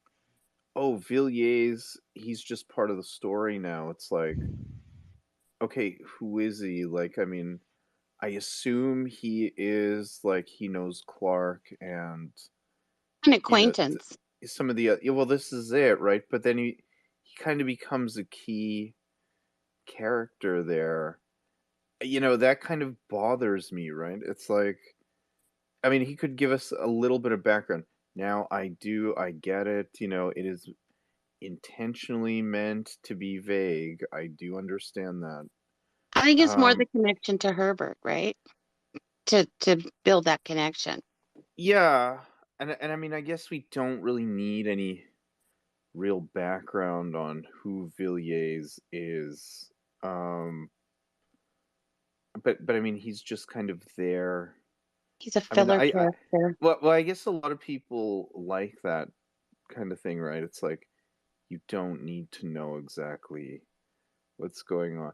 These were odd. They were not my I favorite, have I to would say say. it's an unusual, very like unorthodox like structure to have, like, yeah, especially like, like just characters not rooted, like in any way in the rest of the story, right? Where it's like, okay, like next character, and like there is no setup, or like, like Yeah, no exactly, like exactly. not there's not like a through line, like kind of threading everything. It's very unusual. To me, it's kind of fun to get a break from, because that's the kind of the norm, right? To have a very established, like a, kind of outline, like a setup for things. But I feel like, to me, it's just enjoyable. But for sure, I was confused. I have to reread it, especially Greek God Pan, for the reason that you're saying now, Adrian. Like, yeah, like characters coming in, I'm like, wait, who's this? Like, what's their connection to the story again? So I have to kind of like first like map it out, like write the name down, and then go back and release and reread the story, because I was like, wait, and I was confusing Clark and Villiers a lot, and Villiers. Like, I'm like, is this the same guy? Like, wait, what? Like in my head, they were kind of mixing, right? So, Well, that's exactly, and they yeah, don't have like they don't yeah. have I like think any defined. I think they are different guys, Oh no, right? they are. But what I'm saying is, like, they don't have any defined characteristics in the narrative, right? That's just like, oh, the dude who's kind of, like executing the action here, the protagonist at the moment, right? But they don't, like, n- it's not like one's more aggressive or like dresses this way or that, right? There is no characteristic, no, idiosyncratic, characteristic to any of them. So I was just confused. And So even Stevenson does kind of do it in Diamond Age as well, but then like he'll just plop a character in, and then he'll just go on with the story. But then he actually does give us a little bit of background so that like we can piece it together well, after the fact, yeah, but I right? mean So it's like the world building in Stevenson, right? Like, I mean, you have the files, right? Things like factions. You have like uh all the different, yeah, like kind of factions, and like like uh the connections between them. So it's easy for you to map a character there. It's like, okay, this character belongs to this faction. So for you, your brain kind of fills in the blanks. Oh yeah, this character, like maybe it's this, because like they've kind of follow, a particular pattern, like the other characters from the same, uh, like line, like kind of follow. So it's easier, right? If you introduce someone from a faction, you expect certain things from them, right? But here, it's so open, and like the story itself, like the the kind of negative world building he uses here, we're kind of okay, like just pulling things out of the air. I feel it's really hard to ground, like your characters, and for you as a reader too. And what I said to you, I was just getting confused, like who is who, and even kind of like to anticipate, or like kind of read their motivations, because you have so little information, right? Like I'm like, wait, is this guy the detective kind, or is he like like the scholar kind? Like who is he again? Like it just it's very lucid to me. That I feel like I've seen this done, right, in other short stories, where like even a little line here and there, like kind of like kind of mitigates that kind of floatness that these characters have. like I So mean, yeah. Go ahead. Go ahead. So, yeah, I'm reading this passage. I think what it's implying is when Mary, the mother of Helen, dies, because he's like it's a fragment, right? And it's Clark talking to Raymond. He's like, you know what I saw? We saw, and it's implied Mary dies holding Rachel's hand, and then later on he says, and then I went to that little village where Helen and Rachel grew up, and I walked through it. And into this pleasant summer glade, Rachel passed the girl and left it. Who shall say what? I do not stay long. I did not stay long. I think it's implied that when Mary dies, Rachel spirit or something, her soul is there when Mary dies, since Mary is in some ways, I guess, like, Mary and Rachel both, experience. Unless they're sisters, right? No, no, no, no, no, no, no, no. Helen and Rachel grow up together, and that's what like it's very They're friends. circular. Yeah. He even says it here, where there can be anyone, where there can be anyone who can show the last link in this chain of awful mystery, I do not know. But if there be anyone who can do this, you, Raymond, are the man. And if you know the secret, it rests with you to tell it or not, as you please. Because yeah, he's telling Raymond that that they both saw Mary die, and I know that what I saw perish was not Mary, and yet in the last agony, Mary's eyes looked into mine. But she's holding Rachel's hand. And then he says, he goes and he looks up that little village where, because Rachel's father and mother were dead, and the rest of the family had gone to a relative in the state of Washington 6 months before. So he goes to that town where Rachel and Mary, and he's like, here they had walked, Helen and Rachel, along this quiet causeway upon the pavement. And then he comes to and last I come to the place. The track went up a gentle slope and widened out onto an open space with a wall of thick undergrowth around it, and then narrowing again, passed on into the distance in the faint blue mist of summer heat. And into this pleasant summer glade, Rachel passed a girl and left it. Who shall say what? Because it's implied, I think it's actually implied Rachel is younger than Helen, right?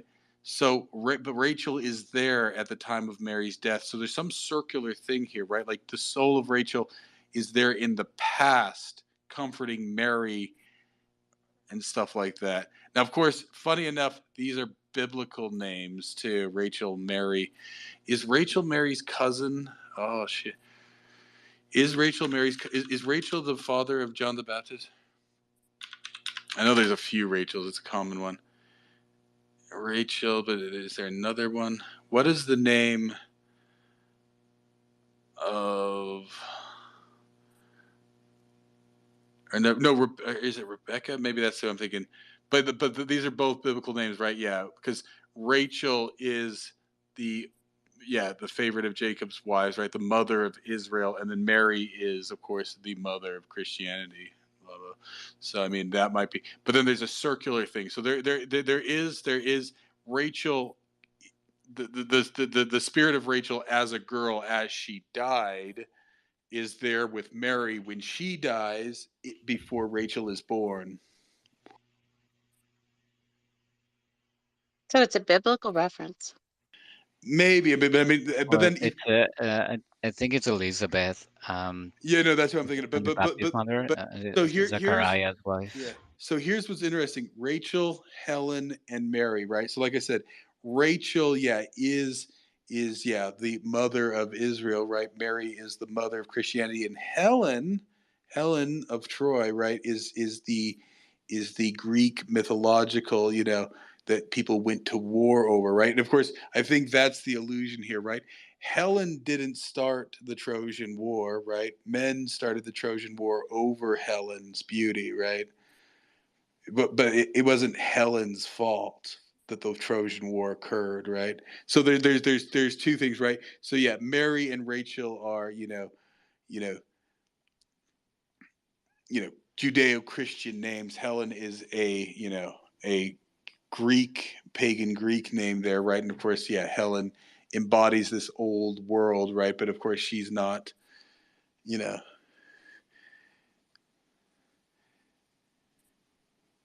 like Rachel is there to comfort Mary in her moment of death, even though she has not yet been born.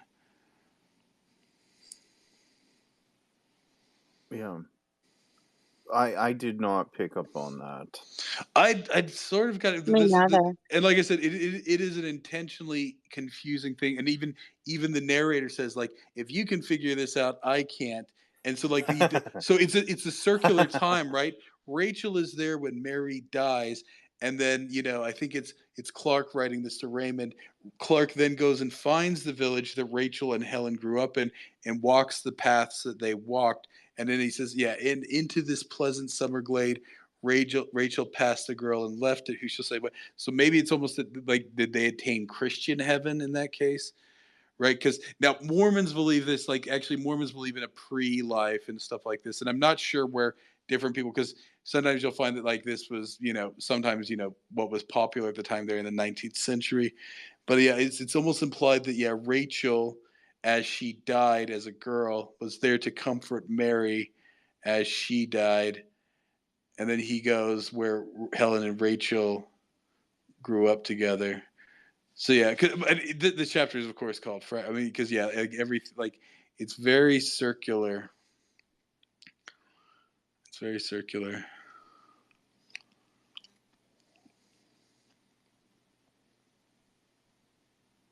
So Zinc, was it Lovecraft that put you on to Machen in the first Yeah, place? yeah, It's weird fiction. yeah. No, like I can't remember how I got into Lovecraft too, but like, because like I said, like there was a period there, because like yeah, when I was like in my late childhood, early teens, I was a voracious reader. But then, of course, as I got into my teenage years, I really didn't read. Early into college, I wasn't really reading much fiction. And then, like some point in college, there, I discovered Lovecraft, and that's sort of what got me back into reading, right? And then, kind of what I discovered via Lovecraft. So yeah, Lovecraft led to Mock and led to Blackwood, right? Speedy mentioned it earlier. St. Joshi, he's an academic who's pretty much the expert on Lovecraft for the most part, but then everybody, because Lovecraft wrote extensive, like not just fiction, but then he was also a literary critic in some ways. So he also wrote heavily about his info. Like that's how I just Chambers too and stuff like that. So he wrote about these guys. So that's of course how. He also had a Reddit system going on like through the mail. He had like paper Reddit going on back then. Yeah, it's because like he was talking to, like we mentioned, the guy who wrote Conan Howard Yeah, there. Robert Howard. How I got into Mackin was the same. I mean, I used to work at a bookstore, right? So I mean, like my section was horror, fantasy, and sci-fi. So just um, out of education there. Like, I had read, I think I have read Call of Cthulhu, but I didn't read like the whole Lovecraft thing. But once I really got into the bookstore, I'm like, yeah, well, this is my section, so let's go. And like, and at that bookstore, you could borrow the bookstore. You don't have to buy the books. You can just borrow any book from the bookstore and just bring it back, right? As long as you didn't break it. So I just, they had a massive compendium, Lovecraft, like a huge Bible, and I just grabbed that and I read a bunch of Lovecraft. And um, in the intro there, they mentioned Machen and Blackwood and Chambers. So I that's how I got into it. But Machen, yeah, there is an introduction by S.T. Joshi, one of the Lovecraft books that I own, I still own. And like I mentioned to you guys, like like I went and looked at his collection of Machen, and I just read the intro. What he was describing all the shenanigans from Macken's life. I'm like, yeah, I want to read this. So that's how I got into Machen. On that level, so I mean, what is interesting with Mac, especially like, is that he is much more sort of ephemeral and all this stuff, right? Like he's much he's I think he's sort of the bridge there into some ways between, because like I said before, you had weird fiction. Now there's other people who wrote, but like his, Well, because like what was popular in the Victorian, the early Victorian, like I said earlier, the ghost even stories, man. yeah, ghost stories. So he Yeah. moves beyond just ghost stories into weird fiction, right? Because of course ghost stories, of course, it was common in the Victorian ghost stories. It's like, is it real, is it illusion, is it a trick, right? Because like even a lot of the classic, so even what's his name there that we read, Hawthorne, right? Like he's even like, of course, there's a little bit of ghost story there in the House of Seven Gables. um and everything. But even he does the same thing. Is this real or is this Yeah, not? exactly. And so they all kind of Yeah. toy with it, right? Whereas Machen, yeah, he kind of crosses that line from just being ghost stories back into this sort of, playing with, these old Celtic tales, but then also kind of like, yeah, in a horror way, and intentionally with the weird story. Yeah, it's also still keeping with that ambiguity, right? But not just the ambiguity of whether or not you saw a spirit, but the ambiguity of existence, right? And the world we understand and all that stuff, right? And wickedness. It's in weird fiction. It doesn't really, like, it's always ambiguous. It's that there's something beyond that we don't understand, right? That the usually, like in Lovecraft, like, usually it's evil, but even Lovecraft in some of his better ones, it's ambiguous, right? Like sometimes, like certain of course, like, yeah, everybody knows, like, he deals with like alien races or the old ones and stuff like that, and some of them are malicious, right? So like we did it in this space, we can do it again. But what was Yeah, it, but the in many, Whisper in the Darkness, right? The Migo are yeah, very distinctly malicious, but in other ones, like the At the Mountains of Madness, the ancient race that is in that one, you eventually get the sense that he's like, but these were, they didn't look like us. They look extremely different, but they were scientists, they were artists, they were men, right? He literally says that, which is a bit of a spoiler, but so he kind of grows into that same thing too. It's like, originally it just starts as cosmic horror, right? But then eventually it becomes like, maybe, and of course there's still a horror in that one. Of course they peer into the abyss and blah blah blah, the other ones. But yeah, well, in the Mountains of Madness, you mean? yeah, the Yeah, no, I mean sugar. there is the old gods and the old races, but no, but some stories, like from beyond, and like um what's the other one? I just mentioned it. The one that's the guy that's the paintings. Picker's model there. Those stories that you can interpret as them being just crazy, right? Like, I mean, some of them, like, it is not kind of clear cut, but like, it's like, okay, these people just went crazy, or they're actually saying things, or like, communicating with weird beings there. So um yeah, but I feel like, I mean, a lot of the like what I said before, I Lovecraft, like he really goes into interdimensional beings, and like just very characteristic defined like alien creatures. Whereas like to me with Machen and Blackwood, right, it's more like like the kind of nature, like it's kind of like yeah, like old like nature, the power of nature. It's so old, it's kind of like it has its own magic, and like it's something we can't understand, right? So it's not, I feel like it's not something crossing from a a different dimension or whatever, like breaching into our reality, but like something that's always been there, and we cannot evolve out of it, right? So we can't um, connect with it anymore, right? So um, that to me is like Lovecraft is kind of like he elevated the weird fiction to more of a alien races, and like something just more cosmic than something contained within our own planet. Yeah, so I mean, the Lovecraft that we did was another one that I wasn't too crazy about. I mean, I'll give it another chance because we're probably gonna do much more of it. But yeah, I don't Well, if know. I remember right, it's because you guys didn't understand what the implication at the end was. But no, it's probably me who didn't understand. I mean, I'm pretty sure Carlo got it right. Well, it was like my fourth time reading that story, so I actually picked up lots of things that I had missed before. It's very complex, that story, and lots of things kind of in passing, right? Or like like they're not explicit. You're like, oh, just kind of like subtext that like Oh, wait. The one we did, because we've actually done what three. was it, Charles Dexter Ward, Yeah, no, sorry. Yeah, I was Charles thinking. Dexter or Ward. Yeah. Space No, I was thinking of the Whisper in the Darkness. Some of the other and people at Whispering that in the time Darkness? Yeah. didn't understand a certain implication in that one. That one's always the one that I like, that I find to be the sort of most frightening one. I don't think I did. I don't think I did that one.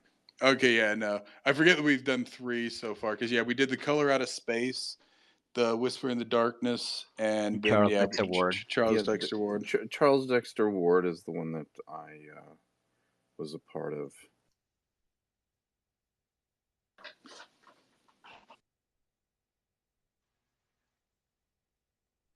But yeah, no. So I mean, in many ways, like I said, I like Mackin because yeah, like when he gets like when he just gets rolling with the ambiguity, and I do like, right, when he overly Yeah. describes the hills and the trees and all that, like that's a bit much, but to a certain extent it's just a stream of consciousness. So like yeah, like the white people, like yeah, like the way it kind of, yeah, just kind of wanders there. You kind of get lost in it. I Well, like but that. but lost in a good way, or like kind of Yeah, mesmerizing like or lost, boring? like no, in a good way, like you're You know, on the same though. journey. Yeah, no, I Yeah, feel the same. I feel the same. Like yeah. just very, like what I said. Like I was listening to it. I'm like, I just got into, like just gonna, like mesmerize it. I'm like, oh wow, like just got into the flow there. Like you're right Um, there beside her in the forest, going along the path, experiencing all of these different, visuals. And yeah, no, I really enjoyed it. yeah, actually, I don't like that sometimes, like the stream of consciousness books. I'm like, oh, but this one just flows really well, and like it has that like kind of dreamy quality that like, sometimes like I was wondering, Yeah. is she imagining this, or like is it happening physically, or like is it magic? Like it was kind of weaving in and out. So to me, that was just really Yeah. interesting that to Or to in a to have dream. that Yeah, effect. dreamy. I don't know. I wasn't too crazy about it. There were elements that were all right, but yeah, like after we came from Diamond Age, it's like, Well, I think and I yeah. think I did do this one partially to troll you. One, it was about this idea of like the I mystical do it. girl.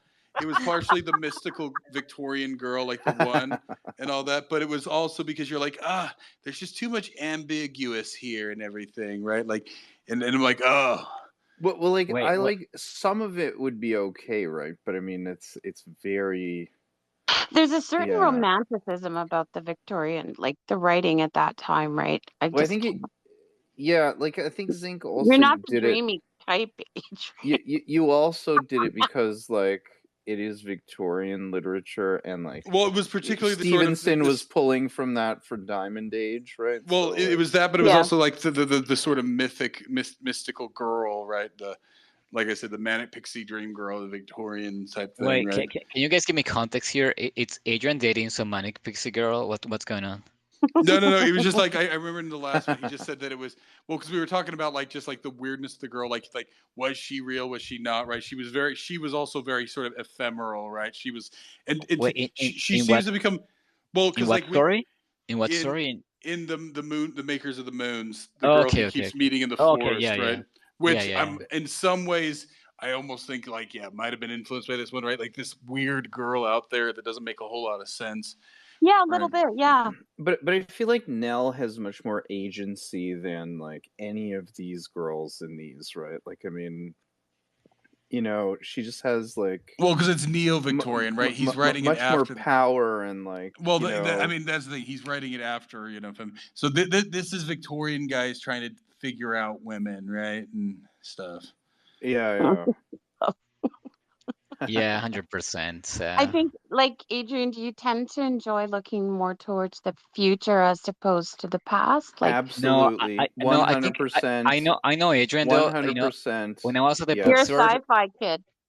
no, I think Adrian likes like just hard writing, right? Where like just hard details in like things concrete and like like less floaty, Literal. like He Well, likes well, explanations. Let's be well, well, honest. well, I do. Well, I mean, I like some ambiguity. Like, it's like, okay, that was used well. I can ponder that, or like, it's like, but I need some things explained to me, or else, and I mean, there can be like ambiguity, but like, And that's there why has I to be gave you enough this story because explained, there's right? nothing explained. Gotcha. There are, I mean, there are portions that I can pick, like put together, but it's like the nurse, right? It's like, to me, that is actually a nurse, right? It's a Yeah, no, nurse that, like she yeah, no, nobody denies she exists. I don't think she's in the girl's head. She does exist and then she yeah. disappears. I mean, but it's so vague that you could interpret it as just being a figment of her Well, imagination or I mean I'm it's saying, super and vague. after one read through or one listen through, I did not see the nurse as being anything beyond a nurse that recognized, hey, wait a minute, Well, this girl has some like witchcraft-esque but powers. you said she was And grooming her. She was grooming her into the cult, right? Isn't that as you? Because I got that the first time I read it that she was yeah, just like someone from the pagan Celtic voodoo satanic sex orgy cult just trying but I No, to. mean, but the girl already had some ability on her own, right? It was like natural ability to um see the white people, right? no, there is an it's because they're at the end too. Since I was just rereading that, there's another part here where her father is completely surprised that she dies, right? And there's no real inclination that he's a bad father, but one thing that is interesting about this, and it's something I often notice with parents and stuff like that, right? That like you're so involved with your child's life in like the first 5, 6, 7 years, like the first part of their life, and then as they get older, parents sort of the child does things on their own, right? But then parents have a perception that they still know their child because they still see him every day. The kid comes in for dinner, they still spend hours. But as the child gets older, right, they're spending more time, you know, outside of the parent. And so then, of course, it's like, oh, I didn't know my kid was involved in all this stuff. But just like, even like, yeah, but then parents still sort of cling to that they know their child, even though they don't, right, as they get older. And then are very sort of surprised at things, right? So I think that's the thing, right? Like, because it seems to indicate that, yeah, like externally, right? Like, her father was a normal Victorian guy. Yeah, he was very involved in his business, but there's no indication that he was like overly negligent. That he did care, but it's just like he's very surprised that this other world, this inner world she sort of existed in, right? She's just sort of odd, and yeah, she just likes to wander out there in the forest. She's just a quiet girl and all that stuff, but yeah, like that he doesn't really understand what she's doing. Well, Yeah. that was also in a time when fathers really didn't spend much time with their daughters, right? It was always they would spend time with their sons, and the mothers would take to the upbringing of the daughters. Well, But even I beyond have it that, on right? my Like, note. I have it on my I, note. Is this a theme here that like is this if we kind of take it more literal, like if you don't have a strong connection with your child, you just like sort of kind of wander oh, I into don't this think it's that. I don't think it's all that either. Like I said, this into this is imaginary world where they get lost in it. Like I wrote this down, like just kind of like brainstorming about themes, like because we see in both cases, right? Like both Raymond and like in the dad in the white people, they're just kind of like they're too focused on their lives and they don't give a crap about their kids. So is that a theme here? well, it's both things. One, that yeah, parents think they're more involved in their life. I think the main thing here is that parents think they're more involved in their child's life as they get older than they actually are. Of course, they know their kids off doing things, but they don't realize like how many hours in a day and everything else like that, right? Of course, everybody's heard, what is it, Cat Stevens, cats in the cradle type thing. But it's I think it's even like even parents who think they're attentive, right? Like you don't know, right? Like even more overbearing parents, right? Like as your kid gets older, they're sort of involved in stuff. So even if you like are seeing them regularly, like you have dinner with them every, because this is a Victorian household, right? They have dinner every evening. They discuss, and they probably retire to the parlor and discuss things and everything else, right? So he probably feels active in her life, right? Like even most modern parents do. But then Right. suddenly they find out like another aspect to their child and all that stuff, right? It's like, oh, I didn't even know, right? Whether it's good or bad or just mundane or whatever, right? That essentially, But I mean, kids keep secrets from their well, parents no, but too, it's right? I not even that mean, it's an active secret, right? It's just that like as kids grow older, parents think, even good parents, right, that they're active in their lives, and they probably are, right? But as kids get older, they're doing stuff more outside of the parent, right? So they don't really have but parents think that they are more aware of what their kids are doing than what they actually are, right? Yeah, that's very true. So I mean, it's just an interesting thing, right? Like from externally, right? Like he probably just like, oh yeah, she's just she likes to go and wander the forest, right? We have dinner every night. I talk to her, blah blah blah. But like you don't realize like this, and yeah, like maybe like now it's a secret for her. Now is she actively keeping like nobody even knows to ask her. It's like, well, what do you do out there in the oh, I just look. It's like and of course people sort of live an inner life and everything else, right? Like that, like you know I mean, even with some of like well, I know Jody, like her family hears it in the background, but like Adrian, do you tell your parents about spaces? um, sometimes, but not really. Exactly. Well, I never like mentioned it, and like I said, it's not like Well, a I mean, secret. It's just like I'm I'm. an adult, right? Like, I mean, Well, no, that's what I'm saying. Like you don't explain everything to other people, right? Like even people you're close to, right? You don't die, right? Like this is always my thing. Now, this is like some very surface people like I've talked about here, and don't want to name names, right? Like you could just tell they're the same everywhere, and they bring up the same stupid shit everywhere, right? Whereas like and these are the same people who, like it's like, oh well, why don't you have your name on your profile? It's like, well, because I'm a different person. You like I mean, and it's not like I'm hiding anything. It's like I said, there's a different zinc at work, and there's a different zinc at the bar with the boys after, and there's a different zinc, like that's just everybody lives multiple lives, right? Like at least every adult. And of course, as kids get older, they become more into that, right? So they start to live a life outside of their parents, right? And of course, parents sometimes think they're more involved in their kids' lives than they actually are, right? And of course, not everybody wants to like tell everybody everything they're always doing. It's not that you're keeping it's not like a secret in the sort of malicious, like, oh well, they'd be shocked. It's like you don't even think about it. it's It's just just something you do. privacy, right? Yeah, I it's just mean, You something know you what? It's do on your more own that time. you're caught off guard that your children are starting to develop lives of their own, and you think that you know everything about because you spend their entire childhood.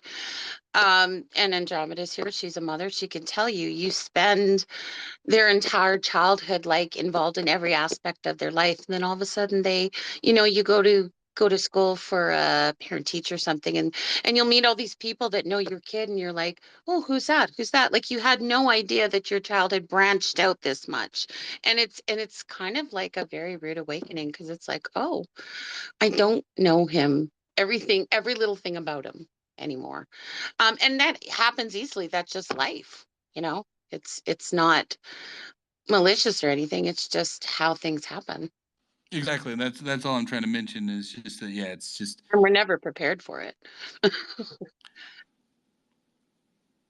and I think that's what they hint at here, right? Because I think once again, like, um, Machen here, he's trying to like not let people read anything into this. Like, oh well, obviously she was neglected by her parents, right? Now, of course, he implies that the father was obviously involved in his business, but it's not like he's like, just like anybody else is. But it's not like he was like completely neglectful or anything like that. I mean, he wasn't completely overbearing, but yeah, it's like, oh yeah, she goes out in the forest. She's a weird one, but Well, she's he's not an nice. obsessive father. He allows his child just to have the freedom of her life, right? He trusts Yeah. her. So like, and then later on, they discover this book and this weird sort of inner world that she had, right? And so that's very shocking to them. And it's something, yeah, like in this case, they take it probably negatively, right? And of course, it covers that, right? The servants start to say stuff, and they're all wrong about it, but that's just what. So Yeah, it's just yeah. That was like another kind of interesting aspect to this was just. Do you but really but know a but person? I guess, right? Like, but I mean, don't modern teenage girls keep diaries where they write all kinds of crazy shit and like, you know what I well, I mean? mean, they Like, did I back mean, then. I mean, this is probably like this is an Back interesting period. then, yeah. Wait, Like do they? That was in the 90s, bro. Like, not now they just share everything on their wow. phones with their friends. yeah, Their What phones you are think? dirty now. You think that there are girls that they don't write in a diary anymore, or I don't think so, man. I it's work with younger it's I mean, pro people, it's and like yeah. it's probably less common. their lives are It's their phones, With bro. They social just media, I would say no, because a lot of girls like TikTok as their diary. You know, 100% like like diaries. I mean, they're amazing for introspecting and like like I find the value. But I'm just saying that like that like competing with being validating every second by your friends is never gonna win over. So as I see it, just the sheer like kind of pragmatic like see, but advantage of in that. TikTok, sorry, Carlos, I didn't mean to interrupt your thought. No, go well, ahead. I was gonna say like this is actually what we talk about like yeah like right now boys are less likely to read. Eventually, girls will be less likely to read books too. But in Victorian times, everybody diaried, right? Men, essentially, if you were literate, everybody diaried. One, because what else were you gonna do, right? You could read and write, and you had a lot of alone time. You had no Right. TV. So I mean, at this point, yeah, like girls kept diaries, guys kept diaries, right, and everything else. Now, yeah, as you got more into like the 50s and 60s and stuff like and into the mid 20th century there, it became less something that boys did and something that girls still did, right? Oh But yeah, in like in the Victorian times, 90s the in girls were doing it and like Yeah, my sister had it. I Yeah. remember they would write all kinds of like crazy ass shit in there. Like, I mean, I remember this one chick and like she had like some sketches in there that she was showing me, and like you just kind of go through and like the different things that they're writing, and like a lot of Now, things about famously, boys this and like I never sex saw and the show, like all but kinds of shit, right? Like, I mean, but Yeah, crazy. Like probably one of boy the influences. bands, just weird shit. Keep on. iCarly, I don't know if you guys know that show. Like, it's literally about like it's like from the mid 2000s and like the girl's like blogging, right? So it's like her dear diary, right? But like in the context of the show. Now, this was when blogging was coming out, and I'm sure maybe it accelerated it. Maybe some people were already doing that, right? But then yeah, it sort of became live journal. I remember that show. Yeah. So I mean, that probably influenced it, right? So they're all like, "Oh yeah, well I'll keep a diary online too," right? But I mean, probably some people were already doing it. Now, of course, it's always a framing device in TV shows, right? Like somebody, right, John Boy or whatever, like the Waltons, and somebody keeping a journal. Well, even Mr. Belvedere, right? That's how every Mr. Belvedere episode ends, yeah. right? He keeps a diary. No, I think in that course, it's because in that way he's out of time, right? Most men weren't keeping diaries, but of course yeah, he's a butler in the 80s, right? So I mean, that's right. But this is something. So this used to be a framing device, right? Well, it's even the framing. Well, no, but then Well, actually, and you can get into like conspiracy theories, but because this was the framing device of Sex in the City, right? Is that she had a blog post, right, as an adult woman, and then of course iCarly, Wasn't it they a targeted. column like Yeah, in the? something like that. I don't know, but then of course iCarly, then targets young girls to do the same thing, right? We can get into things there, but I mean that's the thing, right? So it's a common sort of framing device, but yeah, like I'm curious, yeah, if that probably accelerated it, right? That like yeah, one kids probably were already moving online just because they had a computer and everything, but then two they saw the show iCarly, so very very quickly younger millennial because yeah that show came out mid 2000s, so yeah younger millennials, older Gen Zs were probably So hang on. influenced by it. If we interpret this internal life, this internal world, the ultimate connection to the natural world, can we argue that social media is just destroying that? Because if you don't have, like it's demolishing that connection with your internal life, with your internal self. And So Yes, in, yes in, I and in no. this I in think this people. context, go I ahead. think already we've gotten to the full arc on this because so many people have been destroyed, right? Like it, Speedy, right? Like a few years ago, there was a couple of young teenage girls, French Canadian girls, right? So they were saying the N word like on a video from like when they were in junior high, and then it blew up on them. And so this is what I actually noticed along a lot of these younger kids is they've already seen the kind of bad effects of this, so they're very careful about putting out. They're terrified, and this is actually the problem, right? Like a lot of them when people complain about the younger generation, like, a lot of them see the problems too, but they're terrified of Yeah, they getting self-censor cancer. like Yeah. everything. So what they prefer is they're on Discords. They're in a small groups there at most. So there's probably somewhat a return to the inner world or something like that. Now, is it done through writing or is it just done through, you know, escapist things? Now, of course, I But don't I, like I, to. I just I just find that like the way like social media, the way people interact with their phones, like that's why I think I valued reading so much. Like it's like like a repetition, and it's like it creates a reflex, right? So when you just tap, like you react to to anything on your phone by tapping, it's a very quick, immediate response, right? So whereas when you read, like what I value reading so much, and like in my case personally, like it just trained me how to introspect, and then you get that reflex when you face something, right? If your reflex is to introspect and like kind of like a book teaches you a lot of deductive reasoning, right? You have like bunch of little tiny bits of information, you put them together, and you kind of come to a kind of big picture conclusion, right? Whereas your phone is the opposite, like instant reaction, instant judgment, instant action, right? So like what I And always argue with the validation. phone. Yeah, exactly. So what I argue with the phone, and what I say, like I always try to make people read, is that like it's not, it's an unconscious, like you're training yourself to be reactive, and it's not, even if you say, oh yeah, I'm not gonna be reactive, no, it's just a repetition, right? It's like working out, like it's just you have that instant, like quick reflex of reacting that way, right? Whereas if you read, you have, you cultivate that reflex of like, okay, I have all this information, right? I'm not gonna quickly, like react to it emotionally, or like quickly, like have an instant, like a judgment, conclusion, whatever. I'm gonna apply my deductive reasoning the way I do with reading, and like just parse the information, like like kind of what I said, take the big picture approach instead of like instantly, like reacting to it. So that's yeah. what I'm saying when it comes to So destroying the inner life. It's that in that way where like you're not an introspective being anymore, right? You are just a reactionary being. it's kind of interesting because I remember when I was in high school. I mean, the girls did diary, and this was around the time when everyone was getting computers and like ICQ had just came out, right? And I mean that did get a lot of the girls to like talk online and stuff like that. But I mean, another aspect to it, yeah, there was the social aspect that they got on ICQ, and you would like meet up on the internet with like all your friends from school.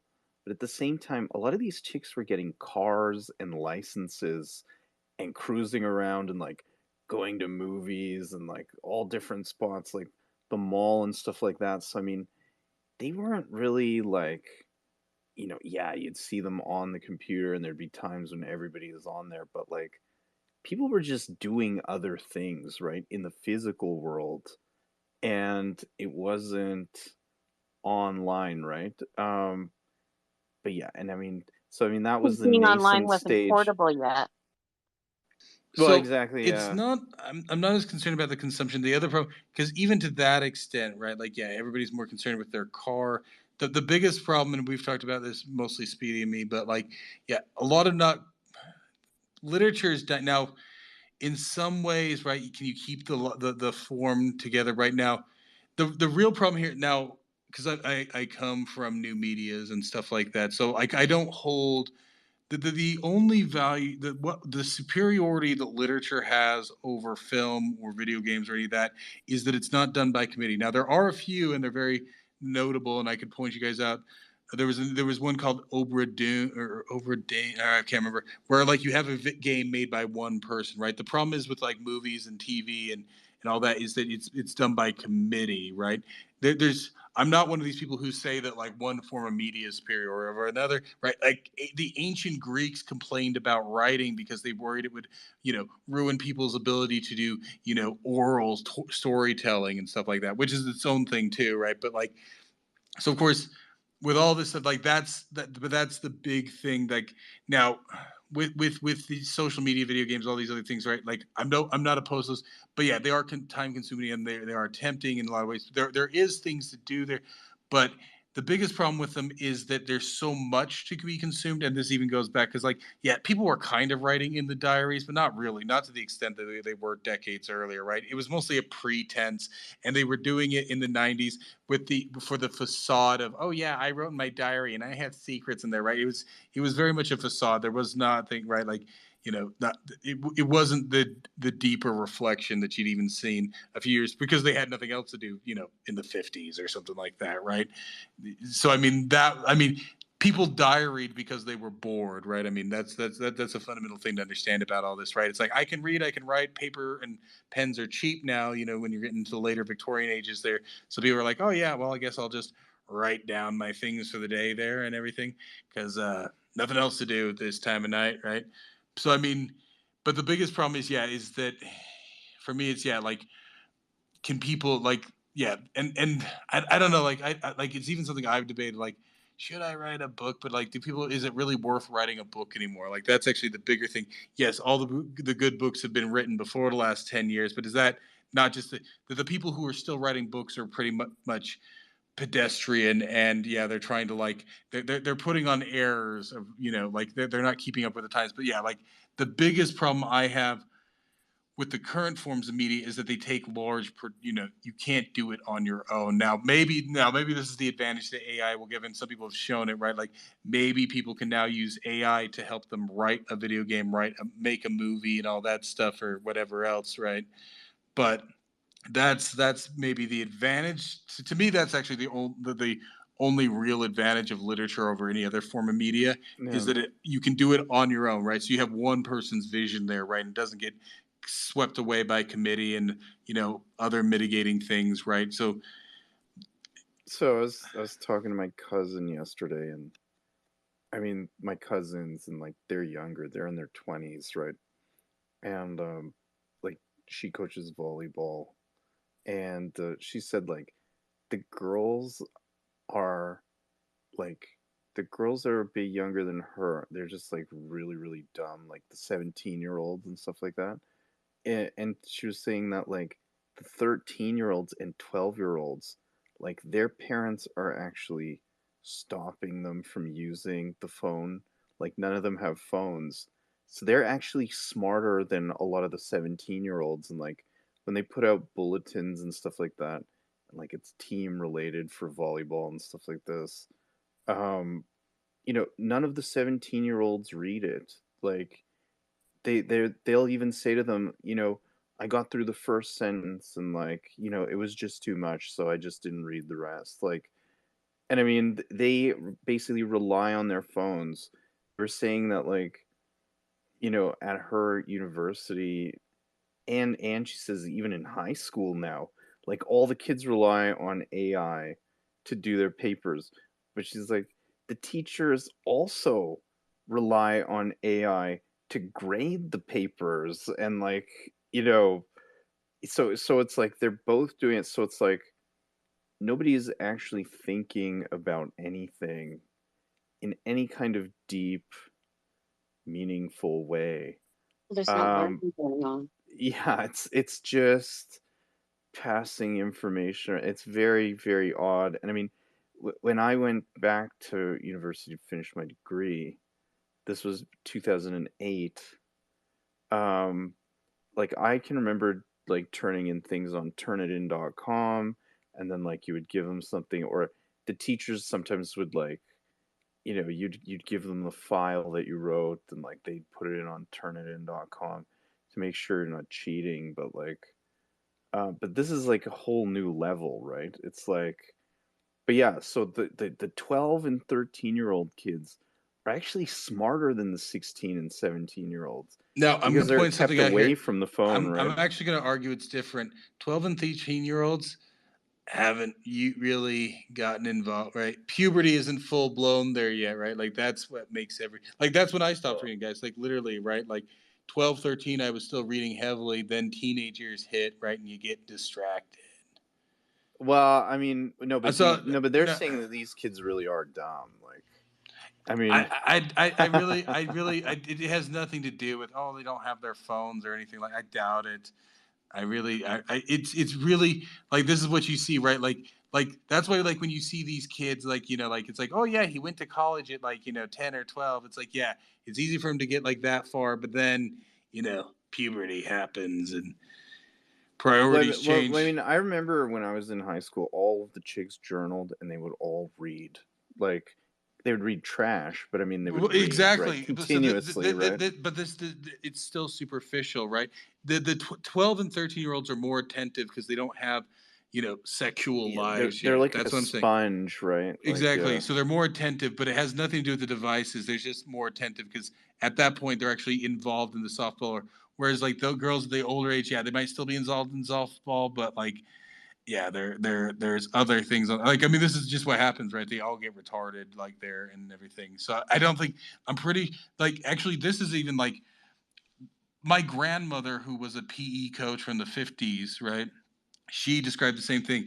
The junior high kids, yeah, she liked it. They were attentive and involved, right? It was the high schoolers that were not, right? So I mean, they've been saying this shit literally for 70 years.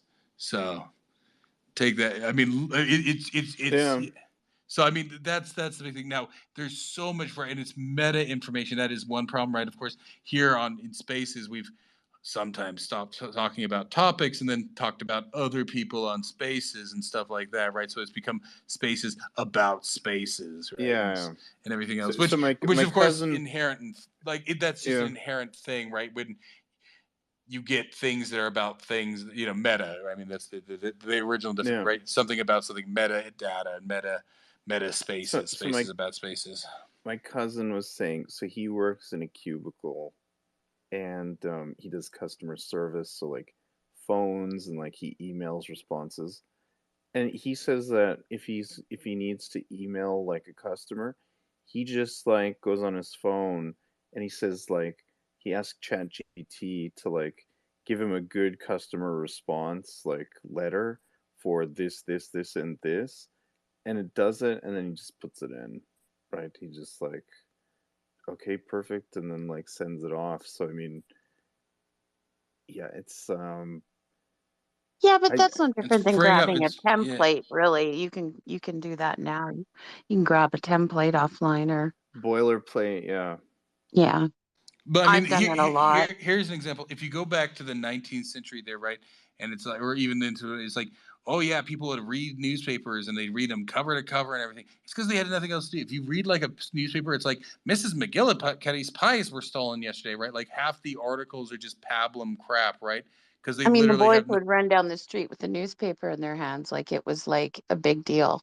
Well, that's what I'm saying, but it was entertainment and it wasn't like useful information, right? So like filling the columns, right? So like if you read about Victorian London, usually they had a morning edition and an afternoon edition, just like the morning and nightly news, right? Like they were literally just printing things and filling space with whatever, right? So there might be a big headline that day, and sometimes just like here on on Twitter, right? It's just like, oh, we don't know anything yet, but let's talk about all the things we don't know, right? It's just like people want to read about the thing that just happened. Well, fill out some columns there, right? And so they just meander, right? So I mean, it's really hard to say. Like, yeah, like are we finally decaying? Because yeah, like all the weird kind of like trans stuff and all that stuff. But at the same time, to a certain extent, like I said, you can always go back and every generation's complaining about other generations and oh, this was the best generation, or now we've Well, moved no, beyond that I think generation. we are decaying. I think we actually are.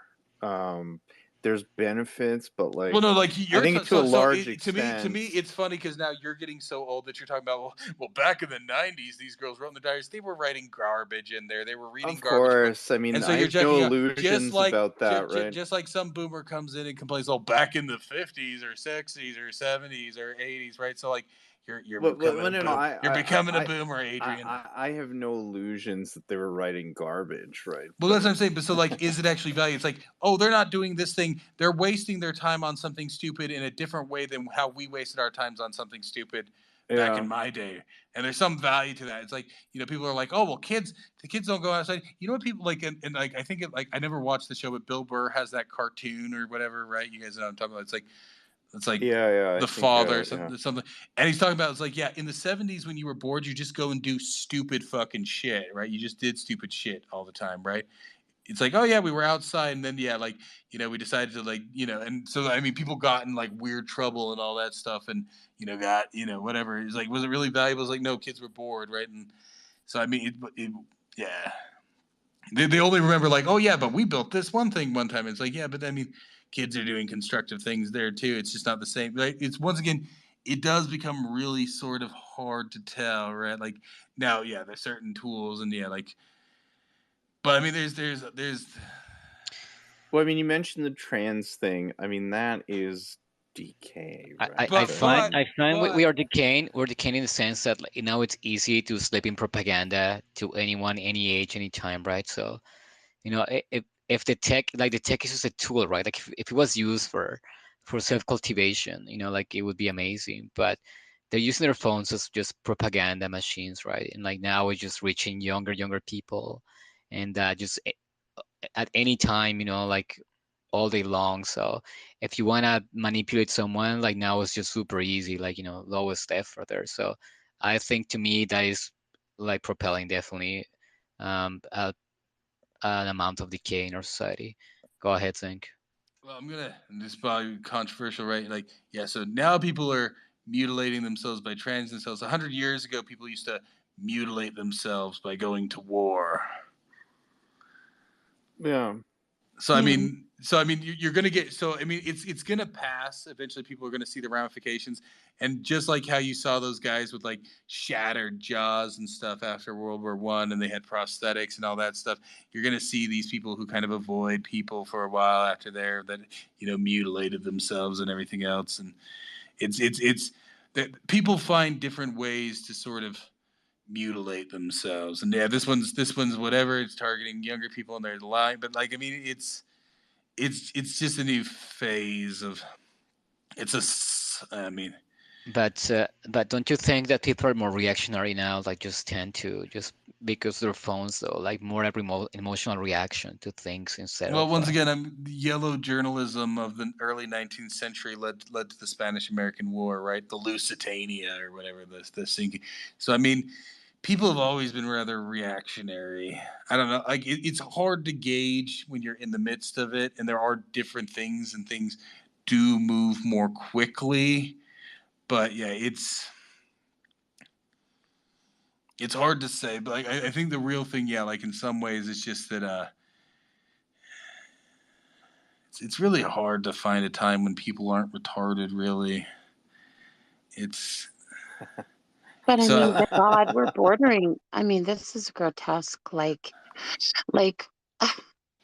Yeah, I mean, children, like children just mutilating their bodies, and these are things that can never be undone. And they're just like, I have an 18-year-old. For God's sakes, I had to bloody well put his napkin under his damn chin tonight. Like he's got so much more maturing to do. Um, and yeah, no, it's just so grotesque to me. I'm just horrified by some of the things that are going on today. I Uh, just I just really didn't. ever imagine that I'd be living in a time where these things are It's happening, and that it's encouraged. I mean, the one thing that is becoming problematic now, of course, it means people are, you know, it's the surveillance, right? Like, I mean, it's essentially right. Like, so if you go back 200 years ago, you could get on a boat, sail to the other side of the world, change your name, and your troubles wouldn't follow you, right? You could reinvent yourself. You can't really do that anymore. There's less, there's less, yeah, like there's too much, but You can be Or tracked while yeah. and even first off. even just leaving your country, right? Before you could just like, sneak out of the border or whatever. Now it's, yeah, everything's so surveilled. Like it's just you're tracked. You constantly track, right? So you leave a trail, like whatever you go. So for any type of, like, the sake of you, yeah, kind of, Like I like said, to leaving a the certain past extent, behind is much harder. Go ahead. to a certain extent, that's why the Diamond Age kind of gives a certain future that I guess it's kind of a little bit exaggerated in some places, but yeah, what's the plausibility of it? But yeah, like can you sort of escape, right? Like to me, that's and of course, like I mean, you guys, I yeah, Yeah, but I mean, Diamond Age is like you just find your own tribe, and then that's that, right? Like you can move between like different tribes too. yeah. I don't know. Like it's can you escape anything even in that? That's what's not touched on. It's hard to say. Like, yeah, I'm not sure. Like, it's Wait, do you mean like in terms of reputation? yeah, Yeah, we should do the repair of reputations by yeah. chamber. Yeah, sorry, Zink. I'm just gonna drop out, and I'm having like a tech issue here, and then I'll come back up. Okay, yeah. So yeah, no, I don't know. I don't know. Can we There's just blame climate change? there's a meme that goes around, and it's sort of true. Maybe I'll wait until Adrian comes back before I state this. But Wait, so Jody, how do you enjoy this? Like, I don't know, what's I mean, compared to the previous things we read, like, what was your enjoyment level on these ones? Well, I enjoyed them both. I've always liked Victorian era writing. Um, and I've always liked that time period. And see, I'm not into the horror of today. I like, to me, it's just much more, it leaves much more to the imagination, the horror from then. It wasn't so graphic. Um, I really enjoyed it. Machen, he goes on a little bit with his descriptorial writing, like, he has to describe the tree to the nth degree, and the flower on the tree, and the leaf on the flower, and the stem on the leaf, and etc. And but I like the flow of his writing. Um, I don't know. I'd like to read more of him, but it you have to be into that kind of, the romanticism of the period, and it was a different time, and we knew less, and it was a much simpler way. So I enjoyed it. I like it, but I so know Adrian doesn't. here's what I was going to say before Adrian left, but I wanted. So there's a meme that goes around like I was born too late to explore the world, too early to explore the universe. So I'll just post cat memes, right? Yeah. So like that's sort of the problem right now. So like Is that what it I all comes down to? Jesus. so I wouldn't say it's a dark age, but I don't know. Like it seems like I don't know if because I mean things are rapidly changing in some ways, but not in other ways. And so I don't know. Like it seems like we're on a plateau of human development here, right? Like it's sort of we're sort of still trying to do the same things now that we're trying to do, about 80 years ago, right? So I mean, people had already conceptualized AI 80 years ago, right? Like even in 1984, right? Like he's talking about the machines that like produce crappy literature for the plebs, right? Like and everything, right? So people had already conceptualized this stuff. And of course, we don't seem to be any closer to getting out into space and everything. So like there's like these points like like at least like from about like 1400 to 1800, right? You could there was some new frontier, and then there's just not that anymore. So you're saying that we're culturally stagnant. Everything's been done already, and we're just I'm saying recycling shit. well, it's sort of it's become sort of cyclical. I mean, that's the other side, right? Even if there's not like a conspiracy to make it happen, right? The techno feudalism that I put there in my thing. I mean, that's very much what it feels, right? It feels kind of like it's just more the same, right? Like it's that stagnation of the Middle Ages type thing, right? Like or most periods, right? Like Well, I so. mean, but this is like a obviously, right? Like we talked about it with Diamond Age about like a fake scarcity, right? Like an manufacturer scarcity. So to me, that's what like sort of like makes me the most like bummed out. But also like like what you're saying, Zinc. Like let's say like people, I don't know, people in the, I don't know, like early Renaissance, yeah, they didn't even in dream of like, I don't know, going into space or like like mining asteroids. And I feel like now we have all these concepts that like okay, cool, this could really change things. For like just we have this potential that we know or aware that we can expand like uh our civilization. Like it's all there, that kind of laid out, right? But it's like as if you get gifted a plane, but like actually it's like the engines are broken, right? Like you're like, oh, I have the possibility to fly. Like I know the concept, I understand it, I know where it can take me, but I can't, right? Because like this thing is broken. So you have, yeah, all of these kind of possibilities laid out for you.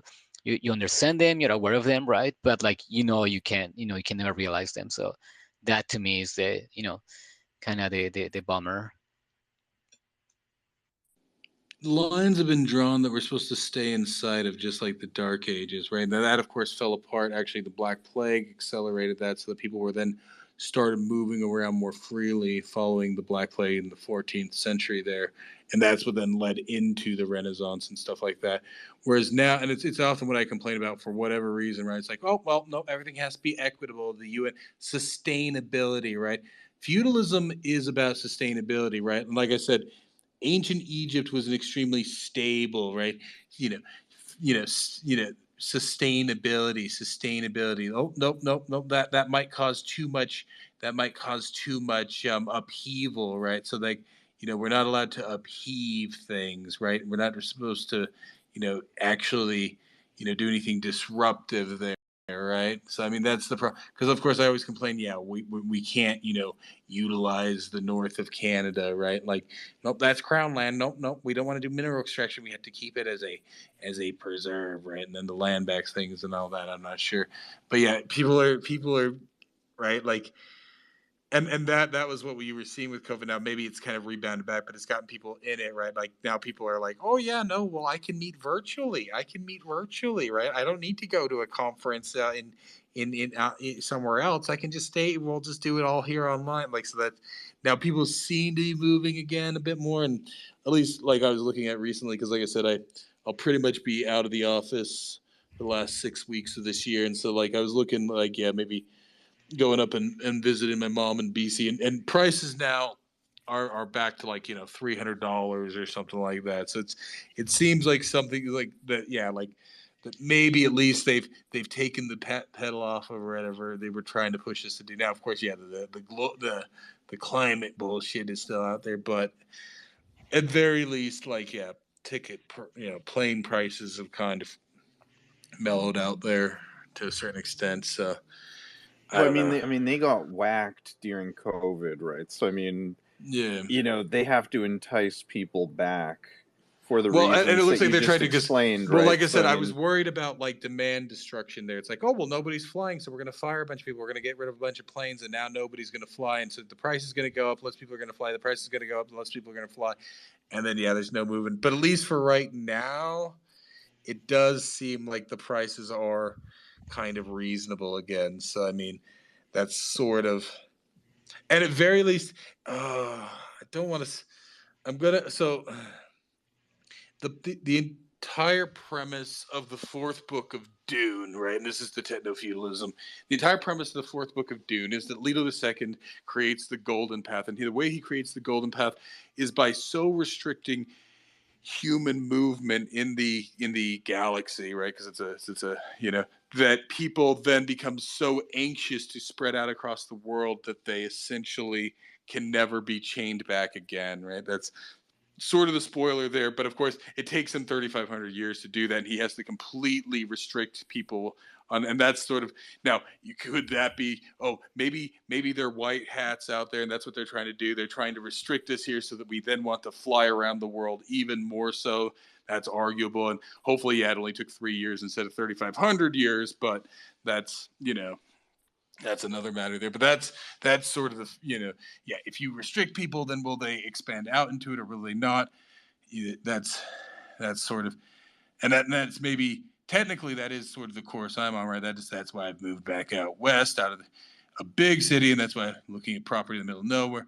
And why maybe ticket prices don't feel so expensive to me anymore. I don't know. It's really hard to say in that regard. I don't know.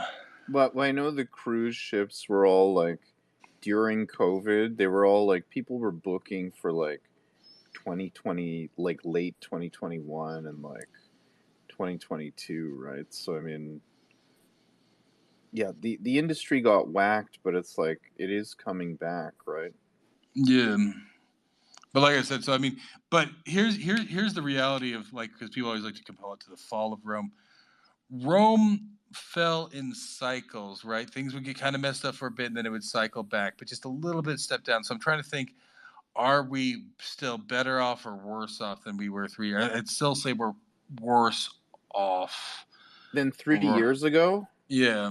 absolutely. Oh, yeah, 100%. I mean, just Now, the on the economy. other side of that, personally, now of course the 3 years I lost there and everything else, personally, at least financially, now prices have gone up, so like, but I'm still probably better off. But that's of course just as I've advanced in my career there and so on and so forth, right? So, but yeah, like overall, I mean, like, so the big one, of course, like I point out, and of course, I don't care. I like the excesses of consumerism. I'm not going to deny it, right? So, like I said, in the States here, right, like from the late 90s up until COVID, right, like I said, I tell you guys, the entire value of a super Walmart was it was a grocery store, and every grocery store in the States essentially stays open 24 hours. You could go and you could buy whatever you needed from Walmart at fucking 2 in the morning, 3 in the morning, right? And everything else, right? And now that's not the case. So that's one place, right? Like where it feels sort of less, you know, accessible than it was, right? And yeah, so I mean, but yeah, maybe it's recovering, and maybe, although yeah, the like I said, it's like, oh, I'm totally awake. Well, are you still afraid of global warming? Oh, absolutely. No, you're not. So I mean, this, but So Zinc, just this headline. So I'm just looking at Yahoo Finance. This is the headline: U.S. defense stocks jump while Israeli-linked stocks fall globally. So nice. it just Yeah, no. reminded me of what you were saying there yesterday. I should have bought some defense stocks, but I didn't. You really should have. I knew it was going to go up today, and it did. Like, so. How much did it go up? Went up like almost $4, I would say. Yeah. What percentage is that? Get it on a percentage. Hang on, let me see here. So, Adrian, did you get that I'm guessing that's maybe a 2% or 4%. Because the fact that Yeah, you're using 4 dollars, point, yeah, 4.62%. I mean, it's nothing to shake a stick at, but the fact that you gave me dollars meant that it wasn't, because it's not, it's not as exciting as. Yeah, But I yeah, mean, it's 4.62% is what yeah, Raytheon climbed today. Because of course, I mean that's all that matters is the percentage, right? Because.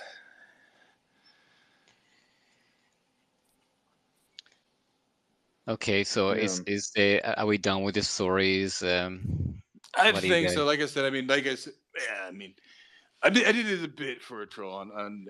I was hoping he'd still enjoy them more, but Wait! You actually did for a troll to troll Adrian? well, For like I real? said, like I just know that, like for It's a him, bit of everything, right? Thinking you're crazy. Well, like I said, just the fact that he's like, well, I was already thinking about it with this other stuff, but like the fact that he's like, there was just too much unexplained. And so then, like, of course, my mind then went to like an even more unexplained story. No, I mean they're interesting to think about. You know, but like I mean after like the Diamond Age, right, which really was. No, I I feel think you, maybe Adrian. even my favorite one of The this Diamond Age is entire thing, like being so tight, right? And like so yeah, in terms of it was awesome. speculation, like it's just so provocative, Prescient. right? Yeah, no, and like, but it's just even like, because if you read a lot of science fiction, right, and you start speculating, you would get there, you would get to that book, right? If you start just, like pulling on threads of sci-fi, like, okay, where would this go in, like, in a realistic and a speculative, like kind of making it close to anything, So I haven't possible. reviewed the next book yet. Is it carry on the same tone? No, it's much more. It's science fiction, but like I said, Larry Niven, the advantage of his science fiction is that it's still much more human. He focuses more on the human, so it has like a science fiction aspect to it, but it calls into question certain human aspects. Yeah, but anyway, that book is just so. It's like at the pinnacle of sci-fi, and like everything's so tight. I get you, Adrian, too. That sound more up your alley there, Adrian? Oh, absolutely. I mean, the Diamond Age is 18 hours on audio, and I did it in 9. So I just went to 1.25 speed, then 1.5, then 1.75, and then eventually I was just going to 2x. And I was reading parts of it too, visually. Yeah, so I mean, I powered through that within 2 days after it was assigned. I was like, okay, no, this is good. Like, you want to know after what's it was going assigned. on. Yes, after it was assigned. Exactly.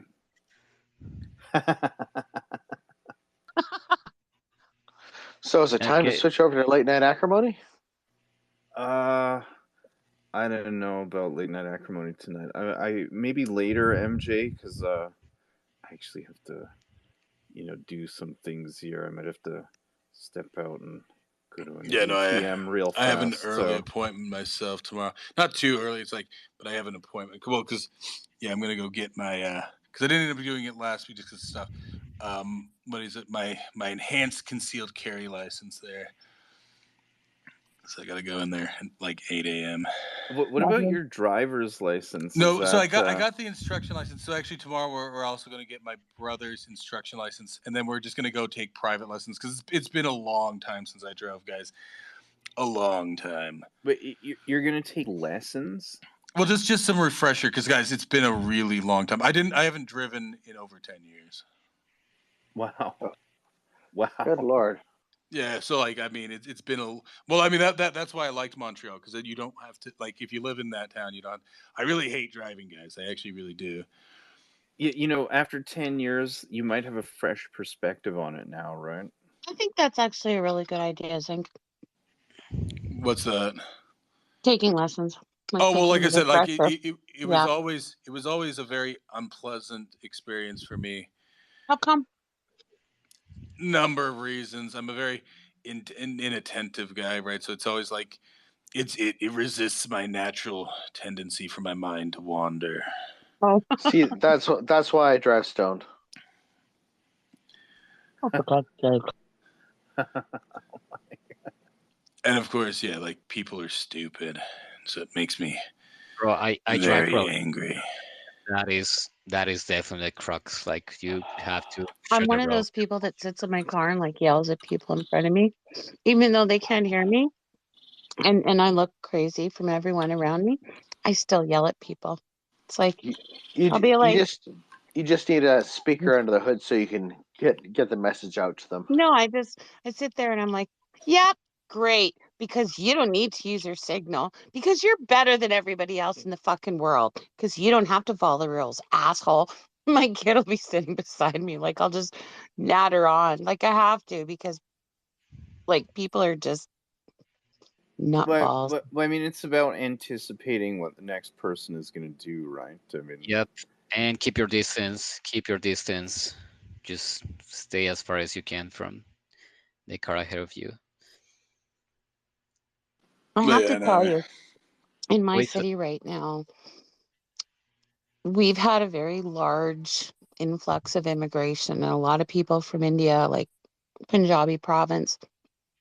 And there's a lot of women, new women drivers on the road that the men are better, but often they tend to think that like this is Mumbai, right? Like you can just park your vehicle wherever the fuck you want. Um, but a lot of the women are just like they're scared of the road. And like it's just like it's incensing. Like there we have a lot of new immigrants on the road right now. And they just, the whole Western world is different to them, never mind the driving, right? So a lot of them never drove in India, exactly. The you other thing know? is driving comes with a lot of like that's the thing. It's like, oh well, you should want like I mean, yeah, being a young Western kid there, it's like, oh, you should want a car. That's your freedom. And of course, I had my computer. That was my freedom. But yeah, but then it was just a bunch of burdens, right? The insurance, the gas, and everything else, right? Yeah. So especially, yeah, Parking. you get a car and like it becomes like like so. I mean, it's just there's just like a lot of problems. So, like I never like Like in yeah Montreal, that'd be a fortune to park it. yeah no exactly. I mean, so that's the thing. It's just like just No, this you expectation can that find that's what. ways, but yeah, in general, just see the. But you get used to it though. I had a car So for would you so long. just Uber it everywhere? Oh yeah. Well, I mean, there's a metro, right? There's the metro in Montreal. There's, but I mostly took the metro. I mostly Wait, walked. did you take the public bicycles, the Bixie ones? Because Yeah, that yeah, I took the Bixies because especially, well, like I said, I would take them down the hill, right? Because if you live on the plateau, it's a nice grade, especially from Sherbrooke to Ontario. There, right? It's very steep. Like even when I was trying to pedal it up the hill, I always got off because like the hill is super steep. If you guys have ever been to yeah, Montreal, yeah, like it's really from deep. Ontario to Sherbrooke at places, like I mean, it's On got to be very like 20, 30 degrees. I mean, it's like it's like yeah, and those bikes are heavy, right? They're heavy. So I would yeah, just they're get off, comfy. walk it up the hill, and then once I'm back, even though I'm going up still uphill slightly there, I would then walk. So I took the Bixie. I would walk. I would You Uber. I would know, take the metro. after COVID, like I stopped going downtown for but I used to go to the bars and like I used to go to a Oh, yoga see, studio downtown. I don't have any I would, I would experience in just a take city I like don't think that. you can hear Speedy, Jody. oh, Oh, I'm sorry. I would take the big C every time I would go downtown. Um, just and I like driving and just driving downtown Montreal is just insane. Like it just ruins your day. So you know, um, I actually hated fucking cyclists on the road, but like to go downtown, I would actually do that. Just take a big C. Yeah, no, exactly. So I mean, yeah, you don't want to drive in Montreal, and there's lots of options to not have to drive in Montreal. And then yeah, after COVID, I was still living on the plateau during COVID. I moved out to NDG. Well, it was near Snowden Metro, so I mean, I actually never went downtown at that point, right? For the next 2 years. Well, of course, soon after I moved there, the QR codes rolled out. So I mean, I really didn't need to, and I wasn't really interested at that point. But yeah, Well, yeah, one of the few cities that I lived in, I mean, you can actually get away with having a car here, and like it's still because if you live in the metro area, like it's still pretty doable. Um, Honestly, you can take the metro and it goes pretty late, and you have the night bus, so it's actually, I have to say, like for as much as I hate this city, like it's pretty well structured. If you don't and want to, and the same day to day here in Montreal. I mean, in Boise. I mean, I live downtown. I work downtown. There's grocery stores around and everything like that. So day to day, I don't need. The only time I need is because like most of the stuff, like most of the shopping centers and like the shooting range and all that, it's out in West Boise or even into Meridian, right about 10-15 minutes from downtown. So I don't go to those things often, so like I can just Uber it and still be saving money. Because I don't even know what the insurance is going to be, right? Like I buy some shit box, which is my goal is to spend like. Well, oh yeah, get a beater, like a 10-year-old car. Like make sure you Oh have no, it I in. want a 30-year-old car. And then, well, like I have an old car because I don't want fucking anything electronic and like GPS being tracked on my car, so I don't want that. But the insurance, if you get an older beater, it's so much cheaper. Like it's to give you a reference, like I pay 10 times less than when I used to have a newer car, like a newer model. My older car now, it's like 10 times less the amount of money. So it's like retarded how much you save just for having and like But that is Quebec where it's no fault insurance, so all they're insuring is your car. yeah. So here so that's this thing. Here it We're the isn't. same in Manitoba. Yeah, but here I don't think it is no fault insurance. So the fact that I haven't had a license in so long and I haven't driven in so long, I don't know. At the same time, I'm older, so who knows? It's always like they always play Yeah, but games with when you're over 25, it actually helps you. Like it's much less yeah. when they do the appraisal there. So And we'll see. But still. So yeah, like so I'll buy some shitty car outright for a few $1,000s, nope, maybe a dude, few. you save so much money, like versus leasing a car or like just buying it out of a dealership. Go on fucking Marketplace or Oh no, Kijiji. no, Like, no, very, very specific. I don't know if you've been in the spaces. I very specifically want a pre '94 truck because that's back when they still had the bench seats. Because oh I like yeah, the bench seats because like it's like sitting on a couch, right? I want to sit on a couch. I learned how to drive on that. Like my grandparents, he was a 90s. It was a Japanese 4x4. It's Nissan now, but it used to be called Datsun back then, and it was like a monstrosity, right? With like a manual and like the seats were like torture, like devices, right? It was like Aero Maidens, right? Like super hard seats, but it had the benches on the back, and that was amazing. And you have like this like the benches, and like in the middle just room to put anything in there. You could just Exactly. like camp there, so that is amazing. Well, Anyway, that's the yeah. So that's that specifically, but yeah, still the insurance is going to be a few $100s, and then I got to park it downtown, which is probably going to be $200 because like Boise downtown, like yeah, the parking is. So many people are like the parking situation. I guess has gotten worse here the last few years. So because like with COVID, what they did was they knocked down a bunch of the bigger parking lots and started building buildings on them, right? And so yeah, the parking situation down here has gotten more tenuous. But I mean, it's still, but it's going to essentially gas, and then with gas and everything, right? It's at least several hundred, if not $1,000, right, to maintain a vehicle anywhere now.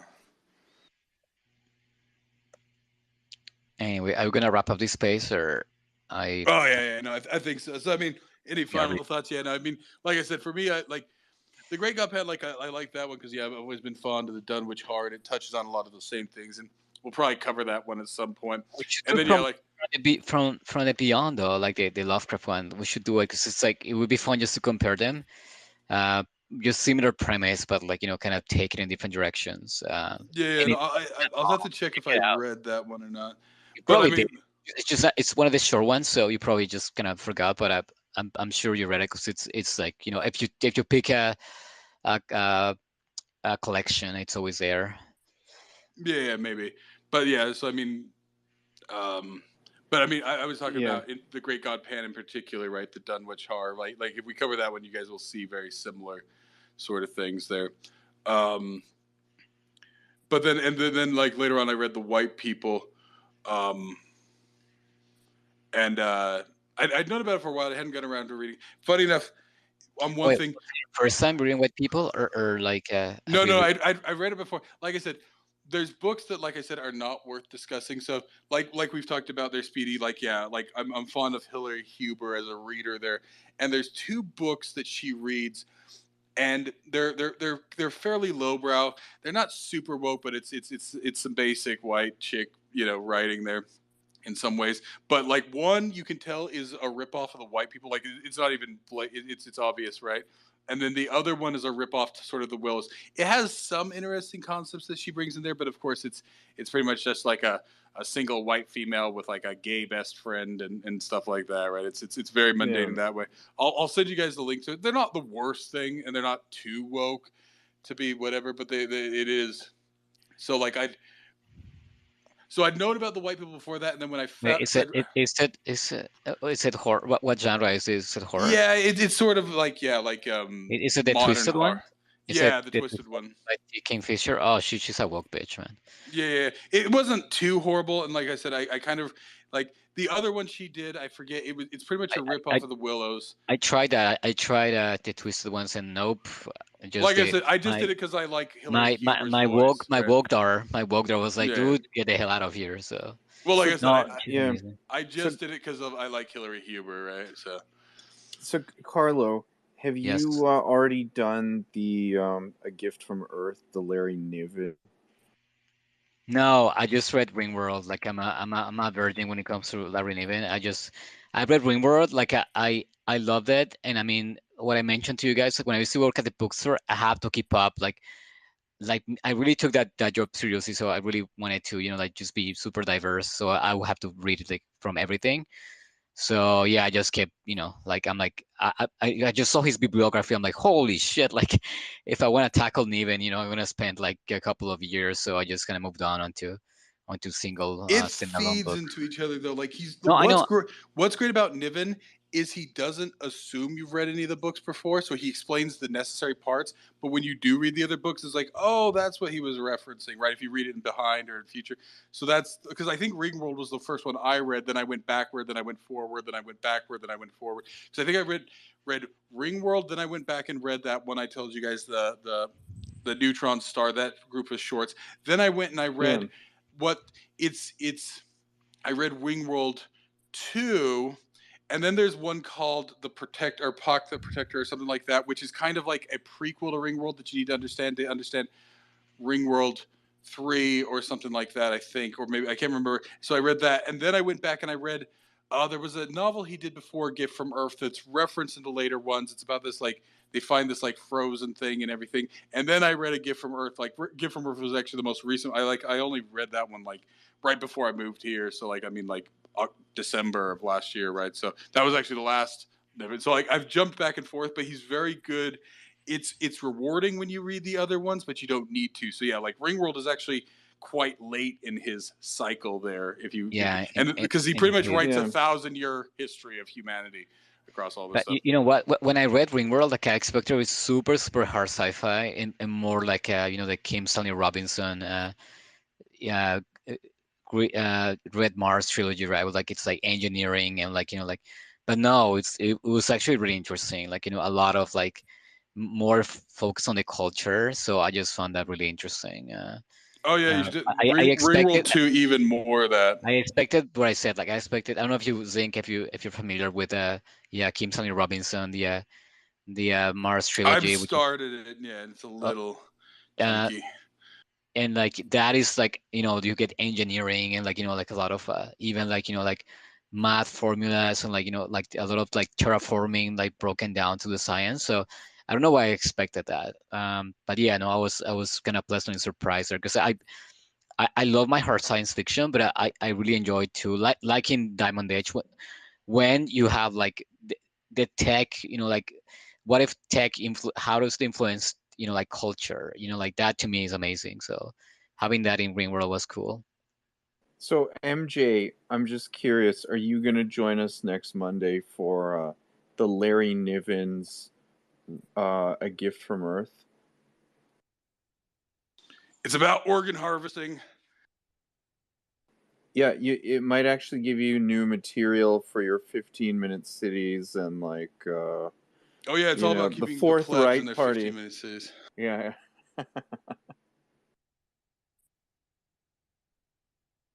Oh, I guess he's not there.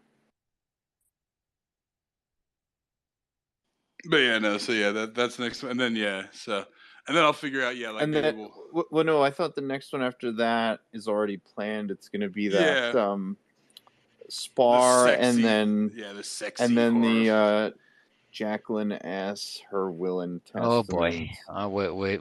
Yeah. I'm That's looking just forward to sharing I, these ones with you. I it's the actually like made my own EPUB of that if anybody wants it. of Jacqueline So S. or yeah, oh, I have all of this. Yeah, I have a collection. all I'm right, gonna, And I'm gonna cut out, guys. I'm really tired. Okay, all have a good right, one, all Jody. Jody. right. Have a Take good care, night. Jody. Great Yeah, having see you. you later. Thank you for Yeah. your insights. Amazing. Happy Thanksgiving. Okay. Happy Yeah, Thanksgiving. happy Thanks. Thanksgiving. I'll get going on the next one. Talk to you guys later. Yay. Bye. Night.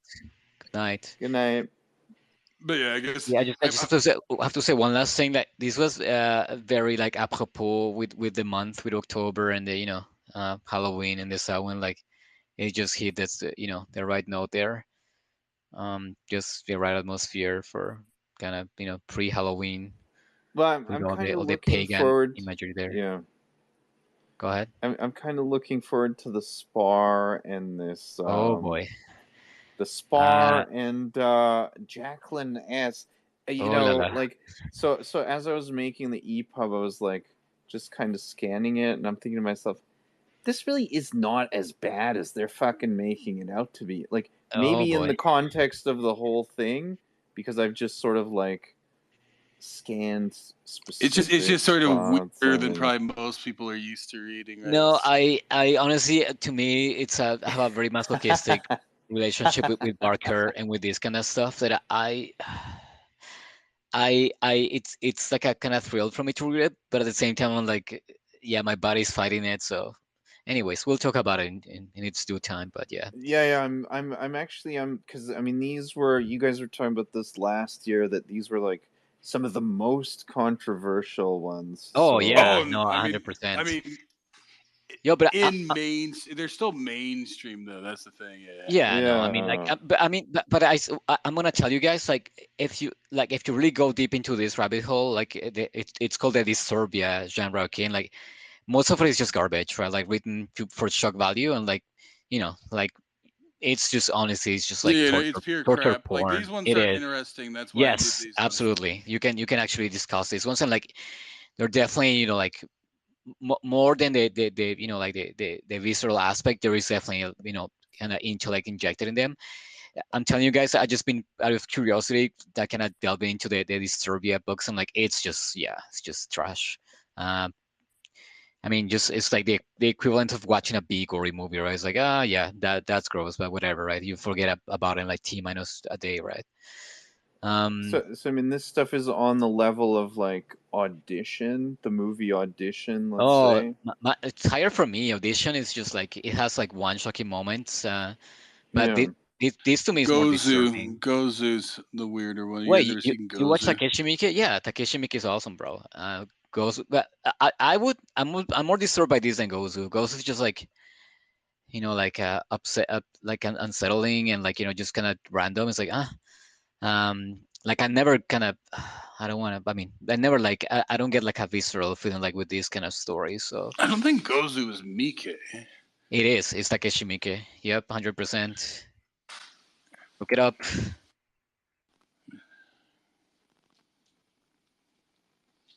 But he wasn't in it though, right?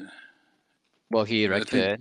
Yeah, but that's the thing. Yeah, he wasn't in it. I think that's why it threw me. Because yeah, no, it has. Yeah, no, yeah, it is to Takashi Miike. But usually he's in his own movies. I think that's why it threw me off because I thought it was Miike, but I'm like, well, no, but he wasn't in it. But then yeah, no, I'm a Does he big have a Miike cameo fan.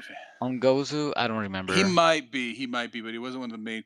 It's one of the few times, yeah, that he doesn't put himself in it. So yeah, no, that's just a weird one. I was thinking of another one. Yeah, there's another one. There was a bunch of like weird Japanese movies I watched from the same time. That's why I get them kind of all run together. Right. Well, guys, I'm gonna head out. I'm gonna. Yep, nope. It was a good I gotta. Thanksgiving, guys. I gotta hit up the ATM. So yeah. Yeah. Well, well, I mean, I'm pretty sure I'll talk to you guys before the next Yeah, probably. next Monday. Maybe, I don't But know. yeah, Probably not, dude. I'm so Getting sick of retarded Twitter. out there, You might yeah. not see Yeah. me. Yeah, I'm sick of Twitter. I'm sick to death, bro. So maybe not. yeah. So All happy right, Thanksgiving well, to you guys. Let's see, Thank you maybe, for, Happy as maybe always. an Thanksgiving, guys. Thank you. acrimony at some point, but yeah. Nope, Yeah. happy Thanksgiving, guys. See you guys Yeah, around. as All right, always, And then, great take care, days. Lots guys. of fun, eh? Thank you so much.